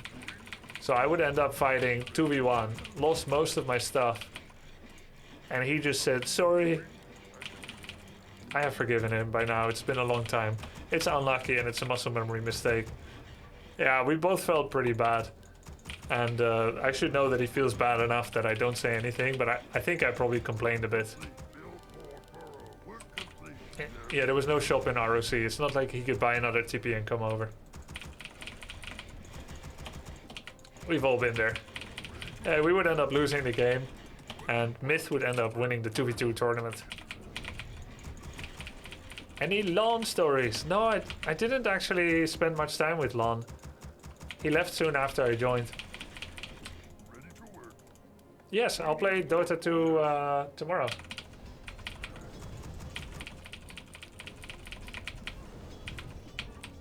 Thanks, Gorangutan. Do you think you would have won if you TP'd correctly to your base? I do believe so, yeah. But you never know. There was another 2v2 story. Kriolofus and I. Kriolofus was my Norwegian teammate in Team 4 Kings. We were maybe one of the best 2v2 teams ever in WC3L. There were 12 teams in the WC3L. You would play round robin, so you play against all other 11 teams over the course of a season. The top 4 would then qualify for LAN, and then you would play for the championships. Being top 4 was good enough, but it did determine your seedings if you're higher. And you don't know if you're gonna make it, and you have pride, so you just play your best every single game. I ended up playing as Random and Kriolofus as Night Elf, and we won every single best of 3 against the top European teams, American teams, and Korean teams, with me as Random. The key here really was how good Kriolofus was at Night Elf, how flexible I was as Random, and that every time he had some experience playing with another random player, so he had a lot of strategies in his head. We needed a little bit longer than usual to prepare our tactics, because every time we started a map, We were like, if I'm elf, if I'm human, we do this. If I'm orc, we do this. If I'm undead, we do this. We had a plan on every map, every time. So yeah, we did need a little bit longer to start the game, which was probably annoying for the casters.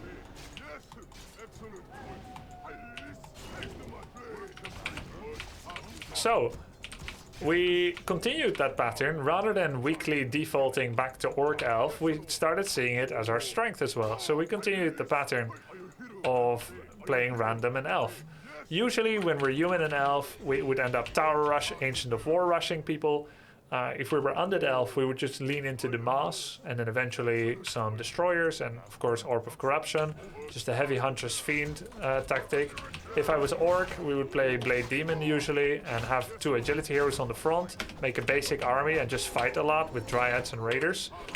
And if I was Night Elf, usually one of us would play Bears, and the other would play Dryads, like 2-3 Lord Dryads, and the other goes for Bears. And I think usually I went for the Bears. Can we not go home? So, we ended up continuing that pattern in the playoffs of WC3L. Of playing those matchups. And we were doing really well again. We were a pivotal part of WC3L performance for 4 Kings.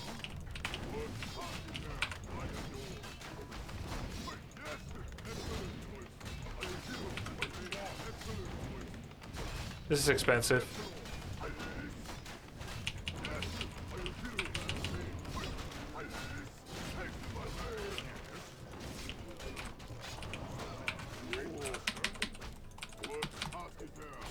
Ah, I should have kept them there.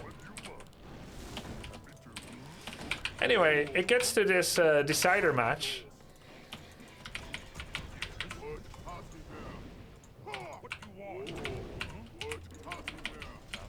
It gets to this decider match in the 2-on-2. We needed one more map win, and we would win both the 2-on-2 and the entire tournament. It was a lost temple. The score was 1-1, and we were in an incredibly good position even. All we had to do was finish it off. The enemy tried one more attack. We were up in bases. They tried one more attack on my main base. I was undead this game. We were playing against, I believe, a Korean team, but it may have been a German team with Koreans as their players, or maybe a Korean and a German. I'm not exactly sure. I think it was against MTW. You can probably still find it in the Twitch, not the Twitch, the Internet Archives. I had Lich level 4, DK level 4. We were defending in the undead base. You all know how good undead base is at holding attacks.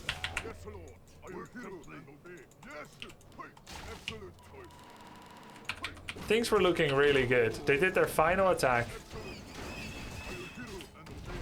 And we just needed to close things out. Until the camera woman dropped her camera on top of my monitor. I had no vision for like 5 seconds. It was shaking.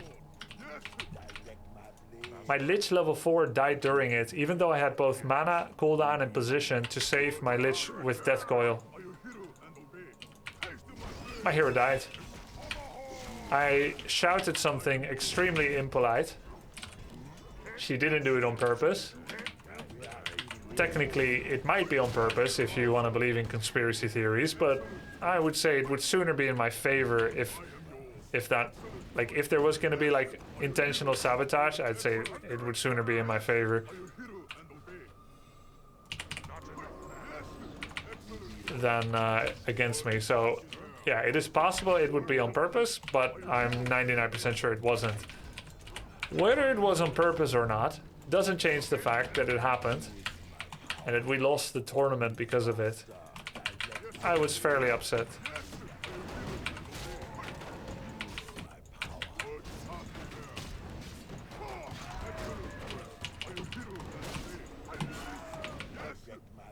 How's that not a rematch? dude. They don't care sometimes. They just don't want any trouble. They just don't want like drama hanging over the tournament and whatnot, you know? It's kind of understandable. Sometimes they don't believe that it mattered. Like, there's no recording of that, you know, that my camera was shaking, that my monitor was shaking.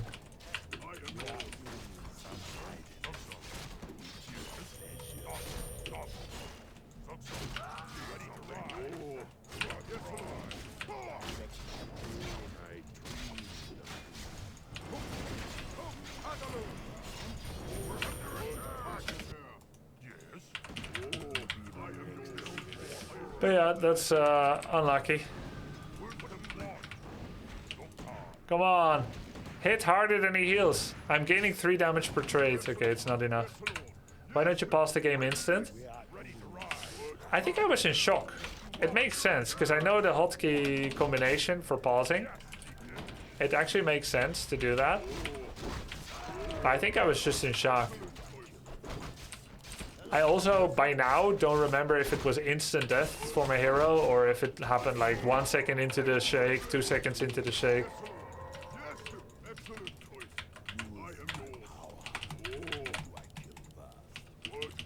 Yeah, you can pause for sure. You can pause in games.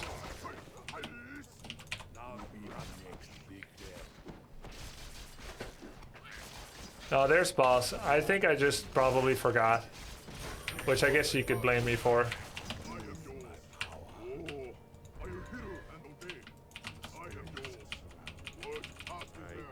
Yeah, true, General Spoon. How come your teammate didn't pause?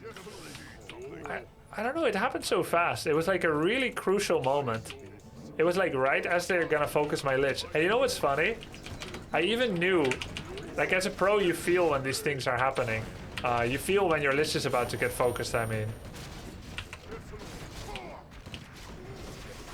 It's like this is where they focus the lich, I get my coil ready, I take aim.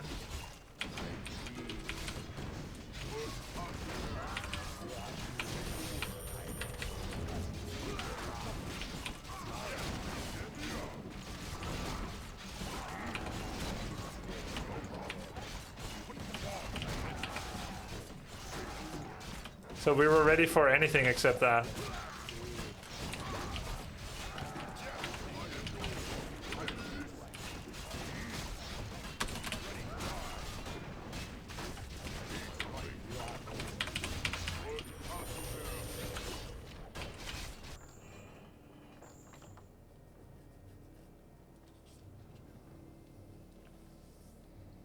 You didn't practice for the camera drop?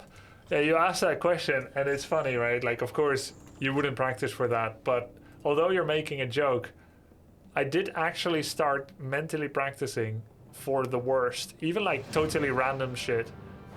Not talking about, like, if a bird flies through the window, breaks the window, you get a shard in your neck. Not something like that. Not the most random stuff, but some stuff. So there was a moment where once in 2006 I played a tournament and I was winning 1-0 and I was about to win the second game, but it was on a very unfavorable map and I had a one-time use strategy. I knew I was only going to use it once and then never again. It relied on surprise, but I had hidden it well. It was very strong and my testing results from secret practice showed that there was an incredibly high probability of winning. And it went as I predicted. I was about to win the quarterfinals of a major tournament. And then all 16 PCs that we were playing on just went off. There was a power outage of the tournament, one of those blocks. Maybe someone stepped on like an extension cable. And my 8 PCs, like the 8 PCs on my side and on his side, all dropped. No one else was playing anymore. We were the final match of that day. Everyone was watching. Everyone knew what happened. There was no doubt. There were 20, 30 people watching, and every single one of them called the game was over in my favor. It wasn't over, but I had killed his hero on his first attack. I was 2 base, he was 1 base. I killed his hero on the first attack. Then I killed his hero on the second attack, and I killed his hero on the third. I was level 5-5, I had 2 upgrades, he was 0 upgrades, his hero was dead. I think he had 1 or 2 heroes dead. He went like tri-hero.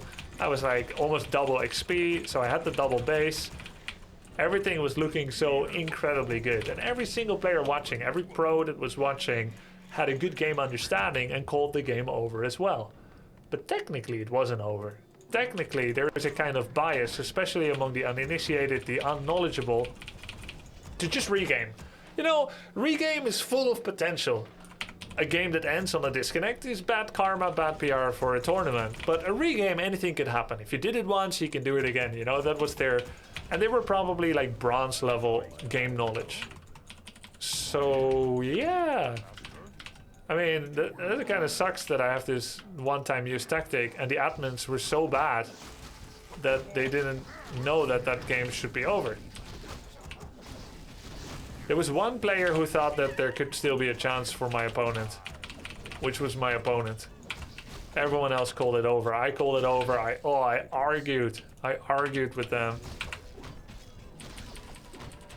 And in their mind, the only way that it should be like a free win for me is if it was my opponent's fault. So if he disconnected, let's say, if his PC disconnected.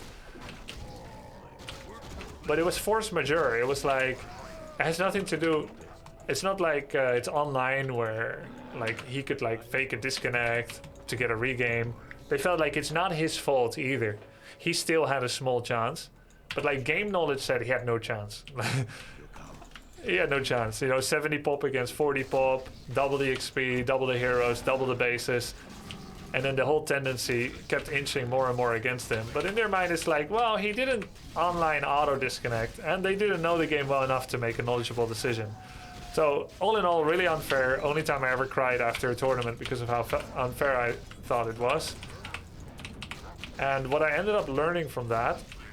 Oh yeah, we ended up playing the regame. I lost it because I was tilted. And I didn't have the same build. I couldn't use it again. I had to use something else. But I ended up using it again. Even though I knew with my game knowledge, my game understanding, that it's a one-time play. So I lost the regame. I was so tilted. I don't even remember by now the third game. I lost it as well. Just, you know, super tilted. And that's from like practically 99.999999% winning and 2-0 and going to the semis, where I would have faced someone that I was favored against, and then I would have gone to the finals, and then who knows what happens. So what I learned from that is the following. One, life isn't always fair. Some people learned that lesson a lot earlier. I always believed in fairness.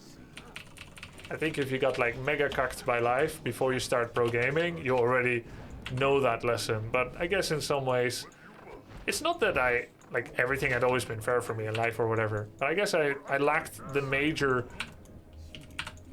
experiences where, yeah, life just kicks your ass. So I still believe that things will go fair in competitions and whatnot, and that referees will make good decisions. That's where I stopped believing in that. My innocence, my youth got taken from me. So that's lesson one. And lesson two is mentally prepare for such adversity.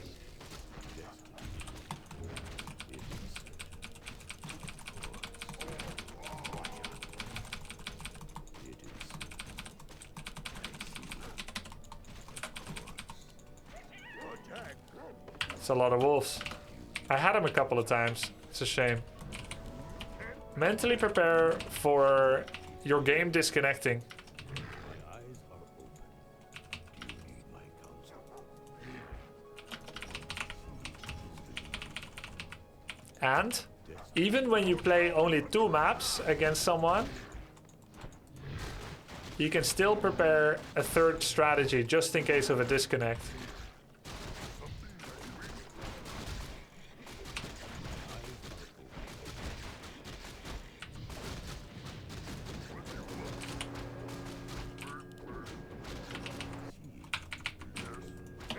Which doesn't seem to make sense, but it apparently it's sometimes needed. And I think the final lesson that I learned that day was when things go really bad for you, convince yourself with Jedi mind tricks that you wanted it to go bad like that. That it was meant to be, that it was inevitable. It's kind of like quickly reaching a state of acceptance so that you can make the best decision from that point onwards. My eyes are open. You need my counsel. And I won't always have applied it correctly, of course. My counsel.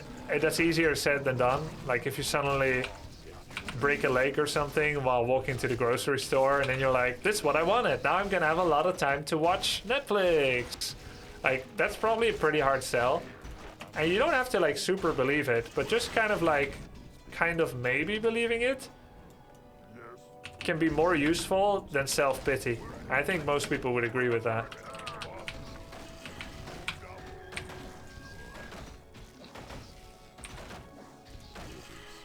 Inventory is My eyes are open. I need order. What are we doing, man? Speak, chieftain. My counsel.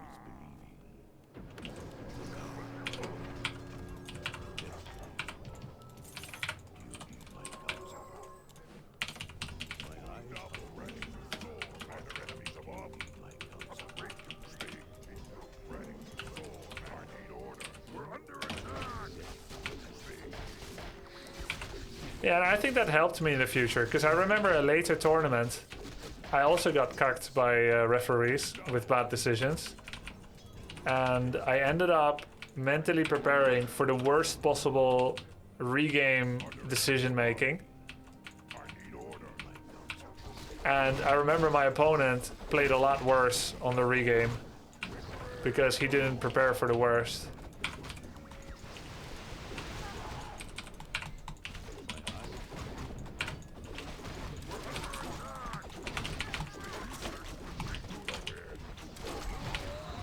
How did you still see that? Are there enemies above?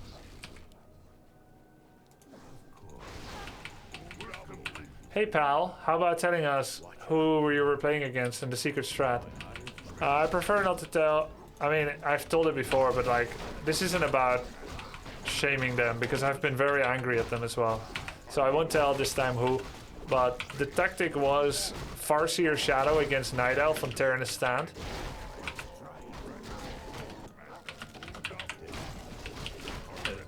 The tactic was Farseer Shadow on Terranus Stand.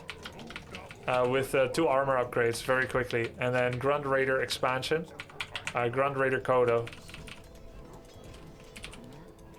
And normally you would not fast expand as Orc against Night Elf. And the armor upgrades was a new concept as well. The meta to face was Bears. And so the grunts became like quite tanky.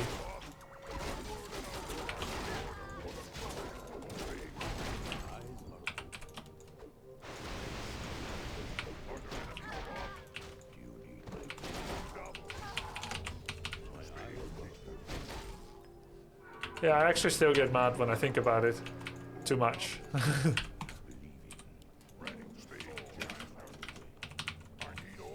Do you have any non-Warcraft 3 related stories from your time in Korea or China? Yeah, I was once a StarCraft 2 pro player, and in Germany once, when I got eliminated from a tournament, Carmack and I had this impromptu, spontaneous idea of joining the casting desk as a player. This was one of the first times that I know of that a pro player was used as a caster.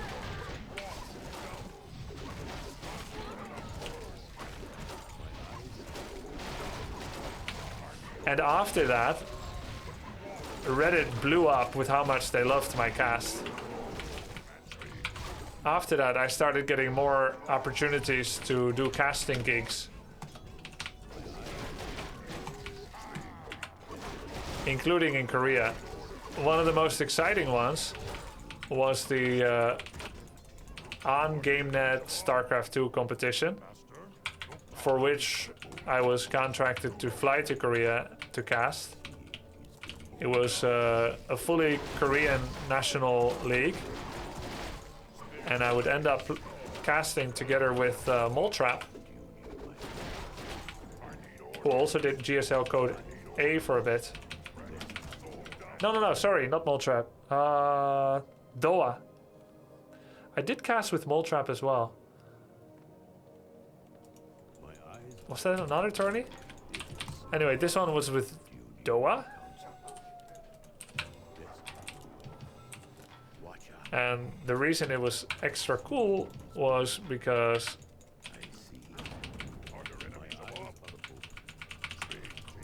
I learned the most StarCraft while casting Koreans. Not while practicing per se, I think while casting Koreans. And it's where I got introduced to SKT1 Rain, who was a Brood War player that transitioned to... Hello there. Yo, thanks man. To StarCraft 2. And the way that he dismantled Dang Regu, a top Zerg player, was inspirational. I ended up copying his build. Because I got to cast it so much, I was able to see the build often and copy it. Very soon after this tournament where I casted him and copied his build, I would have WCS Europe 2012. And I had been practicing on the Korean ladder, copying Rain's build, and doing pretty well for myself on the ladder. As we all know, Koreans are incredibly good at games and at RTS. And Rain was one of the best. I was able to copy his timings and strategy quite well. And having practiced in Korea is something that kind of has a legendary status in Europe and in America. You know, you went to a Korean boot camp, this and that. It's very exciting for people. I was pretty sure that nobody in Europe could be that much of a threat. You know, I had the power of Korea. This is Night Elf logic, by the way. Mouse bears against wyverns. It's not even a meme. The way he's using it, maybe, yes. But unironically, this is one of the things that makes the least sense in Warcraft 3. The actual counter to wyverns, maybe not in these numbers anymore, but the actual counter to wyverns is making 0 anti-air and making bears with Orpal Venom. But enough of that. We're telling a story. Let's not get distracted by the game. So the oh look, some wisps. So I was pretty confident that I was gonna trash whoever I would face. After all, I was able to beat many Korean Night Elves on the ladder. And I had gotten that good. With Rain's Orc versus Night Elf. It's not Orc Night Elf. Protoss versus Zerg style.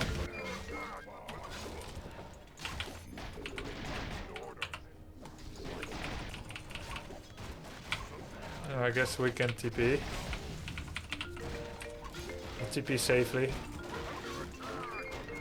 I remember the story with your dad saying who said anything about fair. Exactly. That has always stuck with me. Yeah, me too. I called my dad after the story of the tournament in France. I said it was so unfair, and he's like, what made you think it should be fair? That always stuck with me too. Sag. Yeah, kill this illusion.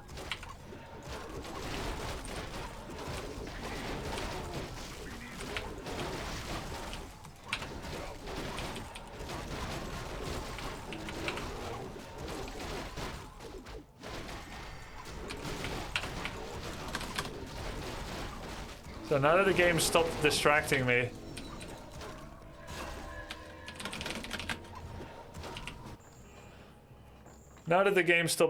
me, we can finish it. Where was I? Why is Bear good strat against Wyvern? Because Orb of Venom is really strong against Wyverns. All you need to do is keep your heroes alive and they will kill them all. So, I get to the tournament in Europe, WCS Europe, armed with the power and practice of Korea, fresh from Korea with the best level of practice you can get, and I end up losing to Slivko, a Russian Zerg player that was good, but maybe sub-top. And I think I lost 0-2. That was a pretty rough awakening. This was in 2012. Slivko, funny guy. A good Zerg player, but in theory, maybe I should win. Yeah, so I ended up dropping to the lower bracket immediately. And it's true that when you incorporate a lot of high-level practice, first of all, it will take some time to implement all the potential learnings that you could get from it. You're not always better immediately after exposure to new useful information. Sometimes you need to sleep learn on it. And the second part is, it's no substitute for a good, healthy mindset that remains cautious for other players to be strong, that remains respectful and humble, and don't let your ego get out of control. Yeah, so that's still important. So I end up going to the loser bracket, but then I won like 5-6 rounds in a row, including winning a crucial Orc versus Protoss versus Zerg against Nurcho, Polish player. And so it ended up actually paying off, but it had to be coupled with the fear of God, the fear of losing. Can't just be like, lol, I practiced in Korea, so now white guys are no problem for me.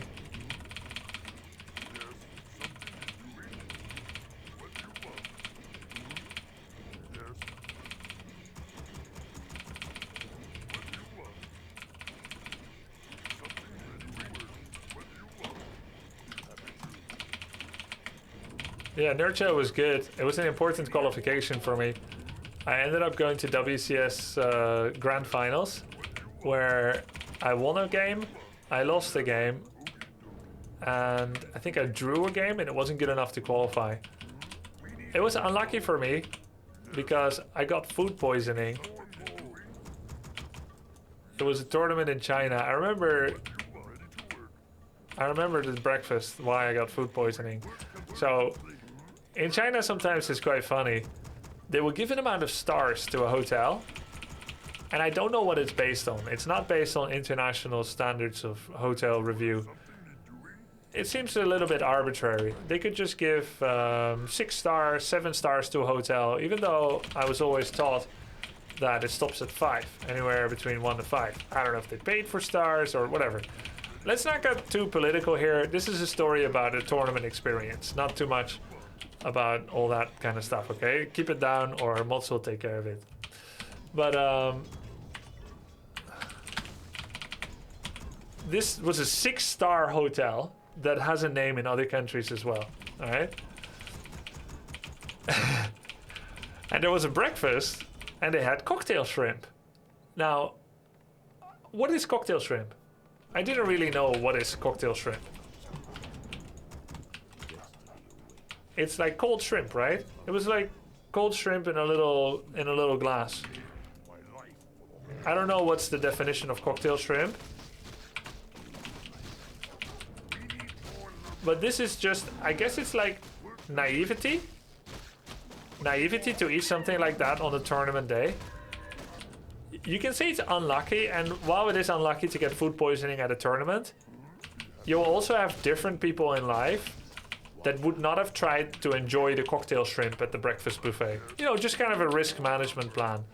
It doesn't matter if you normally like shrimp or if you normally even like cocktail shrimp, raw fish essentially. It doesn't matter how much you like it, but maybe just not at the world finals of an international tournament. Maybe you can curb your creative, adventurous cuisine enjoyment for just a little bit during such moments. I think that's fair. And I think other people maybe would have curbed it, and maybe they would not have gotten sick. But in my defense, I was not the only one that got sick at that tournament. I got food poisoning. I was down pretty bad with it. Buy cocktail shrimp with the tournament earnings kept. Of course. I mean, I would eat it again. Not that one, but like in general. I'm surrounding him, but there's nothing to do.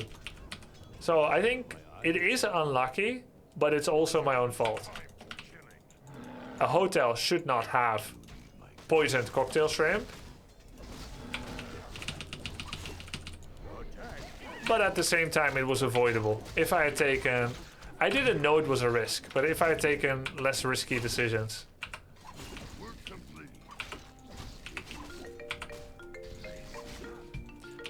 So anyway, I had food I'm a poisoning. sucker for shrimp, too grubby. Yeah.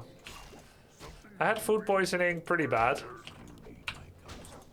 I was so tired from it that I would end up sleeping in the hospital on the bed while we were waiting until it was our turn. And for what it's worth, I got amazing medicine from the Chinese doctors. It didn't look particularly hygienic, the hospital. It was a bit weird. We would stand in line. Right, at the doctor with the door open. All of us one step in front of each other. 6 people in line, one person being helped, while all of us were looking at the person being helped. One person was bleeding. I had to look away because I didn't want to see it. That's quite interesting. A different experience. That was good and bad. But the good thing was they didn't need like any insurance papers. It was extremely inexpensive. They gave me very good medicine. I could be helped on the day that I got sick. A lot of things which could be sometimes a problem in Netherlands, perhaps. Netherlands is like a lot more by the book, but also therefore a lot less flexible. You need your insurance papers, may not be able to be helped today. That's what I'm used to in my country. So anyways, I got help that day and it was really good.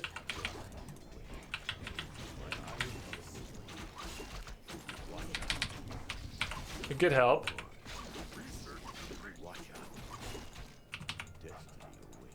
And then I ended up eventually feeling better, but it was too late for me because I had not eaten much in days, like maybe in 1 or 2 days.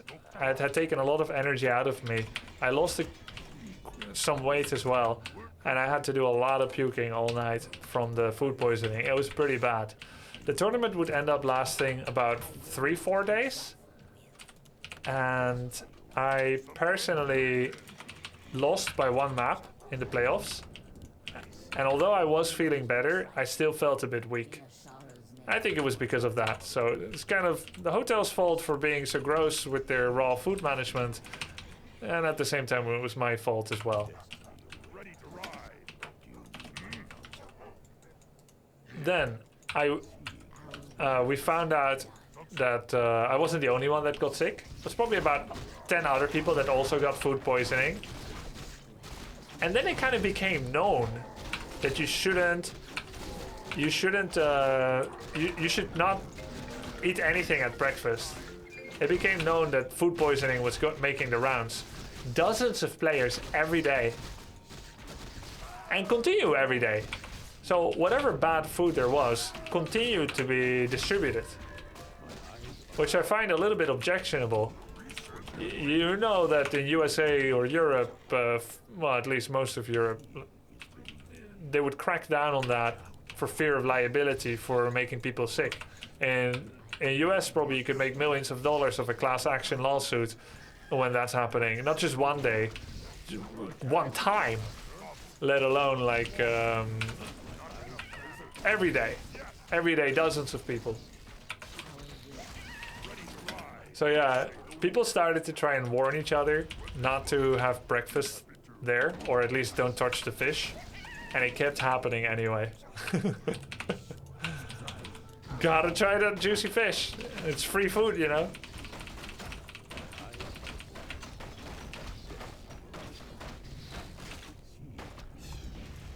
Work complete. It is certain. Yeah, it's not raw shrimp. It's cocktail shrimp. It was pink. No, I wouldn't have eaten gray shrimp.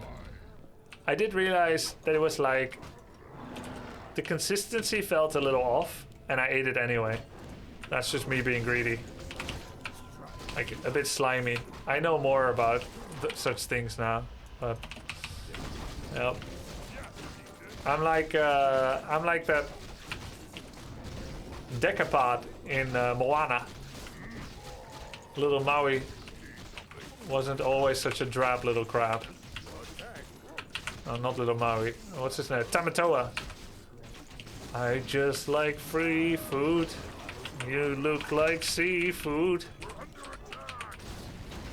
Well. Little grubby's got a bug in his stomach. You little semi-dummy mini-god.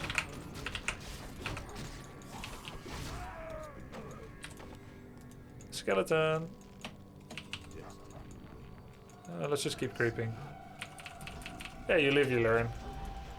Actually, if you live, you learn. Let's amend it a bit. If you live, you learn. And I did end up living, luckily. We're under attack. Aha, there's the tome. Yes, Deacon. Did you ever speak to MC or have any stories about him? I spoke to MC sometimes, but I don't have many stories about him. He was, of course, a popular player. But we didn't talk that much.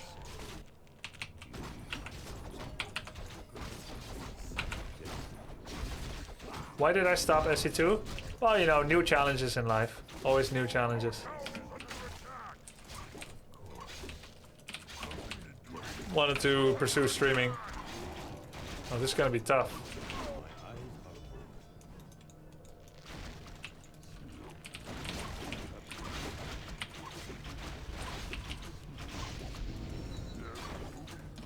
Yeah, just go straight from my base.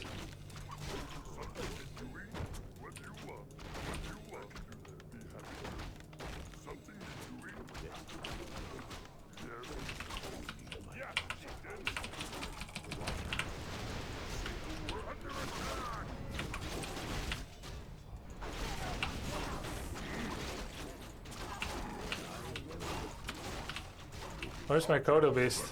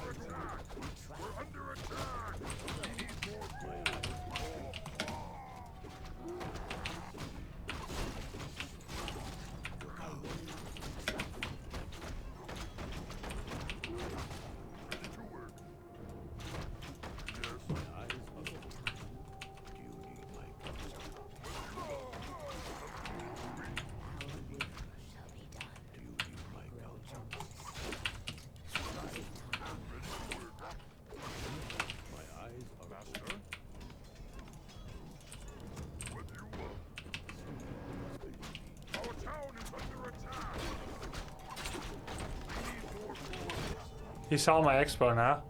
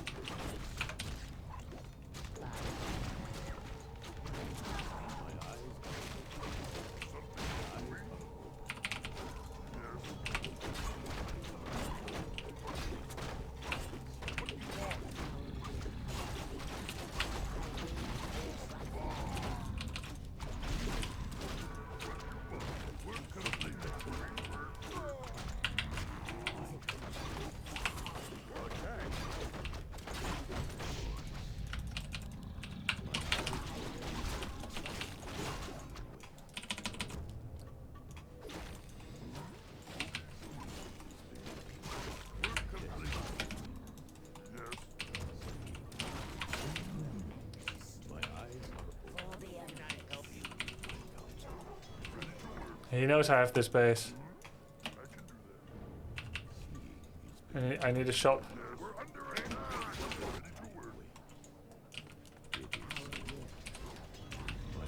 Can still win? Maybe playing everything on random autopilot hurt me this game.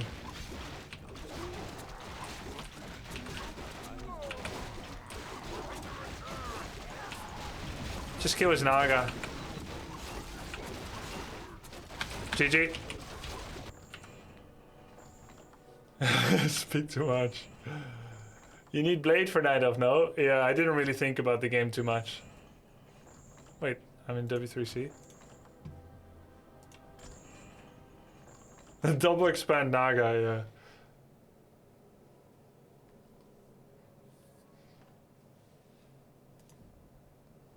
How valuable are 10 +1 upgrades? So +1 upgrades are about 10% survivability against physical attacks or 10% damage when it's attacking. Yeah, so it's about 10% power. And it's only for that unit type, of course, and it only works for units and not for heroes. So don't think that your army is 10% stronger when you get 1/1 upgrades. It's more like 5% stronger, because heroes matter a lot.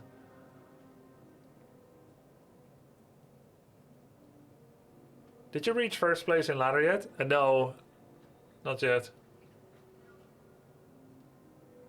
Even even 10 years later, the shrimps cost you a game. Yep. It's 12% actually. It depends, doesn't it, Javs?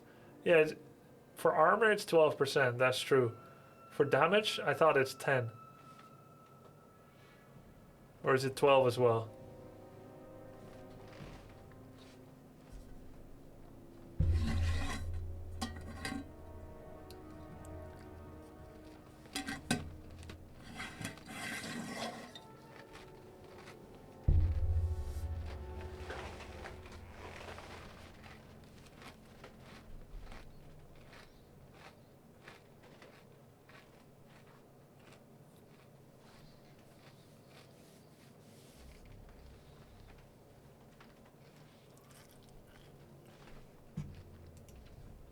If your goal is 1/1 upgrades, you typically start it at like 40 population, Krakow.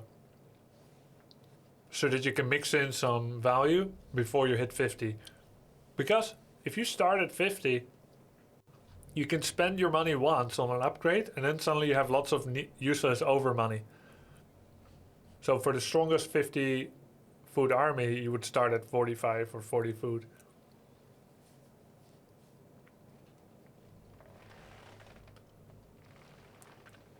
Yeah, Shadow Second is really good to support a Blade Master first, Bruce Nee.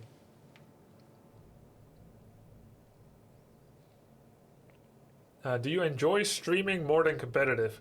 Well, what I enjoy most from competitive is the feeling of performing in front of a big audience and the feeling of winning a big tournament in front of said audience. And I think that's one of the best feelings. Big grand finals, exciting, you're playing your heart out, you're playing better than you ever have, people are cheering, that's amazing.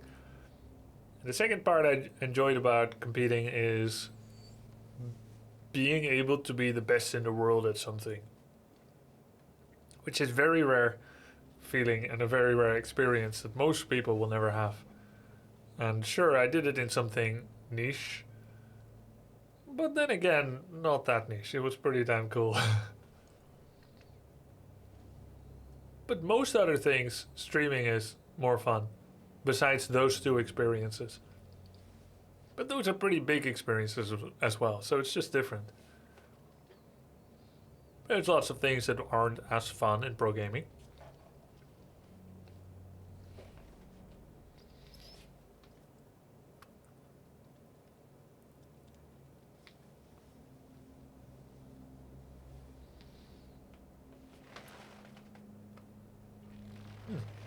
Did you ever create a meta for Orc?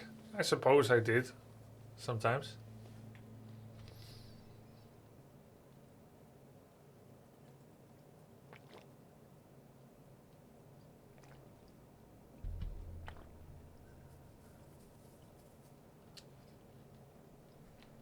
Did you ever play in those boxes on stage? Do you hear the audience at all in those? Generally, most of the boxes that are built, you can still hear audience. I have played in many, many different boxes, and the only ones that really mute all sound is where they also have you wear a headset, or there is also a speakers in the room that is blasting white noise. And the headset is basically abusable because most boxes, they would not have a person in the room with you to check what you're doing. So they may say, wear this headset, it's blasting white noise, or wear this headset, it's noise cancelling, and you need to have the volume at a certain level. They check it, then they leave. You could just press Ctrl S, no more game sound, and then you could still hear the audience. I never did because I didn't want it, but I could see how you could cheat in that way.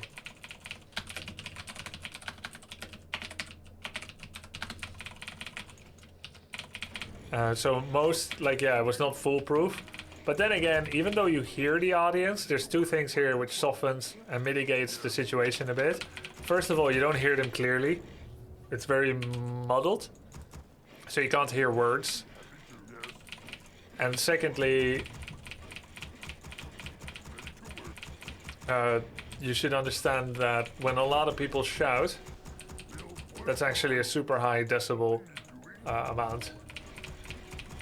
So even if they have quite good noise isolation, if like 10,000 people are shouting, you're gonna hear a rumble. Something you're doing? Happy to. I can do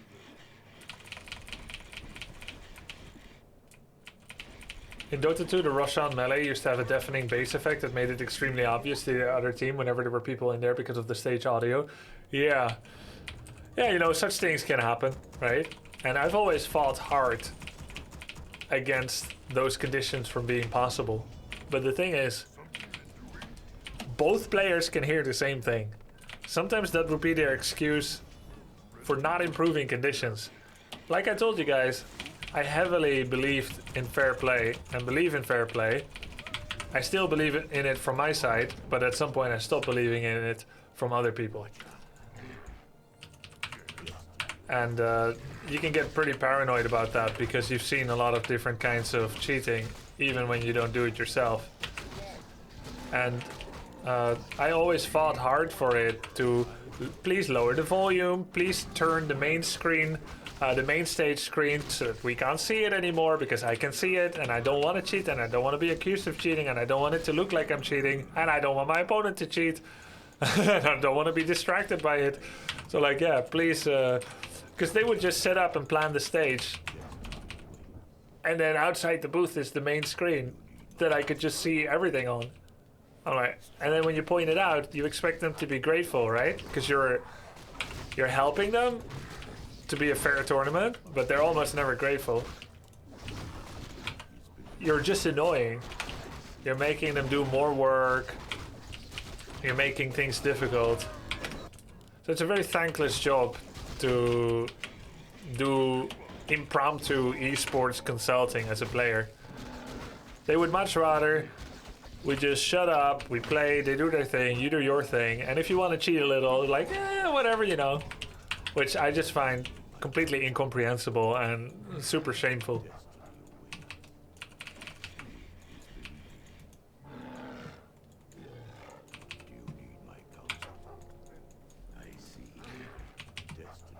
So like, yeah, you don't make yourself popular with it even, complaining about those things.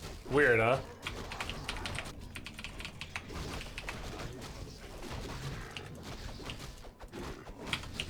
The best experience for actual anti-cheating boxes is when they put like a person in the room. Usually they would use a girl, but can be any gender. They would put a person in your room, they would stand behind you, they would watch you, and then they would set like rules for the volume levels of your speakers or your headset and whatnot.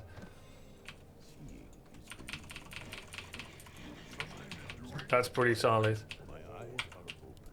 What the hell? I'm map hacking. Why would he make a shop here? He must think I'm map hacking right now. So much for fair play. I was just going for the creep camp here.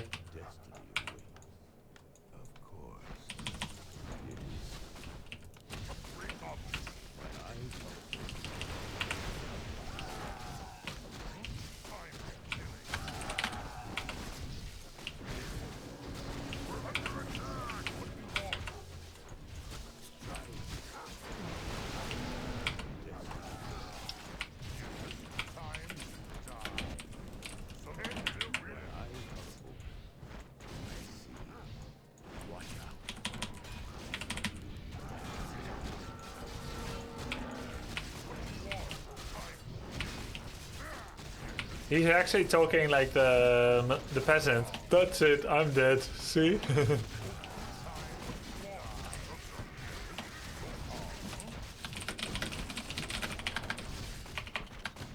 That's it, I'm dead.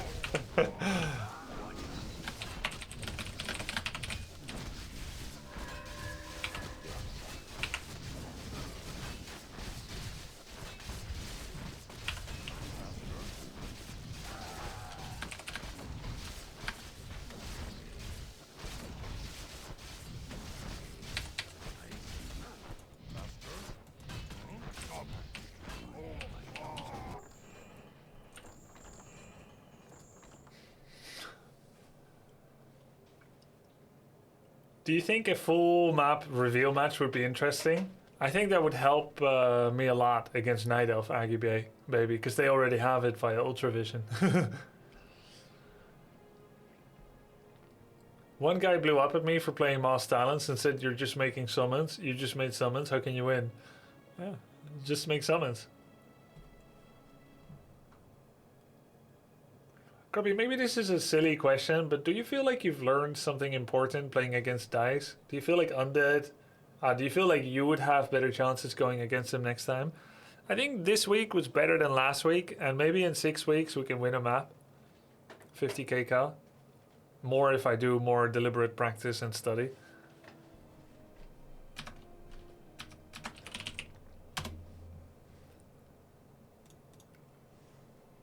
Rooting for you? Thanks, man. Fun games of Warcraft 3 today. Let's check out some Age of Empires 4.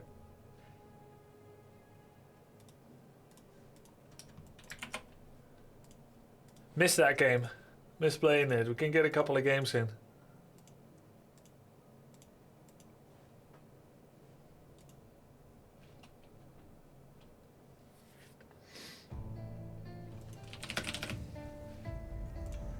Bum bum bum bum bum bum bum la la. Hey, this is the most viewers I've had in Age of Empires 4 for a while. Don't go ruining it now by leaving, guys.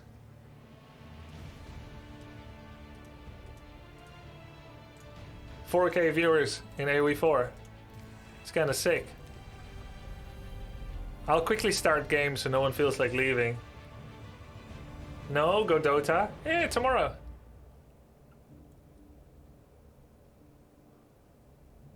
Bye-bye now.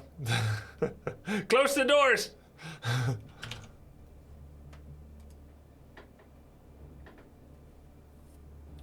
I'll tell more stories.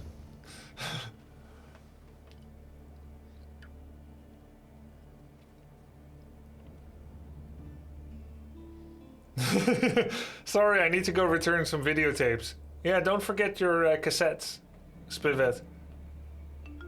Don't forget the cassettes. Maybe 40 population, Space Samurai. Yo, thanks for the sub, 50k. Welcome back.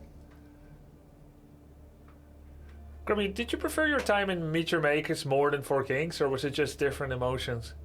Well, I never felt more emotionally attached to a team than Four Kings.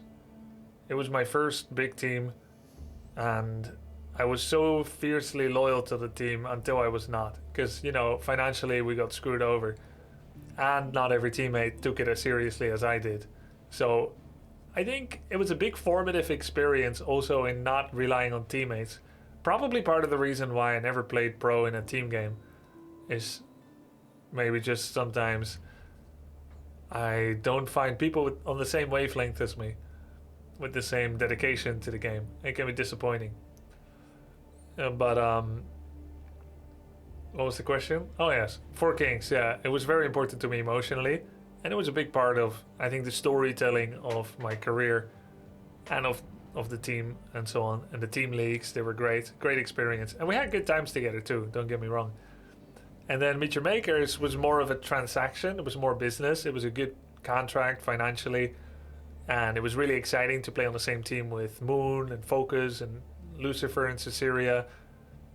And the treatment was better by the organization. They paid everything that they promised to pay. They paid on time, which was all new for me. And they had some cool sponsors, some new sponsors, got some Adidas gear, like some Adidas shoes. I thought it was cool. And they also came to support us at tournaments. with multiple people, multiple staffers, and the management as well, which was nice. That was kind of new too, even at solo tournaments, not just the team leagues. So I enjoyed that as well. And like, yeah, being on the team with Moon and even playing some 2v2 with him in leagues was super cool as well. How long was I in MYM? 1 year, just 1 year.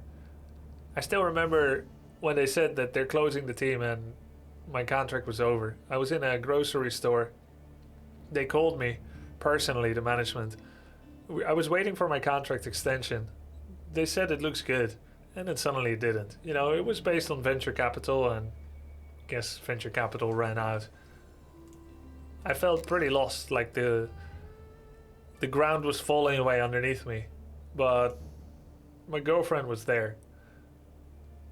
No, we were married already. My wife was there, and she said it's gonna be okay. A platitude, but she really believed it, and I believed it too instantly. She saved me. She saw that I was falling into like a nervous fear. No, never mind. We weren't married yet. It was 2008, not 2011. It was 2008. No, my girlfriend. So yeah, I suddenly felt okay about the future. She said, whatever's gonna happen, either we're in a team, we're not in a team, we'll find another team, or we're not in a team, it's all gonna be okay. I thought, yeah.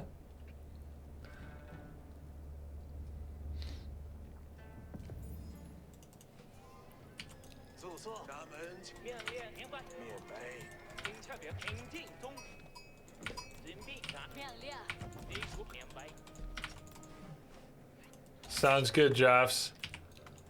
Thanks for the tips.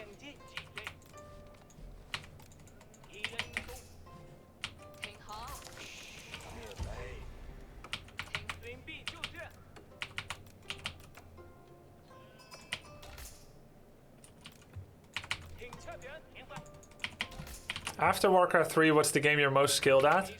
I would say Fortnite. I just don't like showing off.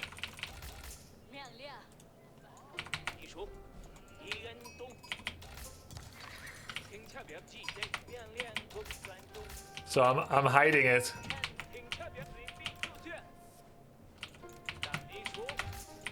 Yeah, the way that I build scaffolding while shooting people is quite unmatched. I can build a lot of scaffolding while shooting people.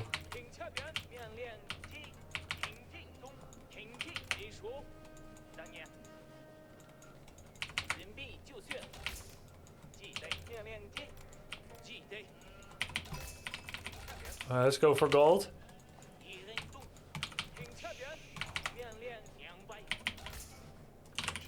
Oh, gold is really far away from me. What was his Sif again? HRE. Interesting.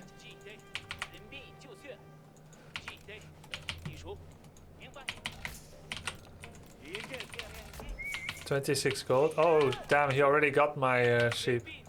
Well, that sucks. Yeah, I didn't have the best pathing here, I must say.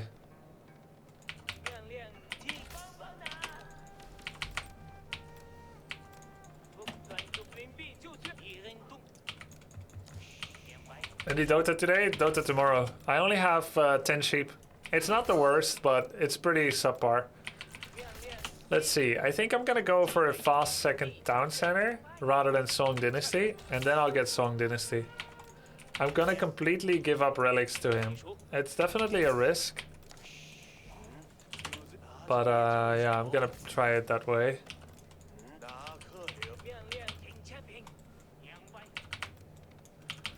I didn't have the best scout pathing.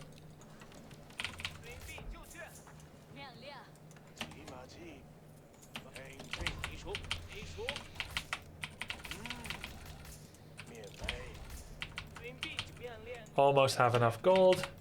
4 TC? Yeah, I want to go for quite a few town centers. Hi, Deep Chill. Hey, now we have 13 sheep. That's...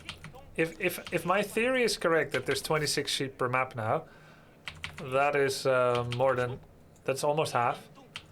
And if this map is still 24, then it's half.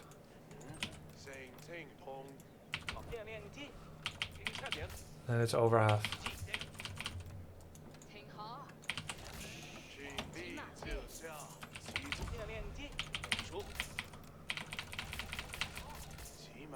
I'm just getting enough gold, not for wheelbarrow, but for buying extra Imperial officials from my Imperial Academy later.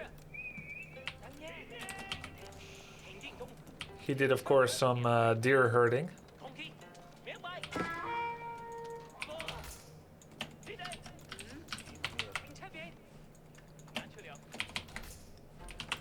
We can get a village.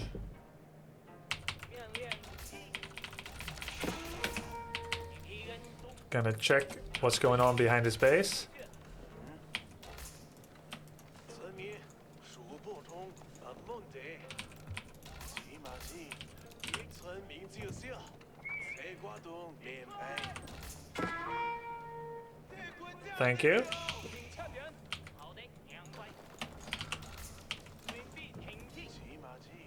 How much gold am I? Mill, okay. So he's going for 4 on gold. He's probably just fast castling, which would be normal.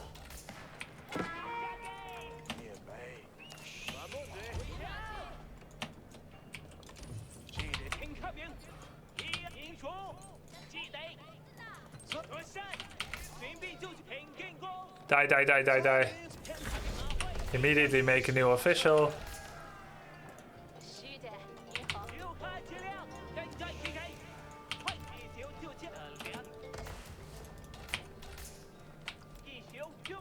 We are going to send the deer where? Popping out for a bit. That's a stable. That's for knights and for horsemen.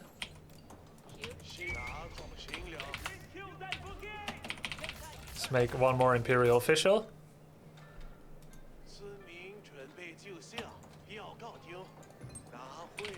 We can also get wheelbarrow now.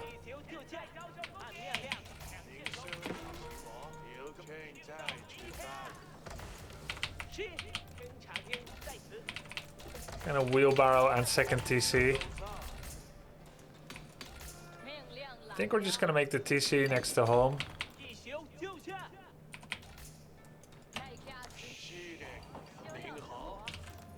Right here. I'm guessing both of our scouts killed each other.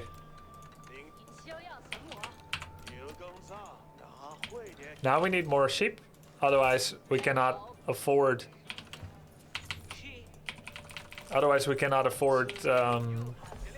Enough villagers from the double TC. We're gonna get food and gold now. We have 3 Imperial officials. Oh, he has a horseman now. We have 3 Imperial officials. I think that's good enough for now. We're not gonna get another just yet, because we don't have enough units on other resource nodes at this time.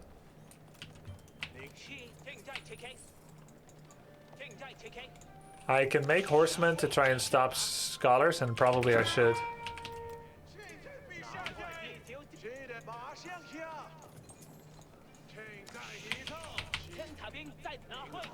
We can make some of our own horsemen now.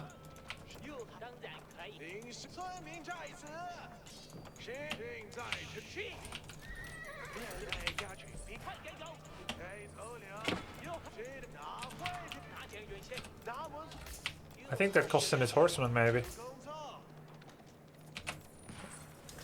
Yep.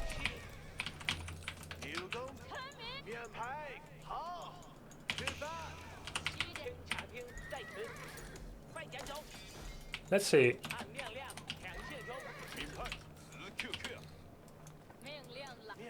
We can go for the deer with a mill, and then maybe build a small wall to stop the knights.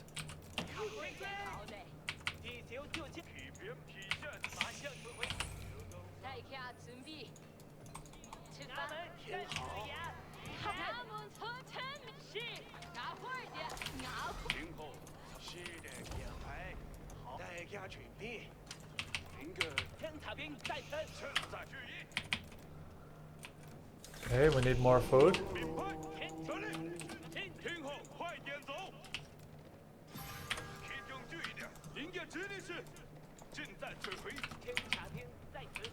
Need lots more food. Get that wall. Get this wall. There's his knight. That is one of 2 relics he got.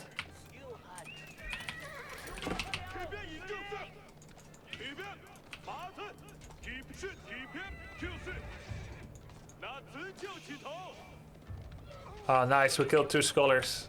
That helps a lot.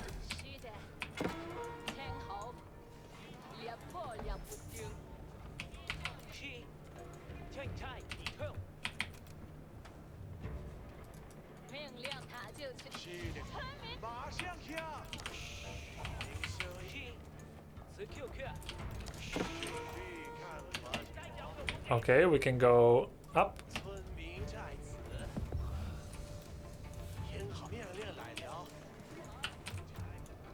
Astronomical clock tower.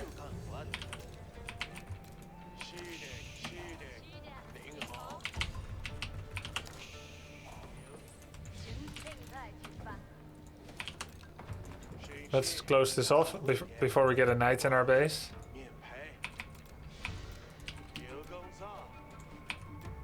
Let's go for crossbows.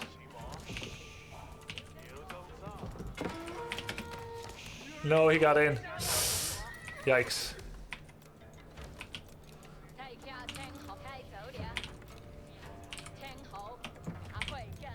He got in, but is he using it?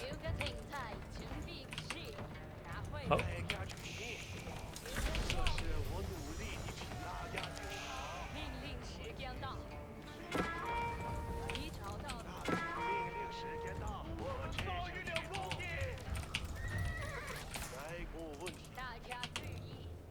Okay, he's got more stuff coming.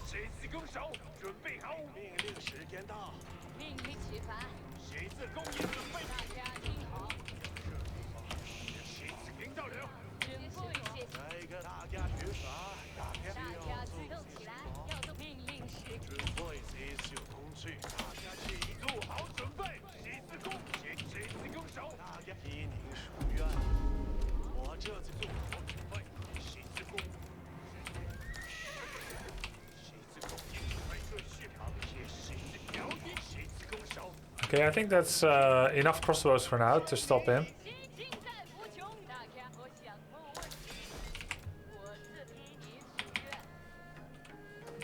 Get our final Imperial official dude.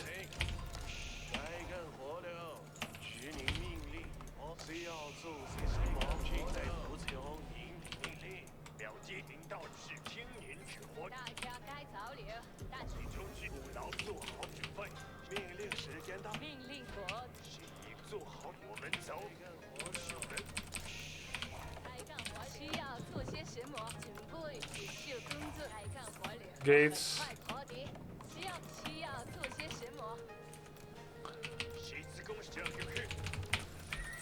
Actually, I should probably make lots of units rather than very few.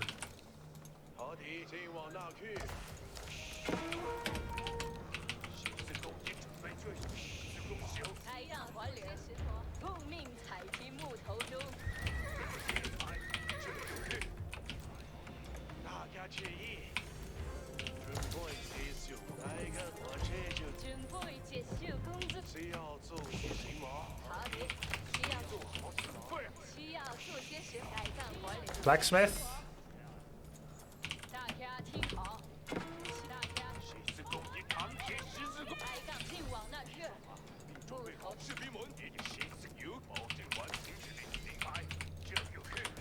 Range attack upgrade. We need lots of wood now. I think I'd rather not get eco upgrades right now. 谁自攻手，有敌正我遵从指令。 Just because I want to maximize units for a bit. 村民就信。准备结束。谁自攻一准备，谁自攻手动起来。准备好，投降我来袭。给我这做好，谁自攻一准备就绪。准备，谁要做些谁？了解一些。谁自攻手动起来。手谁自扛平台，铁壁人上。谁自攻，谁自攻做好准备好。 Nice cut off. 谁自攻也准备军事天边前往。了解领导人。谁自攻，我们走。做好谁？好的。命令是现在服从。命令，马上。好的，需要做些什么？有人正在射击，我正在捕老仔，不带谁了解。谁自攻手，我遵从指令。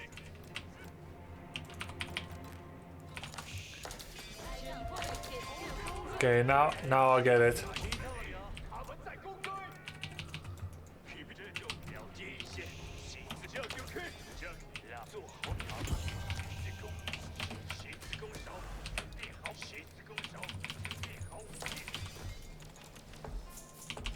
了解一些，谁自攻手，命令时间，谁自攻一准备这就停止，全我这就可以。给我们走，做好。 I'm expecting him to age up sometime soon. 大家注意，大家注意。开干活连，马上就建造它。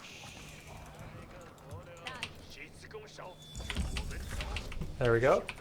了解谁自攻一准备就绪，等待命。来干活了，接去。大家听好，需要做些什么？需要做些什么？准备结束。做好准备，谁自攻？做好准备。有敌正身，捕老仔。 So now he has Swabia. He's gonna try to catch up. 骑兵正在等待指令。 It's not gonna be that easy for him to catch up to my villager count. 准备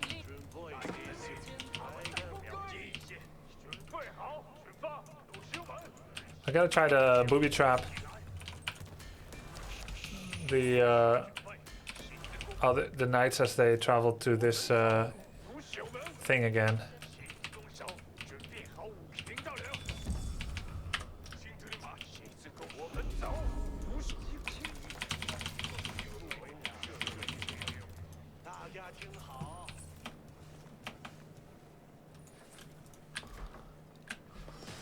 大家注意，越往有服务要射击吗？骑兵正在等待指令。这就是明白。了解谁自攻？谁攻？谁自攻？做好，谁了解？做好，谁自攻手？做好，扛铁石。 That's a good kill. 谁？我们走。做谁了准备了扛铁石，做好扛铁石。谁自攻手？谁自攻也准备好。出发，鲁修门。谁自攻也来个命令动起来，要小心点。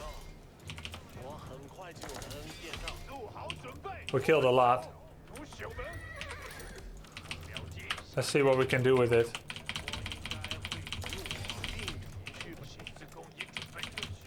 大家听好，我很快就能建造好。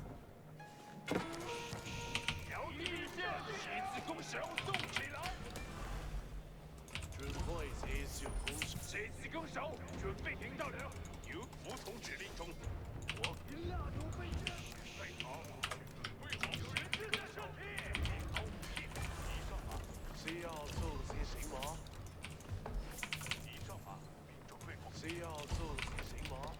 了解一些。谁自攻扛铁石。 Yeah, I should probably get some stone too. 谁自攻手，准备捕老仔，不逮谁。我们走，不朽门。来个命令，时间到。需要做些什么？变大。我准备，谁准备好？出发，不朽门。做好准备，谁自攻？准备大家请活动起来，调动心理。来个调低一些。谁 Oh, he has Mangonel already. 命令时间到，谁自攻手？我们走，不朽门。 Kinda need healing. 准备谁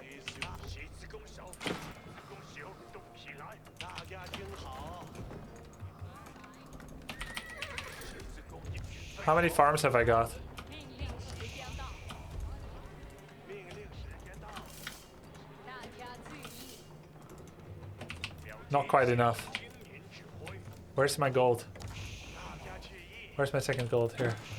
我很快就到你，需要做些什么？需要该干活了。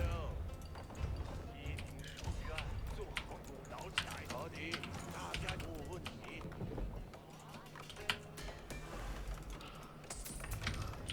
做片 了解一些。 Okay, I think every... Oh, 保定完成指令。 we need to make some keeps. 命令大家听好，我这就去做。该走了，大家。做好需要做都被动成。一，十字弓手，准备好武器。十字弓手动起来。准备继续工作，开干活流。我会为您建造开干，尽在不求。十字弓已准备就绪。 You think I'm gonna get mangonelled on my villagers?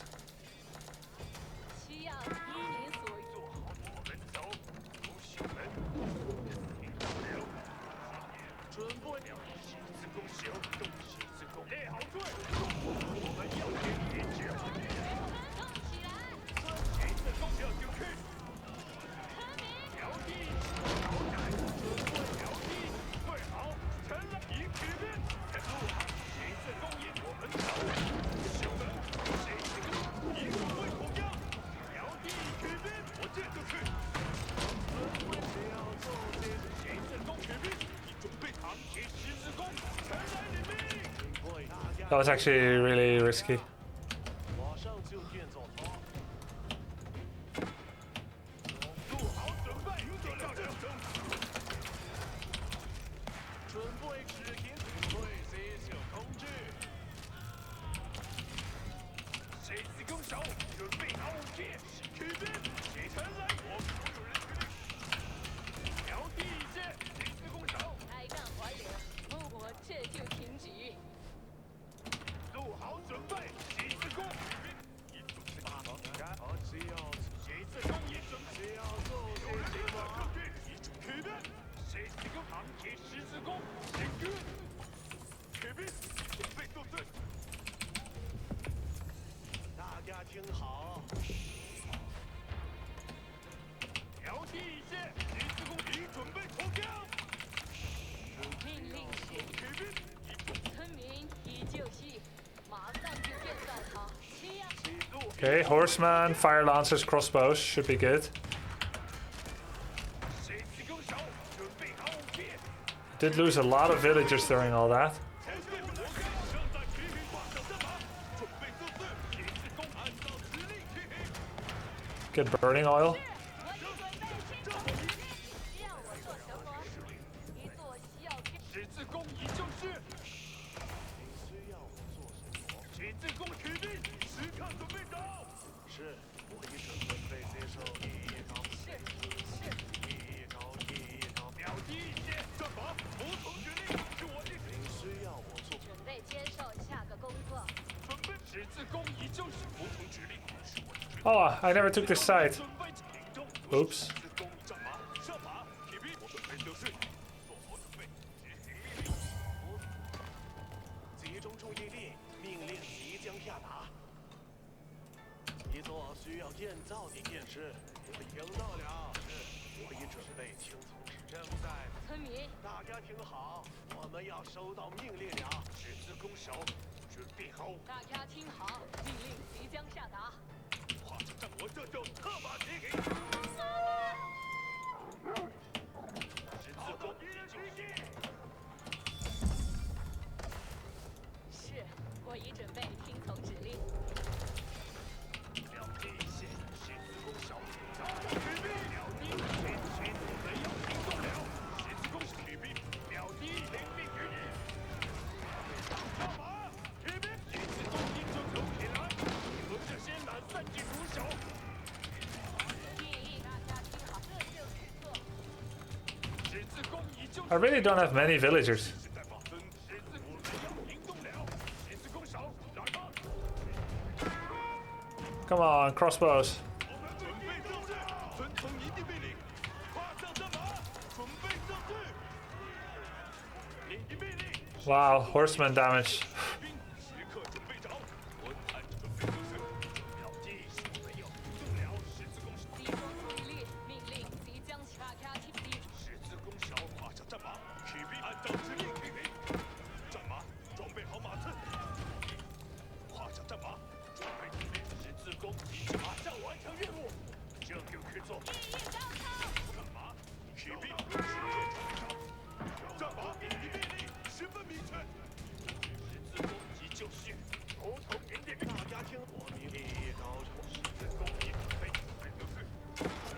骑兵按这下准备测试，秒击一线，该往十字弓，十字弓已准备就绪。 I guess the blacksmith upgrades aren't as important. The tier 3 blacksmith upgrades.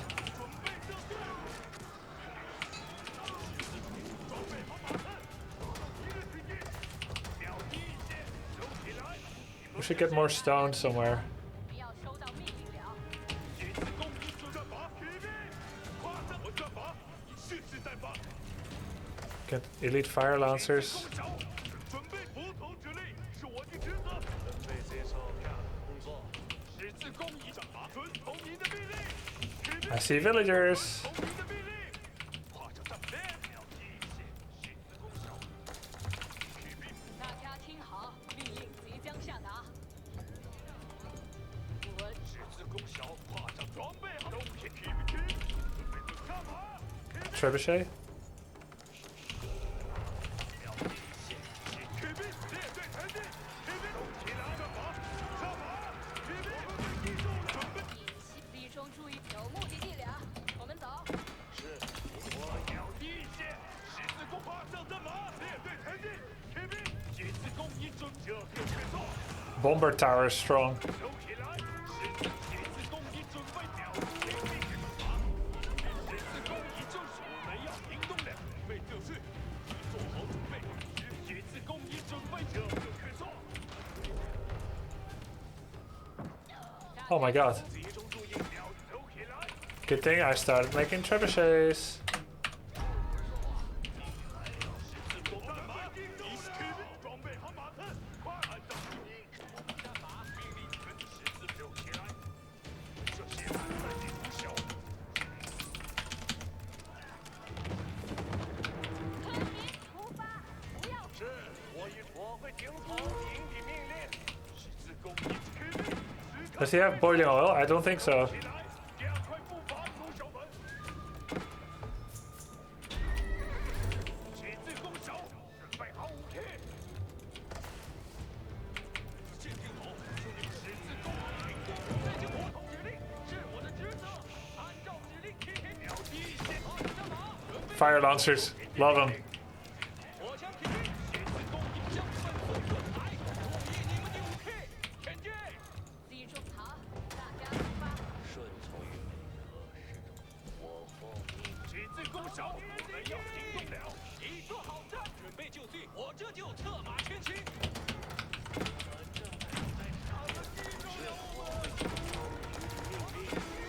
行动，守门。十字马上完战马，一匹秒击一线，我们要行动了。我们保证把十字弓一准。我没说我的命令，我们秒击一线，十字弓手。十字手起来，加快步伐，入手门。 I think it's pretty much 你命令，十分明 very good for us. 十字弓手，准备好武器。对营地马上就去。最严重。听指令，做好准备。大家大家听好，我们要收到命令了。秒击一线，收起来。你们是跨上装备好马刺。我们来上统领。什么？ Does he have traps? Yeah. 一切重要，一线，十字弓手，我们要行动了。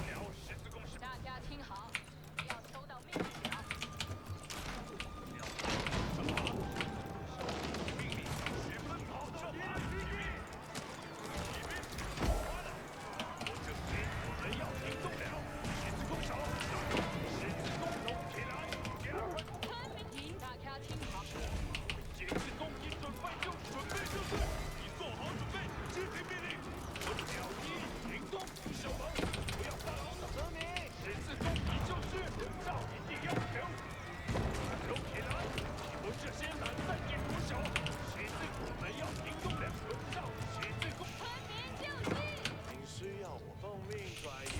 make more keeps. 十字弓已经灵动，无效的如你所愿。跨上这不同之力，了敌经营地命令，十分火枪体遵从您。十字弓已准备就绪，整走起来。可是先打遭到打马，火枪体高潮。 Can get some ranged armor upgrades because we actually don't have much against keeps. 跨上装备好马刺，火箭车已就绪。大家听好，命令即将下达。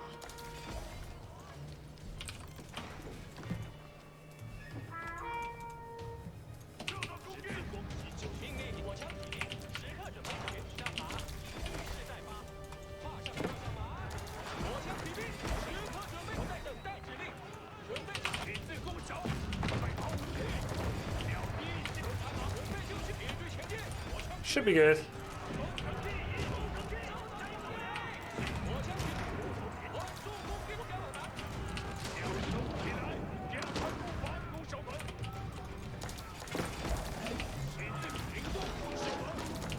Crossbows are really nice. Even against horsemen, they're not bad.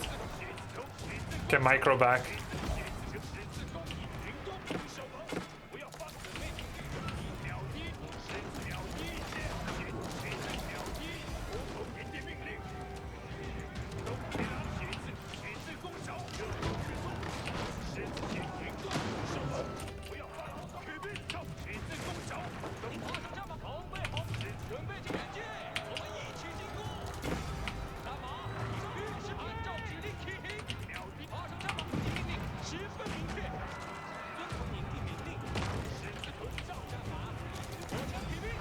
Oh my god, the splash.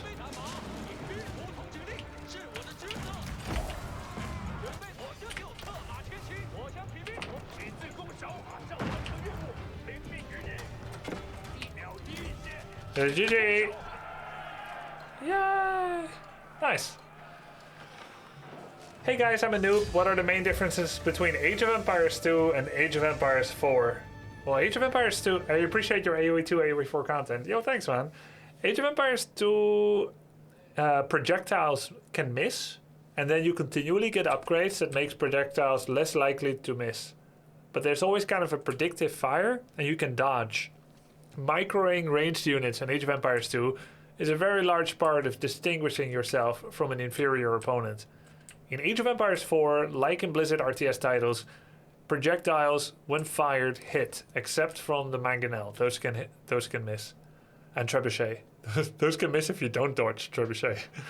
But crossbow archers, they just hit. Then the unit types are a little bit different. So in Age of Empires 2, an archer upgrades into a crossbow. But in Age of Empires 4, an archer and a crossbow are different. An archer is a generic unit that deals good damage to spearmen.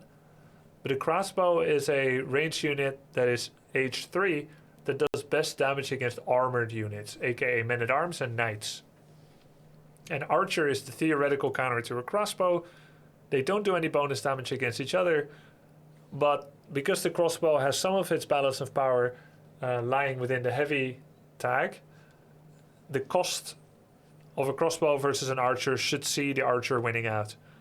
Though, actually, crossbows are just kind of good. Archers don't see as much play because they really only counter spearmen and landsknecht. And everything else they don't. They don't counter man-at-arms, horsemen. They counter crossbows, but it's hard to get your range on their range when there's also melee. So, different unit table. Another really big difference of Age of Empires 2 and 4 is in AoE 2 you've got many civs, 40 I believe, with even some coming out later on. And those are all relatively similar, but they have all little limitations and extras, civ bonuses, maybe 10-20 difference per civ the most, while roughly following a similar skeleton of the build order and the resource gathering type. AoE4 is a lot more asymmetric. We have 8 civs here, soon to be 10. And I think the game is still free to play right now if you want to try it out for another 2 days. And it's half off if you want to buy it now. The new civs are going to come out in 2 months. And they are a lot more asymmetrical. AoE4 also has more late game gold generation that is infinite. So wood is never infinite in both games. Food is infinite in AoE4. In AoE2, you need to pay a bit of wood for it. So technically, food is not infinite too, as far as I know. And you can have quite a lot of infinite gold in Age of Empires 4 because of relics. Now, AoE2 has relics as well, but you get a little bit more gold for relics in AoE4. And then there's some extra racial mechanics, Civ mechanics, Warcraft 3 speech coming in, such as landmarks. Landmarks are the way in which you age up. You build a landmark to unlock the age up. So when he finishes the Reknitz Cathedral, he becomes age 3. So that's different than upgrading your main. These landmarks all have different unique Civ bonuses that sometimes literally translates to more gold. So, and then I also have another worker called the Imperial Official, as the Chinese, who can pick up taxes and collect gold. And how do you get gold in a building? Is by generating commerce. So every time a villager drops off gold in the granary, which is like a farm or like a mill actually, a gold is generated there, ready to be picked up with a certain cooldown. So technically, even if all the gold on the map was gone, I still have a pocket 1,000 gold in these 3 granaries. I've got 100 in the blacksmith, 50 in the mill. Then I've got about 8 gold in every archery range. Looks like officials have been pretty busy. 64 gold in my university. So there's thousands of golds over my sprawling empire ready to be picked up in theory.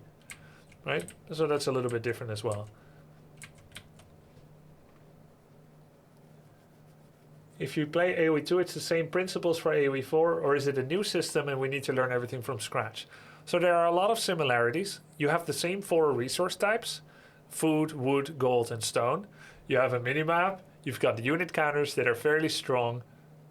I will say unit counters are a little stronger in this game than in AoE2. But then again, not that different. No, you know what? It's mostly similar. Mostly similar. The big difference will be homing missiles. But there's a lot of similar concepts, such as the marketplace. Marketplace, you pay a 30% tax. After using it, it gets worse, just like in AoE2. But unlike in AoE2, it repairs itself, the rate, at 2 tax per second. So if I buy 100 food once, the next time I'll buy it, it will cost 132 gold. Then it will cost 134. And then 1 minute later, it's back to 130. Because 2 per 30 seconds. So the marketplace is fairly similar, but it restores itself. Then walls are a little stronger in AoE4 than in AoE2. Stone walls are currently still built quite fast, and they're quite hard to get through. What's similar is that a castle is called a keep here, but it's essentially the same building. Just like in AoE2, it's a very strong zone control area, and it can defend areas, and it's hard to take down with anything that you get in H3. However, I say that, it's not entirely true actually. Trebuchets are H3 in AoE4. In AoE2, they're H4. So you can go and make trebuchets while staying in H3 before going Imperial to deal with keeps. Just like in AoE2, rams are absolutely terrible at charging keeps with any kind of defense, because they'll just get shifted down by villagers and spears and whatnot. Then Imperial Age costs 2,400 food here. And it costs only 1,000 food in AoE4. But I don't have enough experience in AoE2 to say whether Imperial is faster in AoE2 or more rare or less rare. The average time of a multiplayer game in AoE4 is probably, I want to say, 25 to 30 minutes. But the more passive you play, the more passive civs you play, and the worse you are at finishing, games can go longer. My game that I just played took how long? Let's check it out. 31 minutes. That's a pretty normal game length for me. I play Chinese, and I tend to open with turtling and booming. I'm not the guy that will try to 12-minute rush every game. 10 to 15-minute games are possible, but they're not super common. I'll say in general, AoE4 game time is still a little bit longer.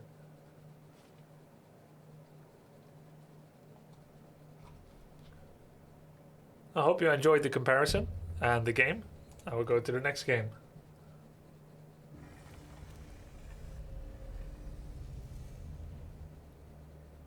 It's a good time to try. It's free to play. I mean, I'd be remiss not to say it now. Thanks a lot for the sub, Hosey Benediction.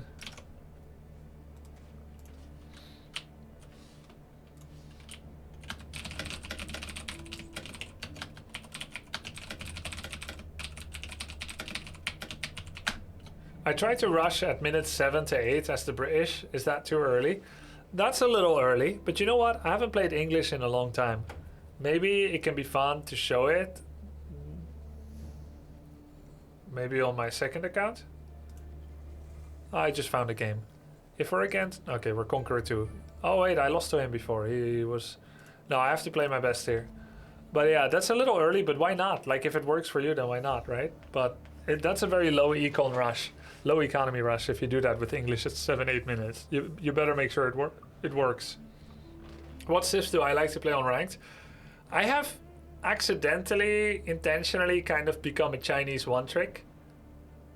I used to play most of the civs, or at least 5 out of 8. But since I don't play as often anymore, while still loving the game, I don't play as often. I am now only confident in my Chinese.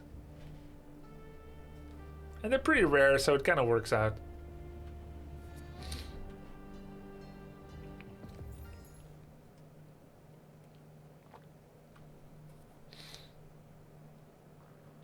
Lubu. Conqueror's awesome, nice job on the rank, thanks. Yeah, we got top 200. Not bad, not bad. I lost to Lubu before, I believe, on King of the Hill. I think he was Roos. I was HRE. AoE4 is free to play until Sunday, 50% off till Sunday. Yup. 面练好的客人。紧闭就是一分钟。骑马器，停好。力量计， Sting Hall. 拿铁流，看这边。 I should have collected those sheep, huh? 进中。秘书，边白。宿舍，骑马器，看这边。力量计，走，记得。 I'm gonna have to do some berry gathering for a bit, which is not ideal. 宿舍，紧闭就上。 It's because I didn't bring back the obvious sheep. 一分钟。亮亮， These two. 力量计，面练平定中。看这边。你数，秘书，边白。停这边。两百。 I'll bring back these sheep now. 边白。你数，平定中。力量计，记得。面练机。当年看这边。记得。停这边。明白。准备停好。面练一人中。紧闭就上。 I do have good sheep count. 秘书，准备就上。 That villager was not meant to be on trees, but now that he's there already, I might as well let him chop a few more times. We are gonna go to gold next. Remind ourselves of his civ, Abbasid Dynasty. Typically they open with passive boom. 看这边。面练一分钟。记得。骑马器，准备。秘书，边白。 We got 16 sheep already, which is more than half of the available sheep on the map. It's 24 or 26. Maybe someone can tell me after the game which one, if they've ever counted. It used to be 24, but I believe it changed. And I've basically been asking myself this question every game. 亮亮， Yeah, Roos is definitely micro heavy. 闭就上。 Definitely true. Yeah, the game is more multitask than Warcraft 3. I don't know more or less than AoE2, but it's less than StarCraft 2. 力量计， More forgiving. I think a lot of boomers will enjoy that. 力量计， Oh my god, I have so many sheep, guys. This is criminal. We got 21 sheep and we already finished eating one. How about just getting all? 力量计， You got 2 sheep. 人币就绪。闭就上。边白。 Just eat berries. 停好。面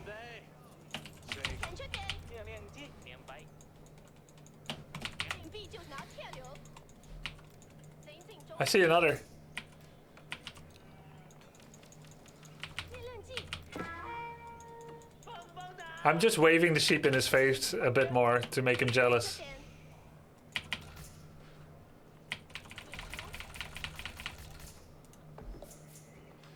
骑马去敌情，面临出力量计，记得，你熟不转动，踩车点，速速，领进中，就笑，领避就射，隐蔽领避就射，记得，看命令一，当年 Stop it! He's already dead. 面白，两杯，好，力量计， Gonna go for a village. A village is a cool Chinese-only house. Essentially the same as a house, but it gives 40 population at just 2.5 times the cost. 隐蔽就踩车点，边白，让他给领避就射，骑马挺好，两步跌到了，骑住跳，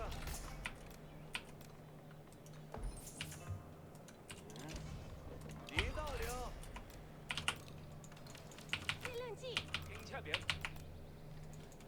He's H2 already. Gonna go get wheelbarrow. 两杯，骑马骑，命令。 He's going for second town center. 寻必就笑，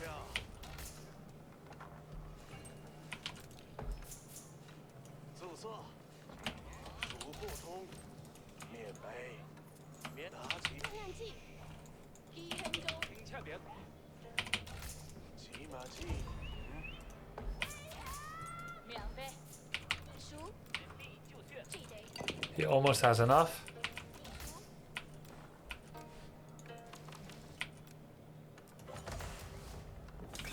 西的灵蛇要是留个静态去吧，天卡片在身，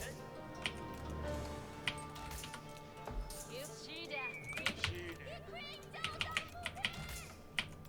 灵蛇，西的灵好，现在吃饭，灵啥同行了，灵蛇要是我，直就跳，后滑指，就喊着了，有工作。是的，您好，是的，您好，请必看完。求救下，真好，是的，您好，命令来了，好，面牌，好，有工作，村民在此，马上去，他会介绍您需要什么？大家准备，好的，面牌有个正在去，命令，地球就驾， Yo, thanks, Rain. Happy days. 灵蛇要什么？请有工作，求救，是 I'm going double TC Song Dynasty. 是的，您好，趁大引众，拿天塔兵在身， Thanks for the subs, guys. 后滑指令，是 Gonna have enough 老会骑上马， soon. 正大引 Where did he go for his second TC? Song Dynasty is where you enter a new dynasty to get faster villager production. 滑指令， It's when you build both landmarks. 留跟村民， Why do you kill all sheep at once at the start? So that I don't get double hits. Oh, 一休，地球就驾， they do a really slow wind up animation. 挺好，开头了，大家准备，拿着。咱们村民需要提示，有工作，您先右滑指令，正大引动， There go all my scouts, sloppily. 命令，您说要什么？准备看，好的，明白，您村民快听，命令来了。有工作，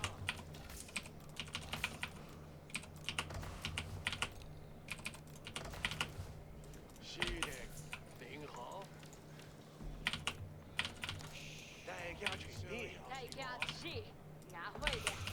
get hunting techniques.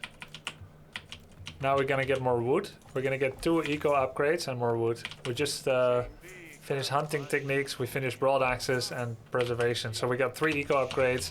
We're making a lot of villagers. Gonna go for another village. No, I don't need to. I don't have any info now, which is not good. He's got triple TC and so do we. I'm gonna make a stables to make another scout because I lost 2 quite stupidly.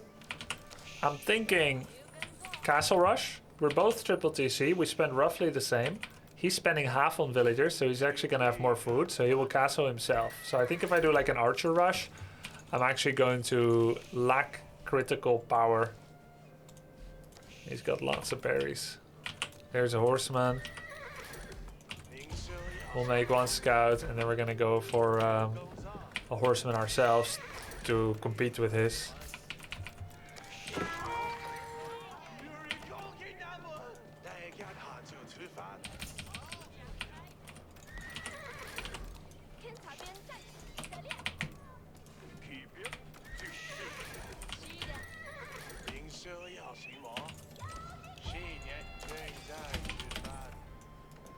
Lots of horsemen. So he's gonna go most likely camel archers and horsemen.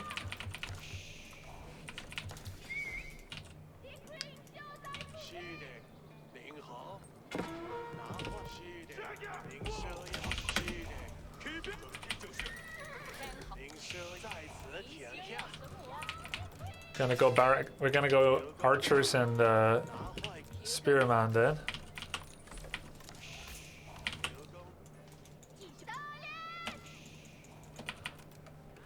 Can almost age up.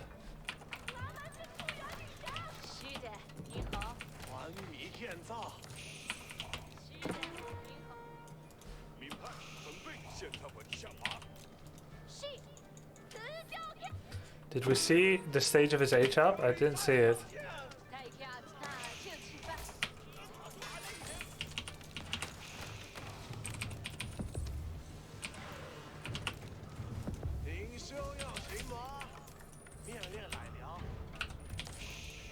Astronomical clock tower.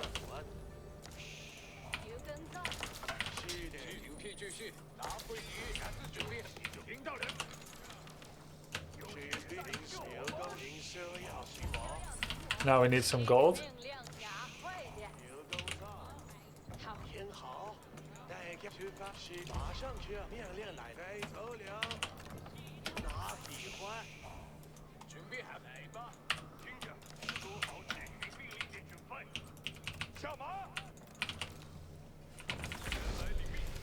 Okay.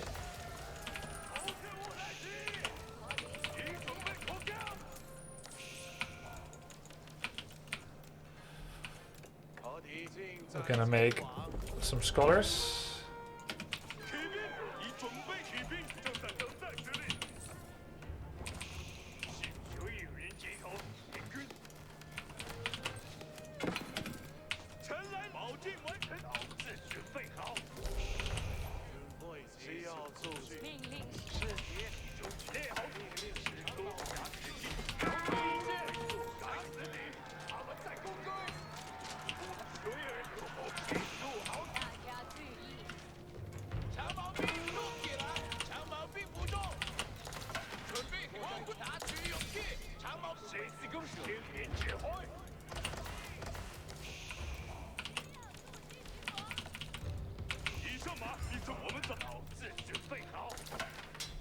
I need a marketplace so I can sell some food.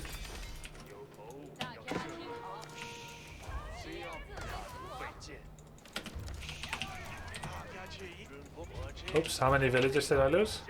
Too many.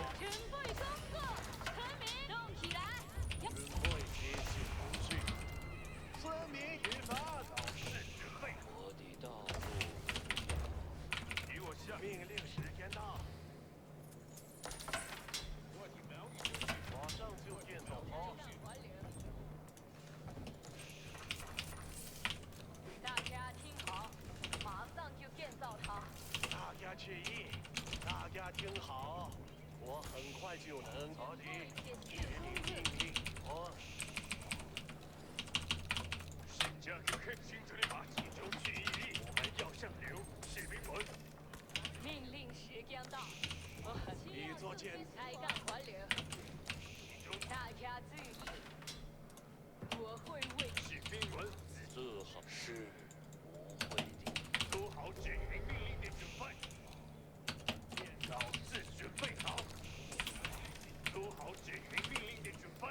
该干活依您属于准备这小工具，我会为您。大家听好，好的，练出勇气，不错。士兵们明白，做好整体准备好。打马兵，蜡烛备箭，准备好。摇地打马。军尽在不求您的命令，只要做，尽在不求您了解。注意，听到了。老兄兄弟们，准备好，我们要上流，士兵们。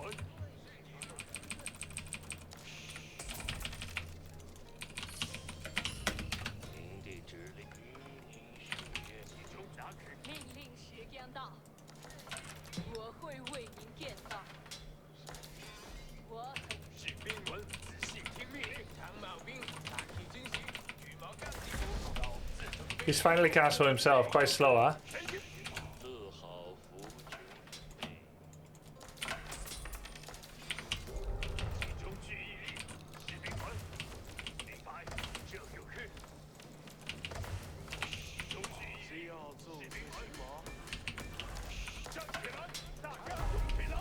士兵老子，我准备好听命令。您的准备指令。需要这些什么？马上就变。做好执行命令的准备。开干，大家，我这就去做。该干活，大执法，大家动起来。老子准备好。不老窄， Hey, there's a relic right here. 起来，防火铁长矛。您的指保尽完全集中士兵。我需要进往那去。我很快就准备好射击，听到了。做好兵，只要做没问题。做好服军。开干还流。士兵们，这就是。集中明白，这就是。天地好主义。写字更少。写字工艺准备军师，等待命令。我您的指令是奉命动刑。做好准备。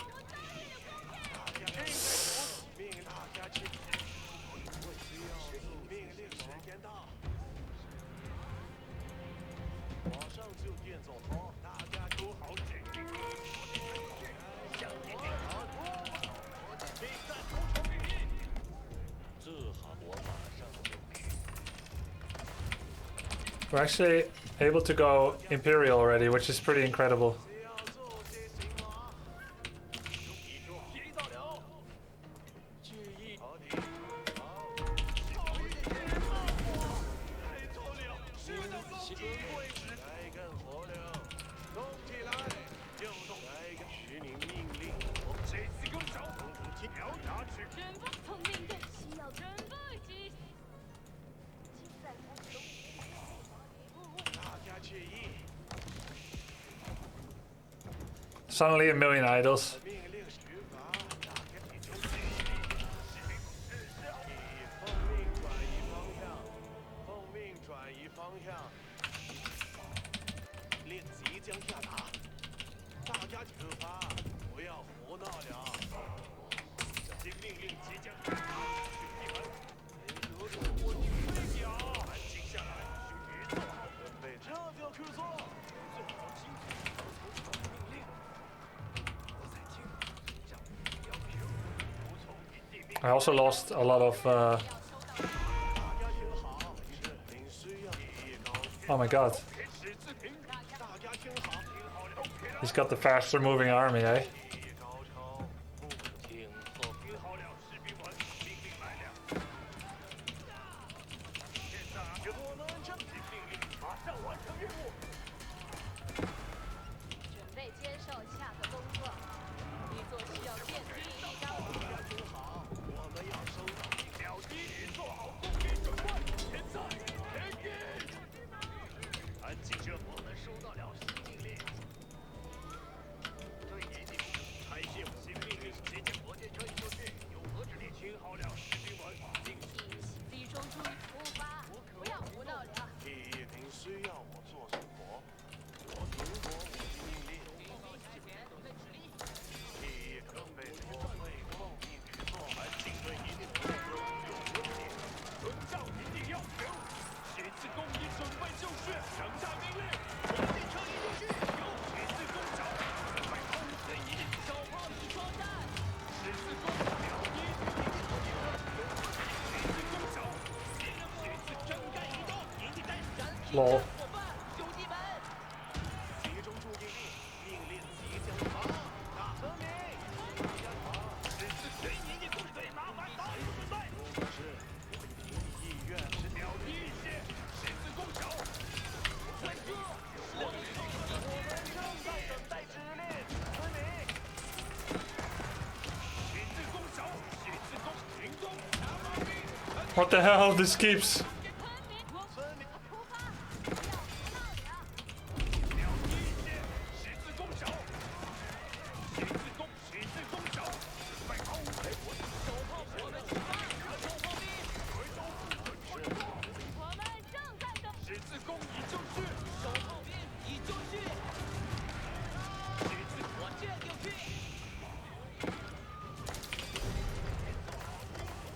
稳住，炮手们往对点。手炮起双弹，武器已就绪，现在前进。好的，集中注意力，命令即将下达。集中注意力，命令，准备好。您的意愿就是我的指令。村民出发，不要，我们正我这留意命令。是第一分被接受票工作。警长，命令来了。这就去做。警长，前进！武器已准备就绪。留意命令，兄弟们。大家听好，命令即将下达。我会确保踏实。我会停止愚蠢的行为。我们正有。村民，该村民该去干，村民，动起来！命令，留进你们的武器，我们就出发。燃体战伙伴，联军，带上你的装备。我该做什么？指令，大家听好。集中注意力，警长，命令来了。乐意至极。 I'm down to 70 villagers. 燃体战伙伴，兄弟们，起来！谢谢蓝兵。 So that's not good.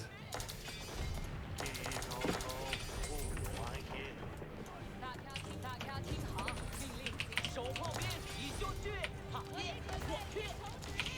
手炮已装弹，营地一语。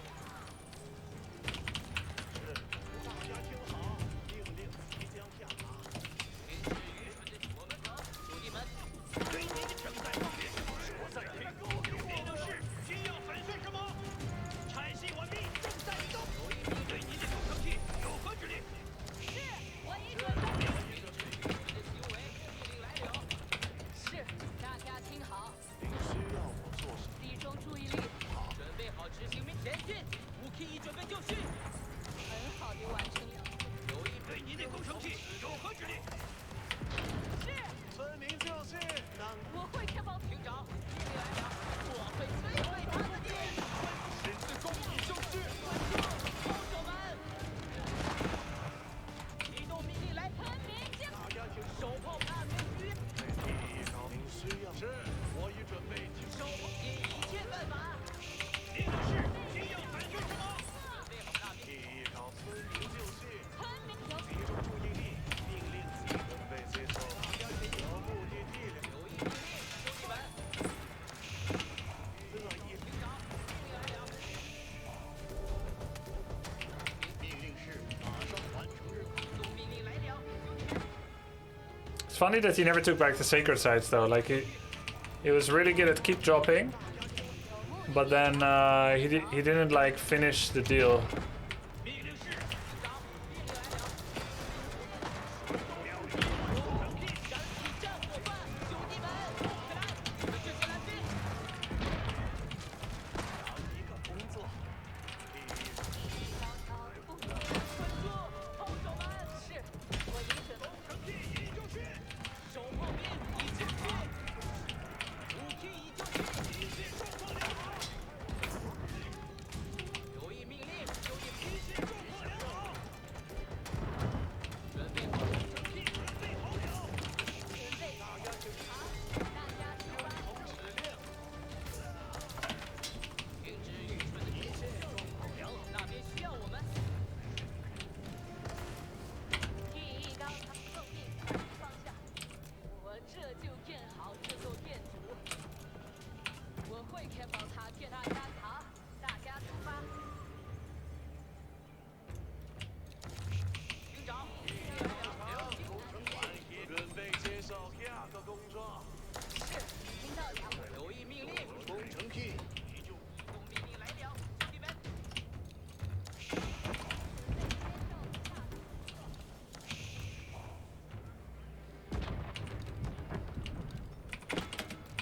准备好执行命 I should not have been able to come back, but it feels like I'm kind of coming back. 工程地一就绪， He did take much of the resources on the map.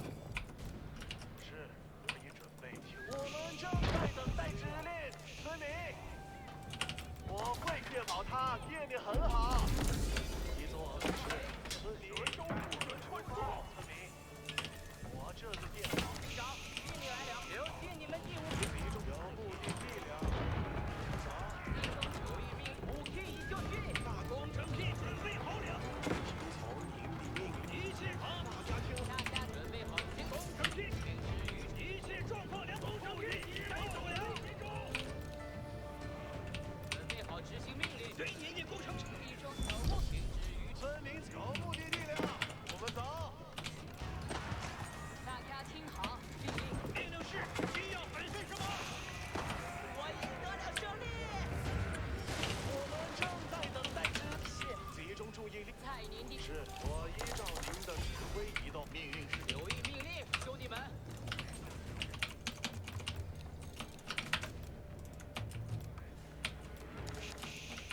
第一高潮是，我以您的意愿，是我的指令。耕作中，新鲜的空气。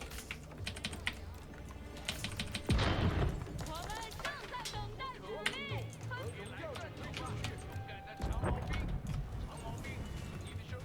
工程地，营长，命令来了，正在小心。大家听好，对您工程的准备好执行命令，兄弟们。是大家听。好，大家出发。村民就绪，等待工作中。我们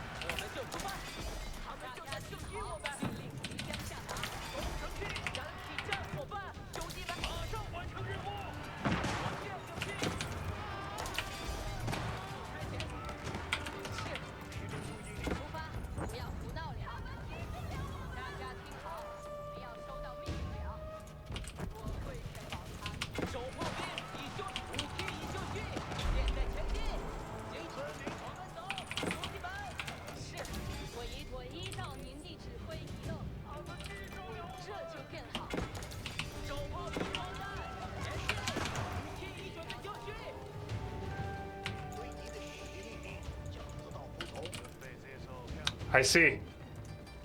听候差役。燃起战火吧！技艺高超，英国力。大家听好，命令即将下达。命令是需要什么？紧急命令，得到不同。准备接受下个工作。局长，命令是为麻烦早有准备，正在移动。为麻烦早有意义。大家听好。我会听从你的命令。准备好执行命令，兄弟们。他们击中了我们。准备好执行命令，集中注意力，命令即将下达。局长，命令停止动起来。接下来兵前进。大家听好，我们要手炮已装弹。手炮兵已就绪，滚出敌军，带上手炮兵，留意命令，集中注意力，燃起战火吧！拿起你的长矛，然后前进。是，我已准备听从指稳住，炮手们！5K 已就绪，现在前进！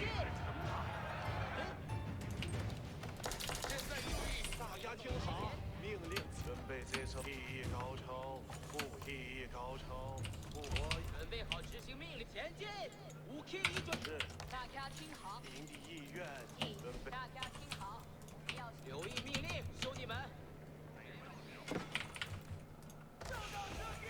大家听好，技艺高超，富有安全。 Where's my spirit ray? There we go. 手炮兵已就我的手，兄弟们！局长来了，准备接，大家我会奉命去做。是，我已准备。安静，我们有命令。是，我在意志。停止愚蠢的羞乐意之己，我这就去。好的，我去，起来再走吧，勇敢的。集中注意力，命令即将下达，准备好执行命令。和你的队伍。手炮已装弹，冲起来！你们这些蓝兵，燃起长！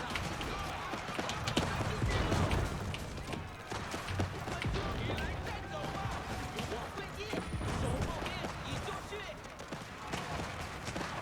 稳住，燃起战火吧，兄弟们！手炮已装弹，手炮燃起战火，给你们第5K。手炮稳住，手炮兵前进，5K 已准备就绪。手炮躺地稳住，燃起战火吧，5K 已就绪，现在前进。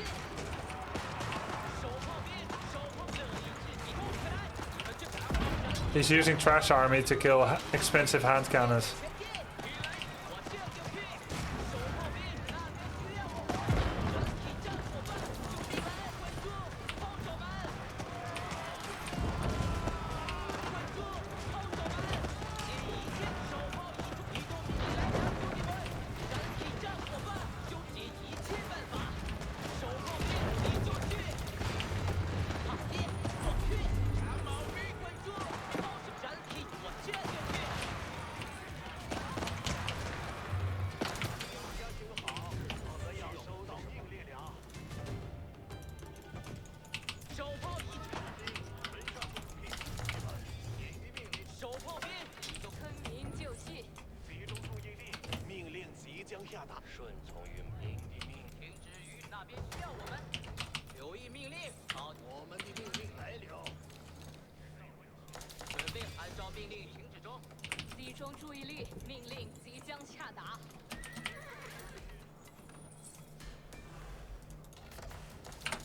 知道他们在干嘛？厅长，我们走，兄弟们，留意命令，那是集中注意。停止愚蠢的我军车已就绪，有何指令？稳住，炮手一切状况良好。我们走，兄弟们，在这停顿。我会击。准备接。大家听好，要收到命令了。厅长，乐意至极。我这就去。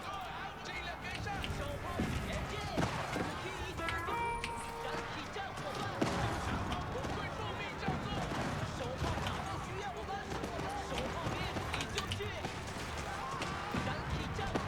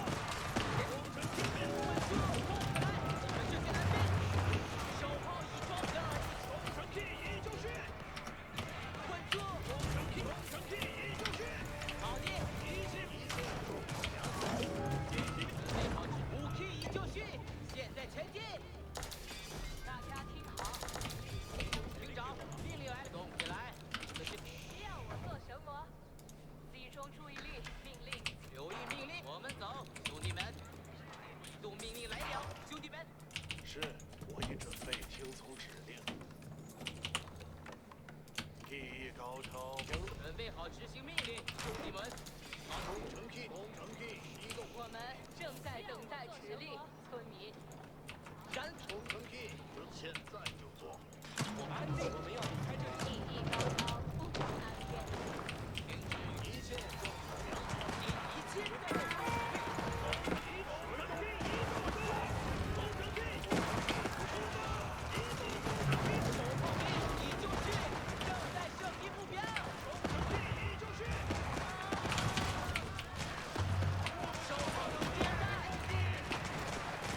Nice position.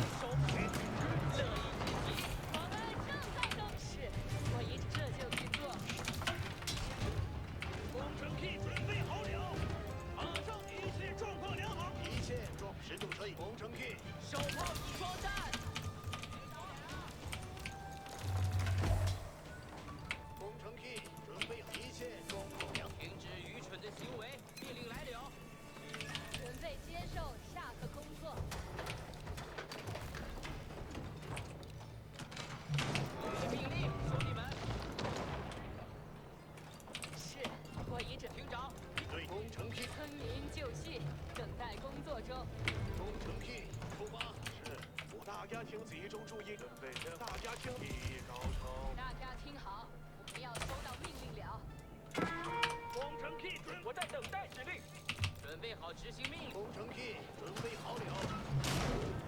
马上就去。我该往踏上马岸提停中。一切状况良好。准备好执行命令。石头车已就绪。大家听好，听着。大家听好，不要收到命令了。一切安静，动起来！你们这些来宾是。大家请集中注意力，命令启示。我会听从您的命令。工程K，停止愚蠢的行为。我们正前往目的地，村民。工程K，我该往哪？正在提停中。工程K，已就绪。热意质疑。集中注意力，命令即将。第一高，您需要听到了，正在移动。是。正在攻击我们。工程K，准备行动命令。紧急命令，警长，你需要我们。我该往哪里提？燃起战火吧，兄弟们！长毛兵和你的兄弟们，准备好一切重火枪骑兵，时刻准备着。村民稳住！ We finally have gold again. 好的，我去。您的意志我会听有人开火，目标是我们。手炮组装弹。移动命令。做好移动，长毛兵。技艺高超，村民就绪。技艺高超，不容安偏。长毛兵，鼓起勇气，做好准备。顺从。燃起战火吧，兄弟们！火枪骑兵，一切状况。稳住，炮手们！工程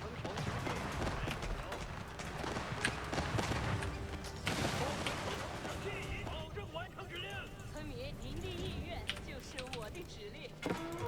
我会。我的双脚走在每个手炮兵移动在这。工程K，准备好了。稳住，我们等按照命令停止中。我们是广民，一切出发！一切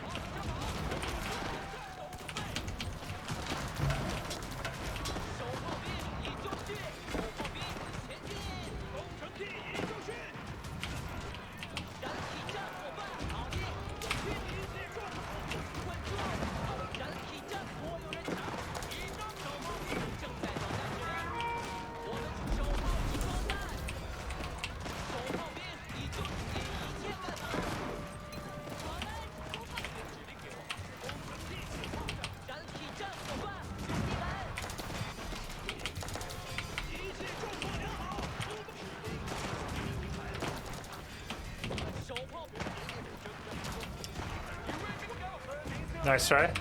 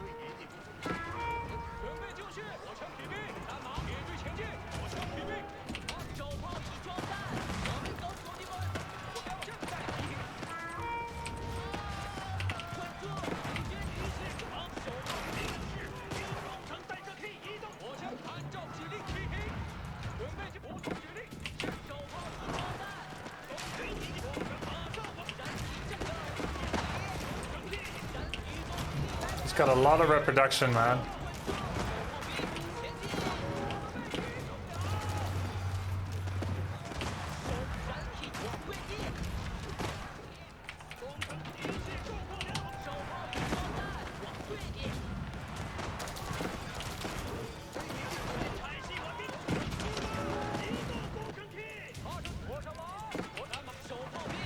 He's got a lot of traders.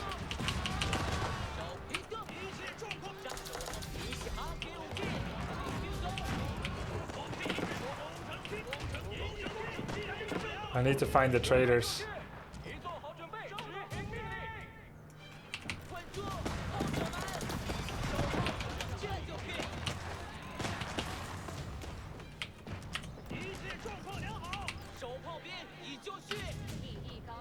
I have 50 villagers left. Oh my god.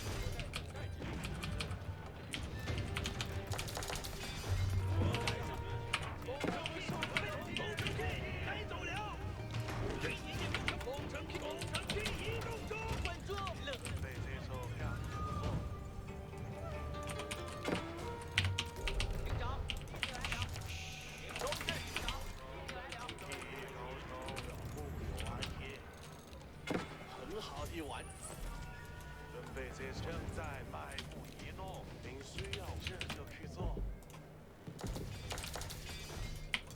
是，正留意命令，兄弟们！众士兵，我们等待命令，想听战火吧，兄弟们，准备好执行命令。我不说话，命令来了。我们收到了新命战马，已续坐上马。攻城队一定火停止于乐意至极。任务士兵准备就绪，装备好马刺，遵从您。停止愚蠢的行为，命令来了。第一个，大家出发，不要胡闹了。好，大家出发。火箭工程弹射品移动中，准备好执行一切办法。准备接受下个工作。工作，留意命令，兄弟们。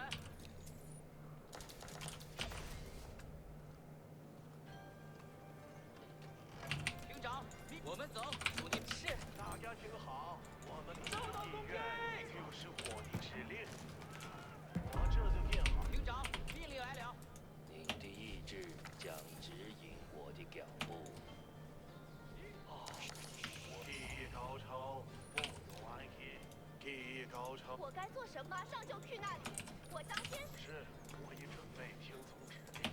我会确保他现留意命令。找到敌人敌机。那边需要我们。您需要我做什么？命令转移方向。我们正在等待。准备接受下个工作。停止愚蠢。是，我一定高超。第一，大家听好，我们要收到命令。准备好执行。是，我会奉命去做，这就去做。我会听从您的。大家听题。准备好执行，我这就去。厅长，停止。武器已就绪，现在前进。是。您需留意命好的，我去。一切壮火枪骑兵，火枪骑兵准备接受。踏上列队前进，火枪骑兵。准备好执行命令，我会定。对野地工程器正在奉命前往行动。厅长，前进！武器已集中注意力，留意命，我这对野地工程器。停止于行。您的士兵已做好战斗准备。找到共军。准备接受。我们出发，村民。战马已蓄势待发，手炮兵已就绪。中了。手炮兵已就绪。工程器准备好了。第一高超，自由安全。大家听好，我们要收到命令了。一座需要建造的建筑，我会确保它建得很。是。手炮已关注，炮攻城，你们这些人燃起乐意至极。燃起战一切保住队。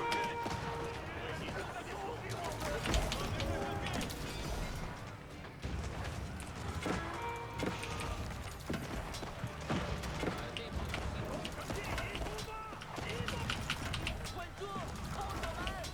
敌军带上你的装备。您需要集中注意力，听我的命令。工程器已就绪。手炮兵已就绪，敌军带上你的装备。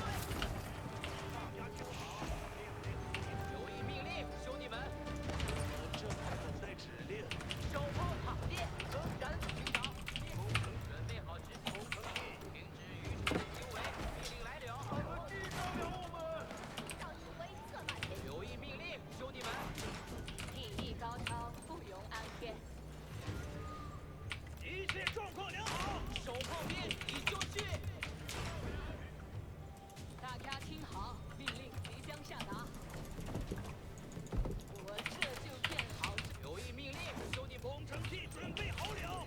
已做好了。准备好执行命令。一切状况良好。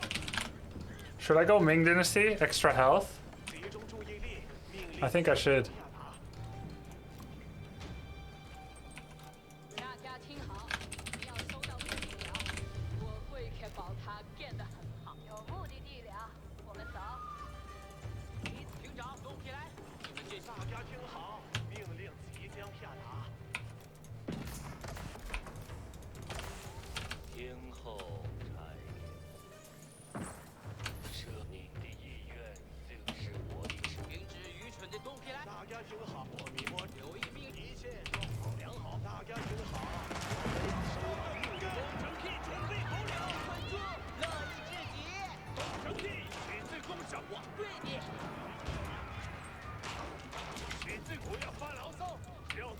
P 准备好了，手炮兵前进，集中注意力，命令即将下达。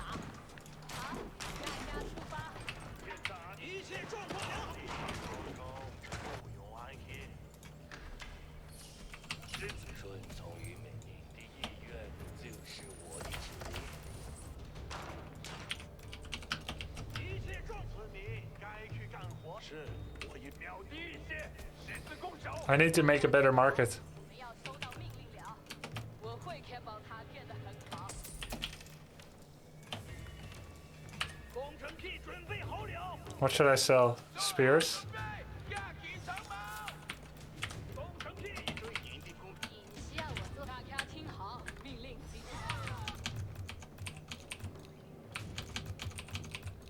十字弓一准，工程器准备好了。十字稳住，我这就去。集中注意力，命令即将下达。手炮炮手，跟我来。装上您的意志，将指引我的脚步。秒低一些，一切状况良好。手炮，您需要我做什么？正在准备接受下个工作。工程器已就是我们正在等待指令，村民。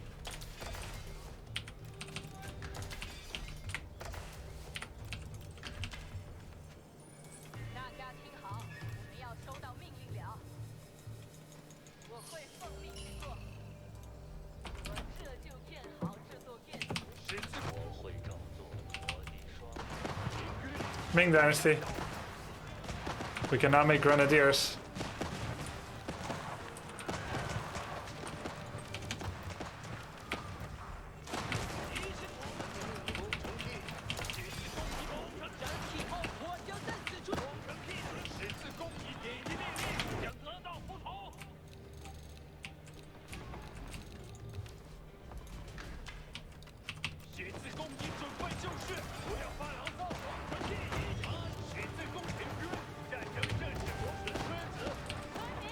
该去干，我们正在等待指令。村民，我会奉命去做。听候差遣，我正行走是，我已准备听从指令。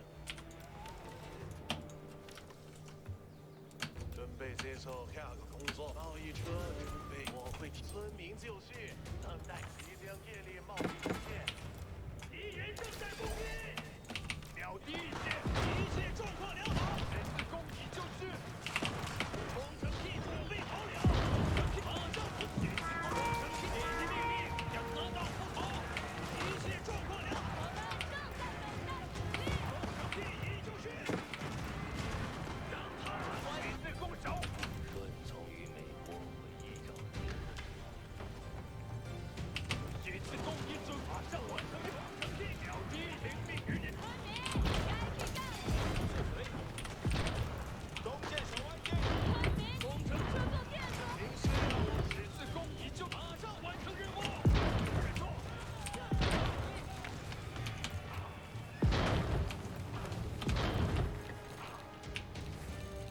命令是一切重点在制作。您十字弓手标准好。 GG!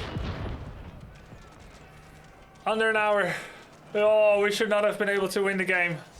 But we did. Very cost efficient. Well played, Lubu. Well played. I agree with him, by the way. Static defense is very strong. Oh my god, bros. Bros and sis. I was down to 50 villagers. I was down to 3 keeps in my base. I was down to 1 square, 1 corner of the map. Why did you stop making units? He had units, we just have better quality. Chinese hand cannons have 1.5 extra range. Spiritway, my 4th landmark, means that every time I lose a Chuganu, which I have a couple of, and I should try to put them at the top.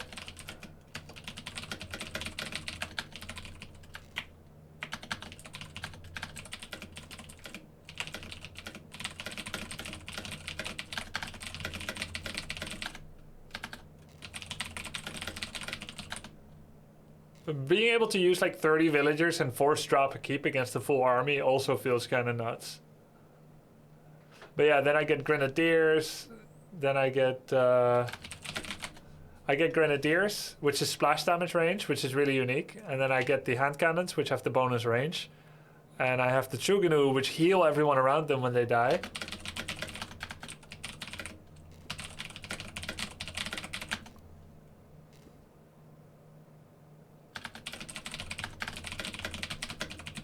Yeah, I should have definitely gone for Court Architects. 30% bonus health of all buildings for an even more toxic defense. And then also, of course, get the extra materials auto repair when there's towers nearby.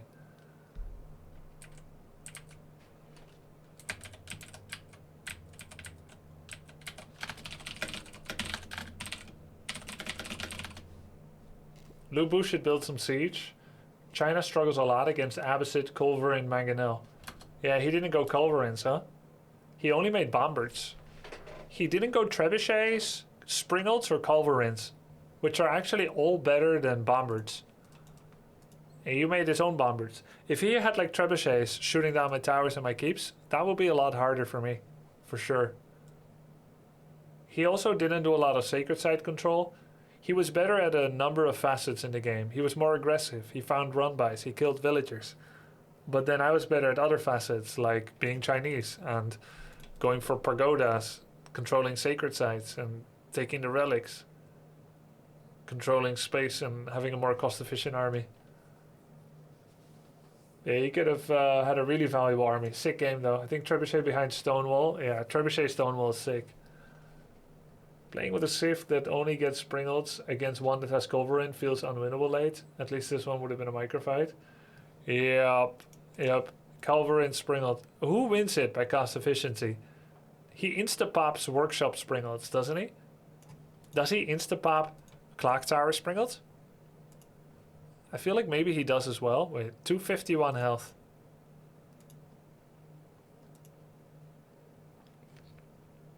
Oh, by the way, is this 251? I forgot. Or is it 190? I feel like it's not clear in many games whether the parenthesis addition has already been added to the baseline or not. How good is Grenadiers, the question? I think it's alright. It's not that expensive, right, Marine Lord? It's pretty expensive. Actually should have went Wonder.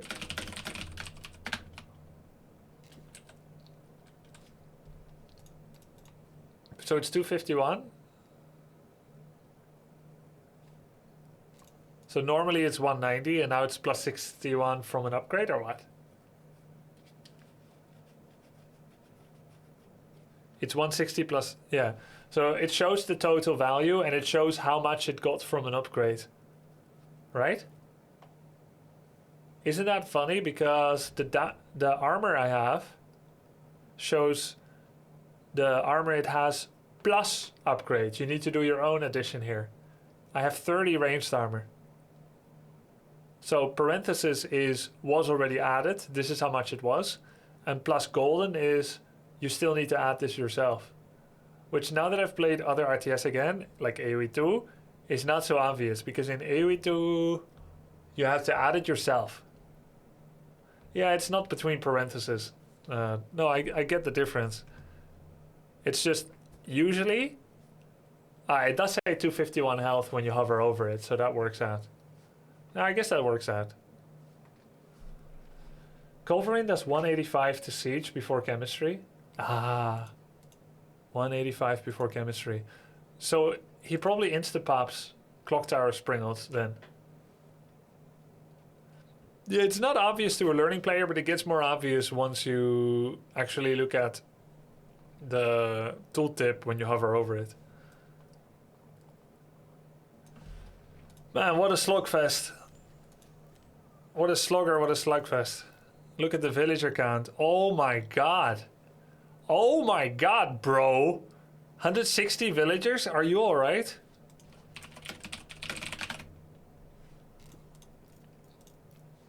Oh my god. 35k resources. Let's look at his stone count. Oh. You can sell and buy for stone, maybe. My chat says, Culverin, Mangonel, you win. Big siege ball.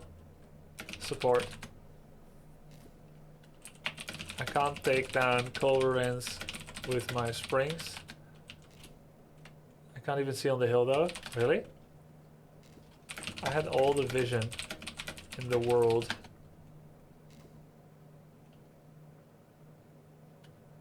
You had all the traders. He couldn't see, so that was kind of the problem. Oh. Can't push copium. You could sell stone to people in other games. Yeah. Dude. I mean, we're both ranked 200. We may. Oh, he just quit the 25k food. He didn't have much wood anymore, though.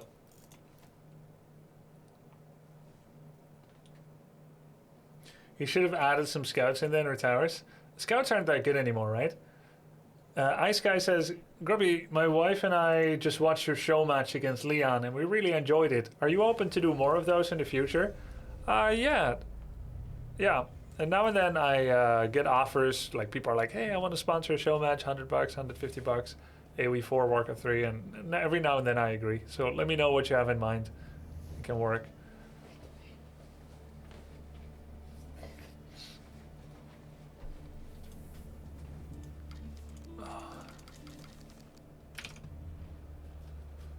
Whew.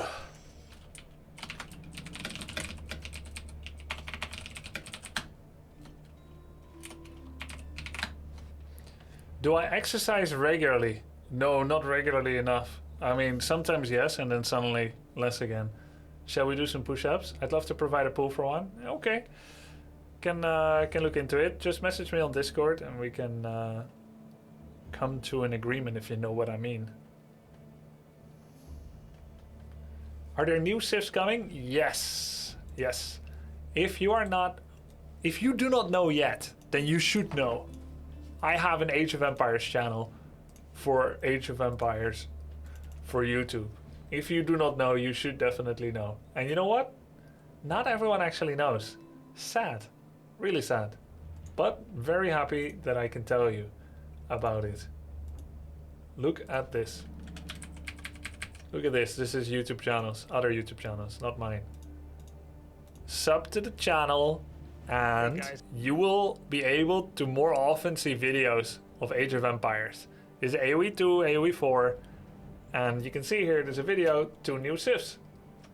The Ottomans and the Malians. They're coming in 2 months, and right now AoE4 is 50% off, and you can play it and try it out for free right now, the next couple of days. Oh, but only until Monday, so you don't want to miss it. I'm gonna find a nice Age of Empires channel to host if I can find one. BSTQT Marine Lord quickly getting online. I had a lot of fun today with AoE4. It was great. Warcraft 3 as well. Let's see. You gonna stream BST? You gonna stream Marine Lord? And then I'm gonna go off. I actually skipped dinner today, so I'll go eat. It's an AoE exclusive channel, yes. Garubi AoE. Check it out. I did my 9-hour stream today, I'm done. Dude, lazy, bro, lazy. Actually, I did only 7.5 hours. Yep, I'll host Blade. I think he's really nice to watch. Salami's great too. I'll host Blade. And guys, tomorrow I'm streaming Hearts and Dota 2. And Sunday I'm streaming Warcraft and Dota 2. And Monday, I'm streaming Warcraft 3 and XCOM 2. And then Tuesday, Dota 2 and AoE 2. It's gonna be fun. Lots of different things. We're trying new things and revisiting old flames. It was fun playing AoE 4 with you today and WC3. Enjoy the raid. Over to Blade 5555. Still gonna be doing A to Z challenge for Dota 2. Yep. Have a good night, guys. Hope you enjoyed. See ya. Bye-bye. Thanks.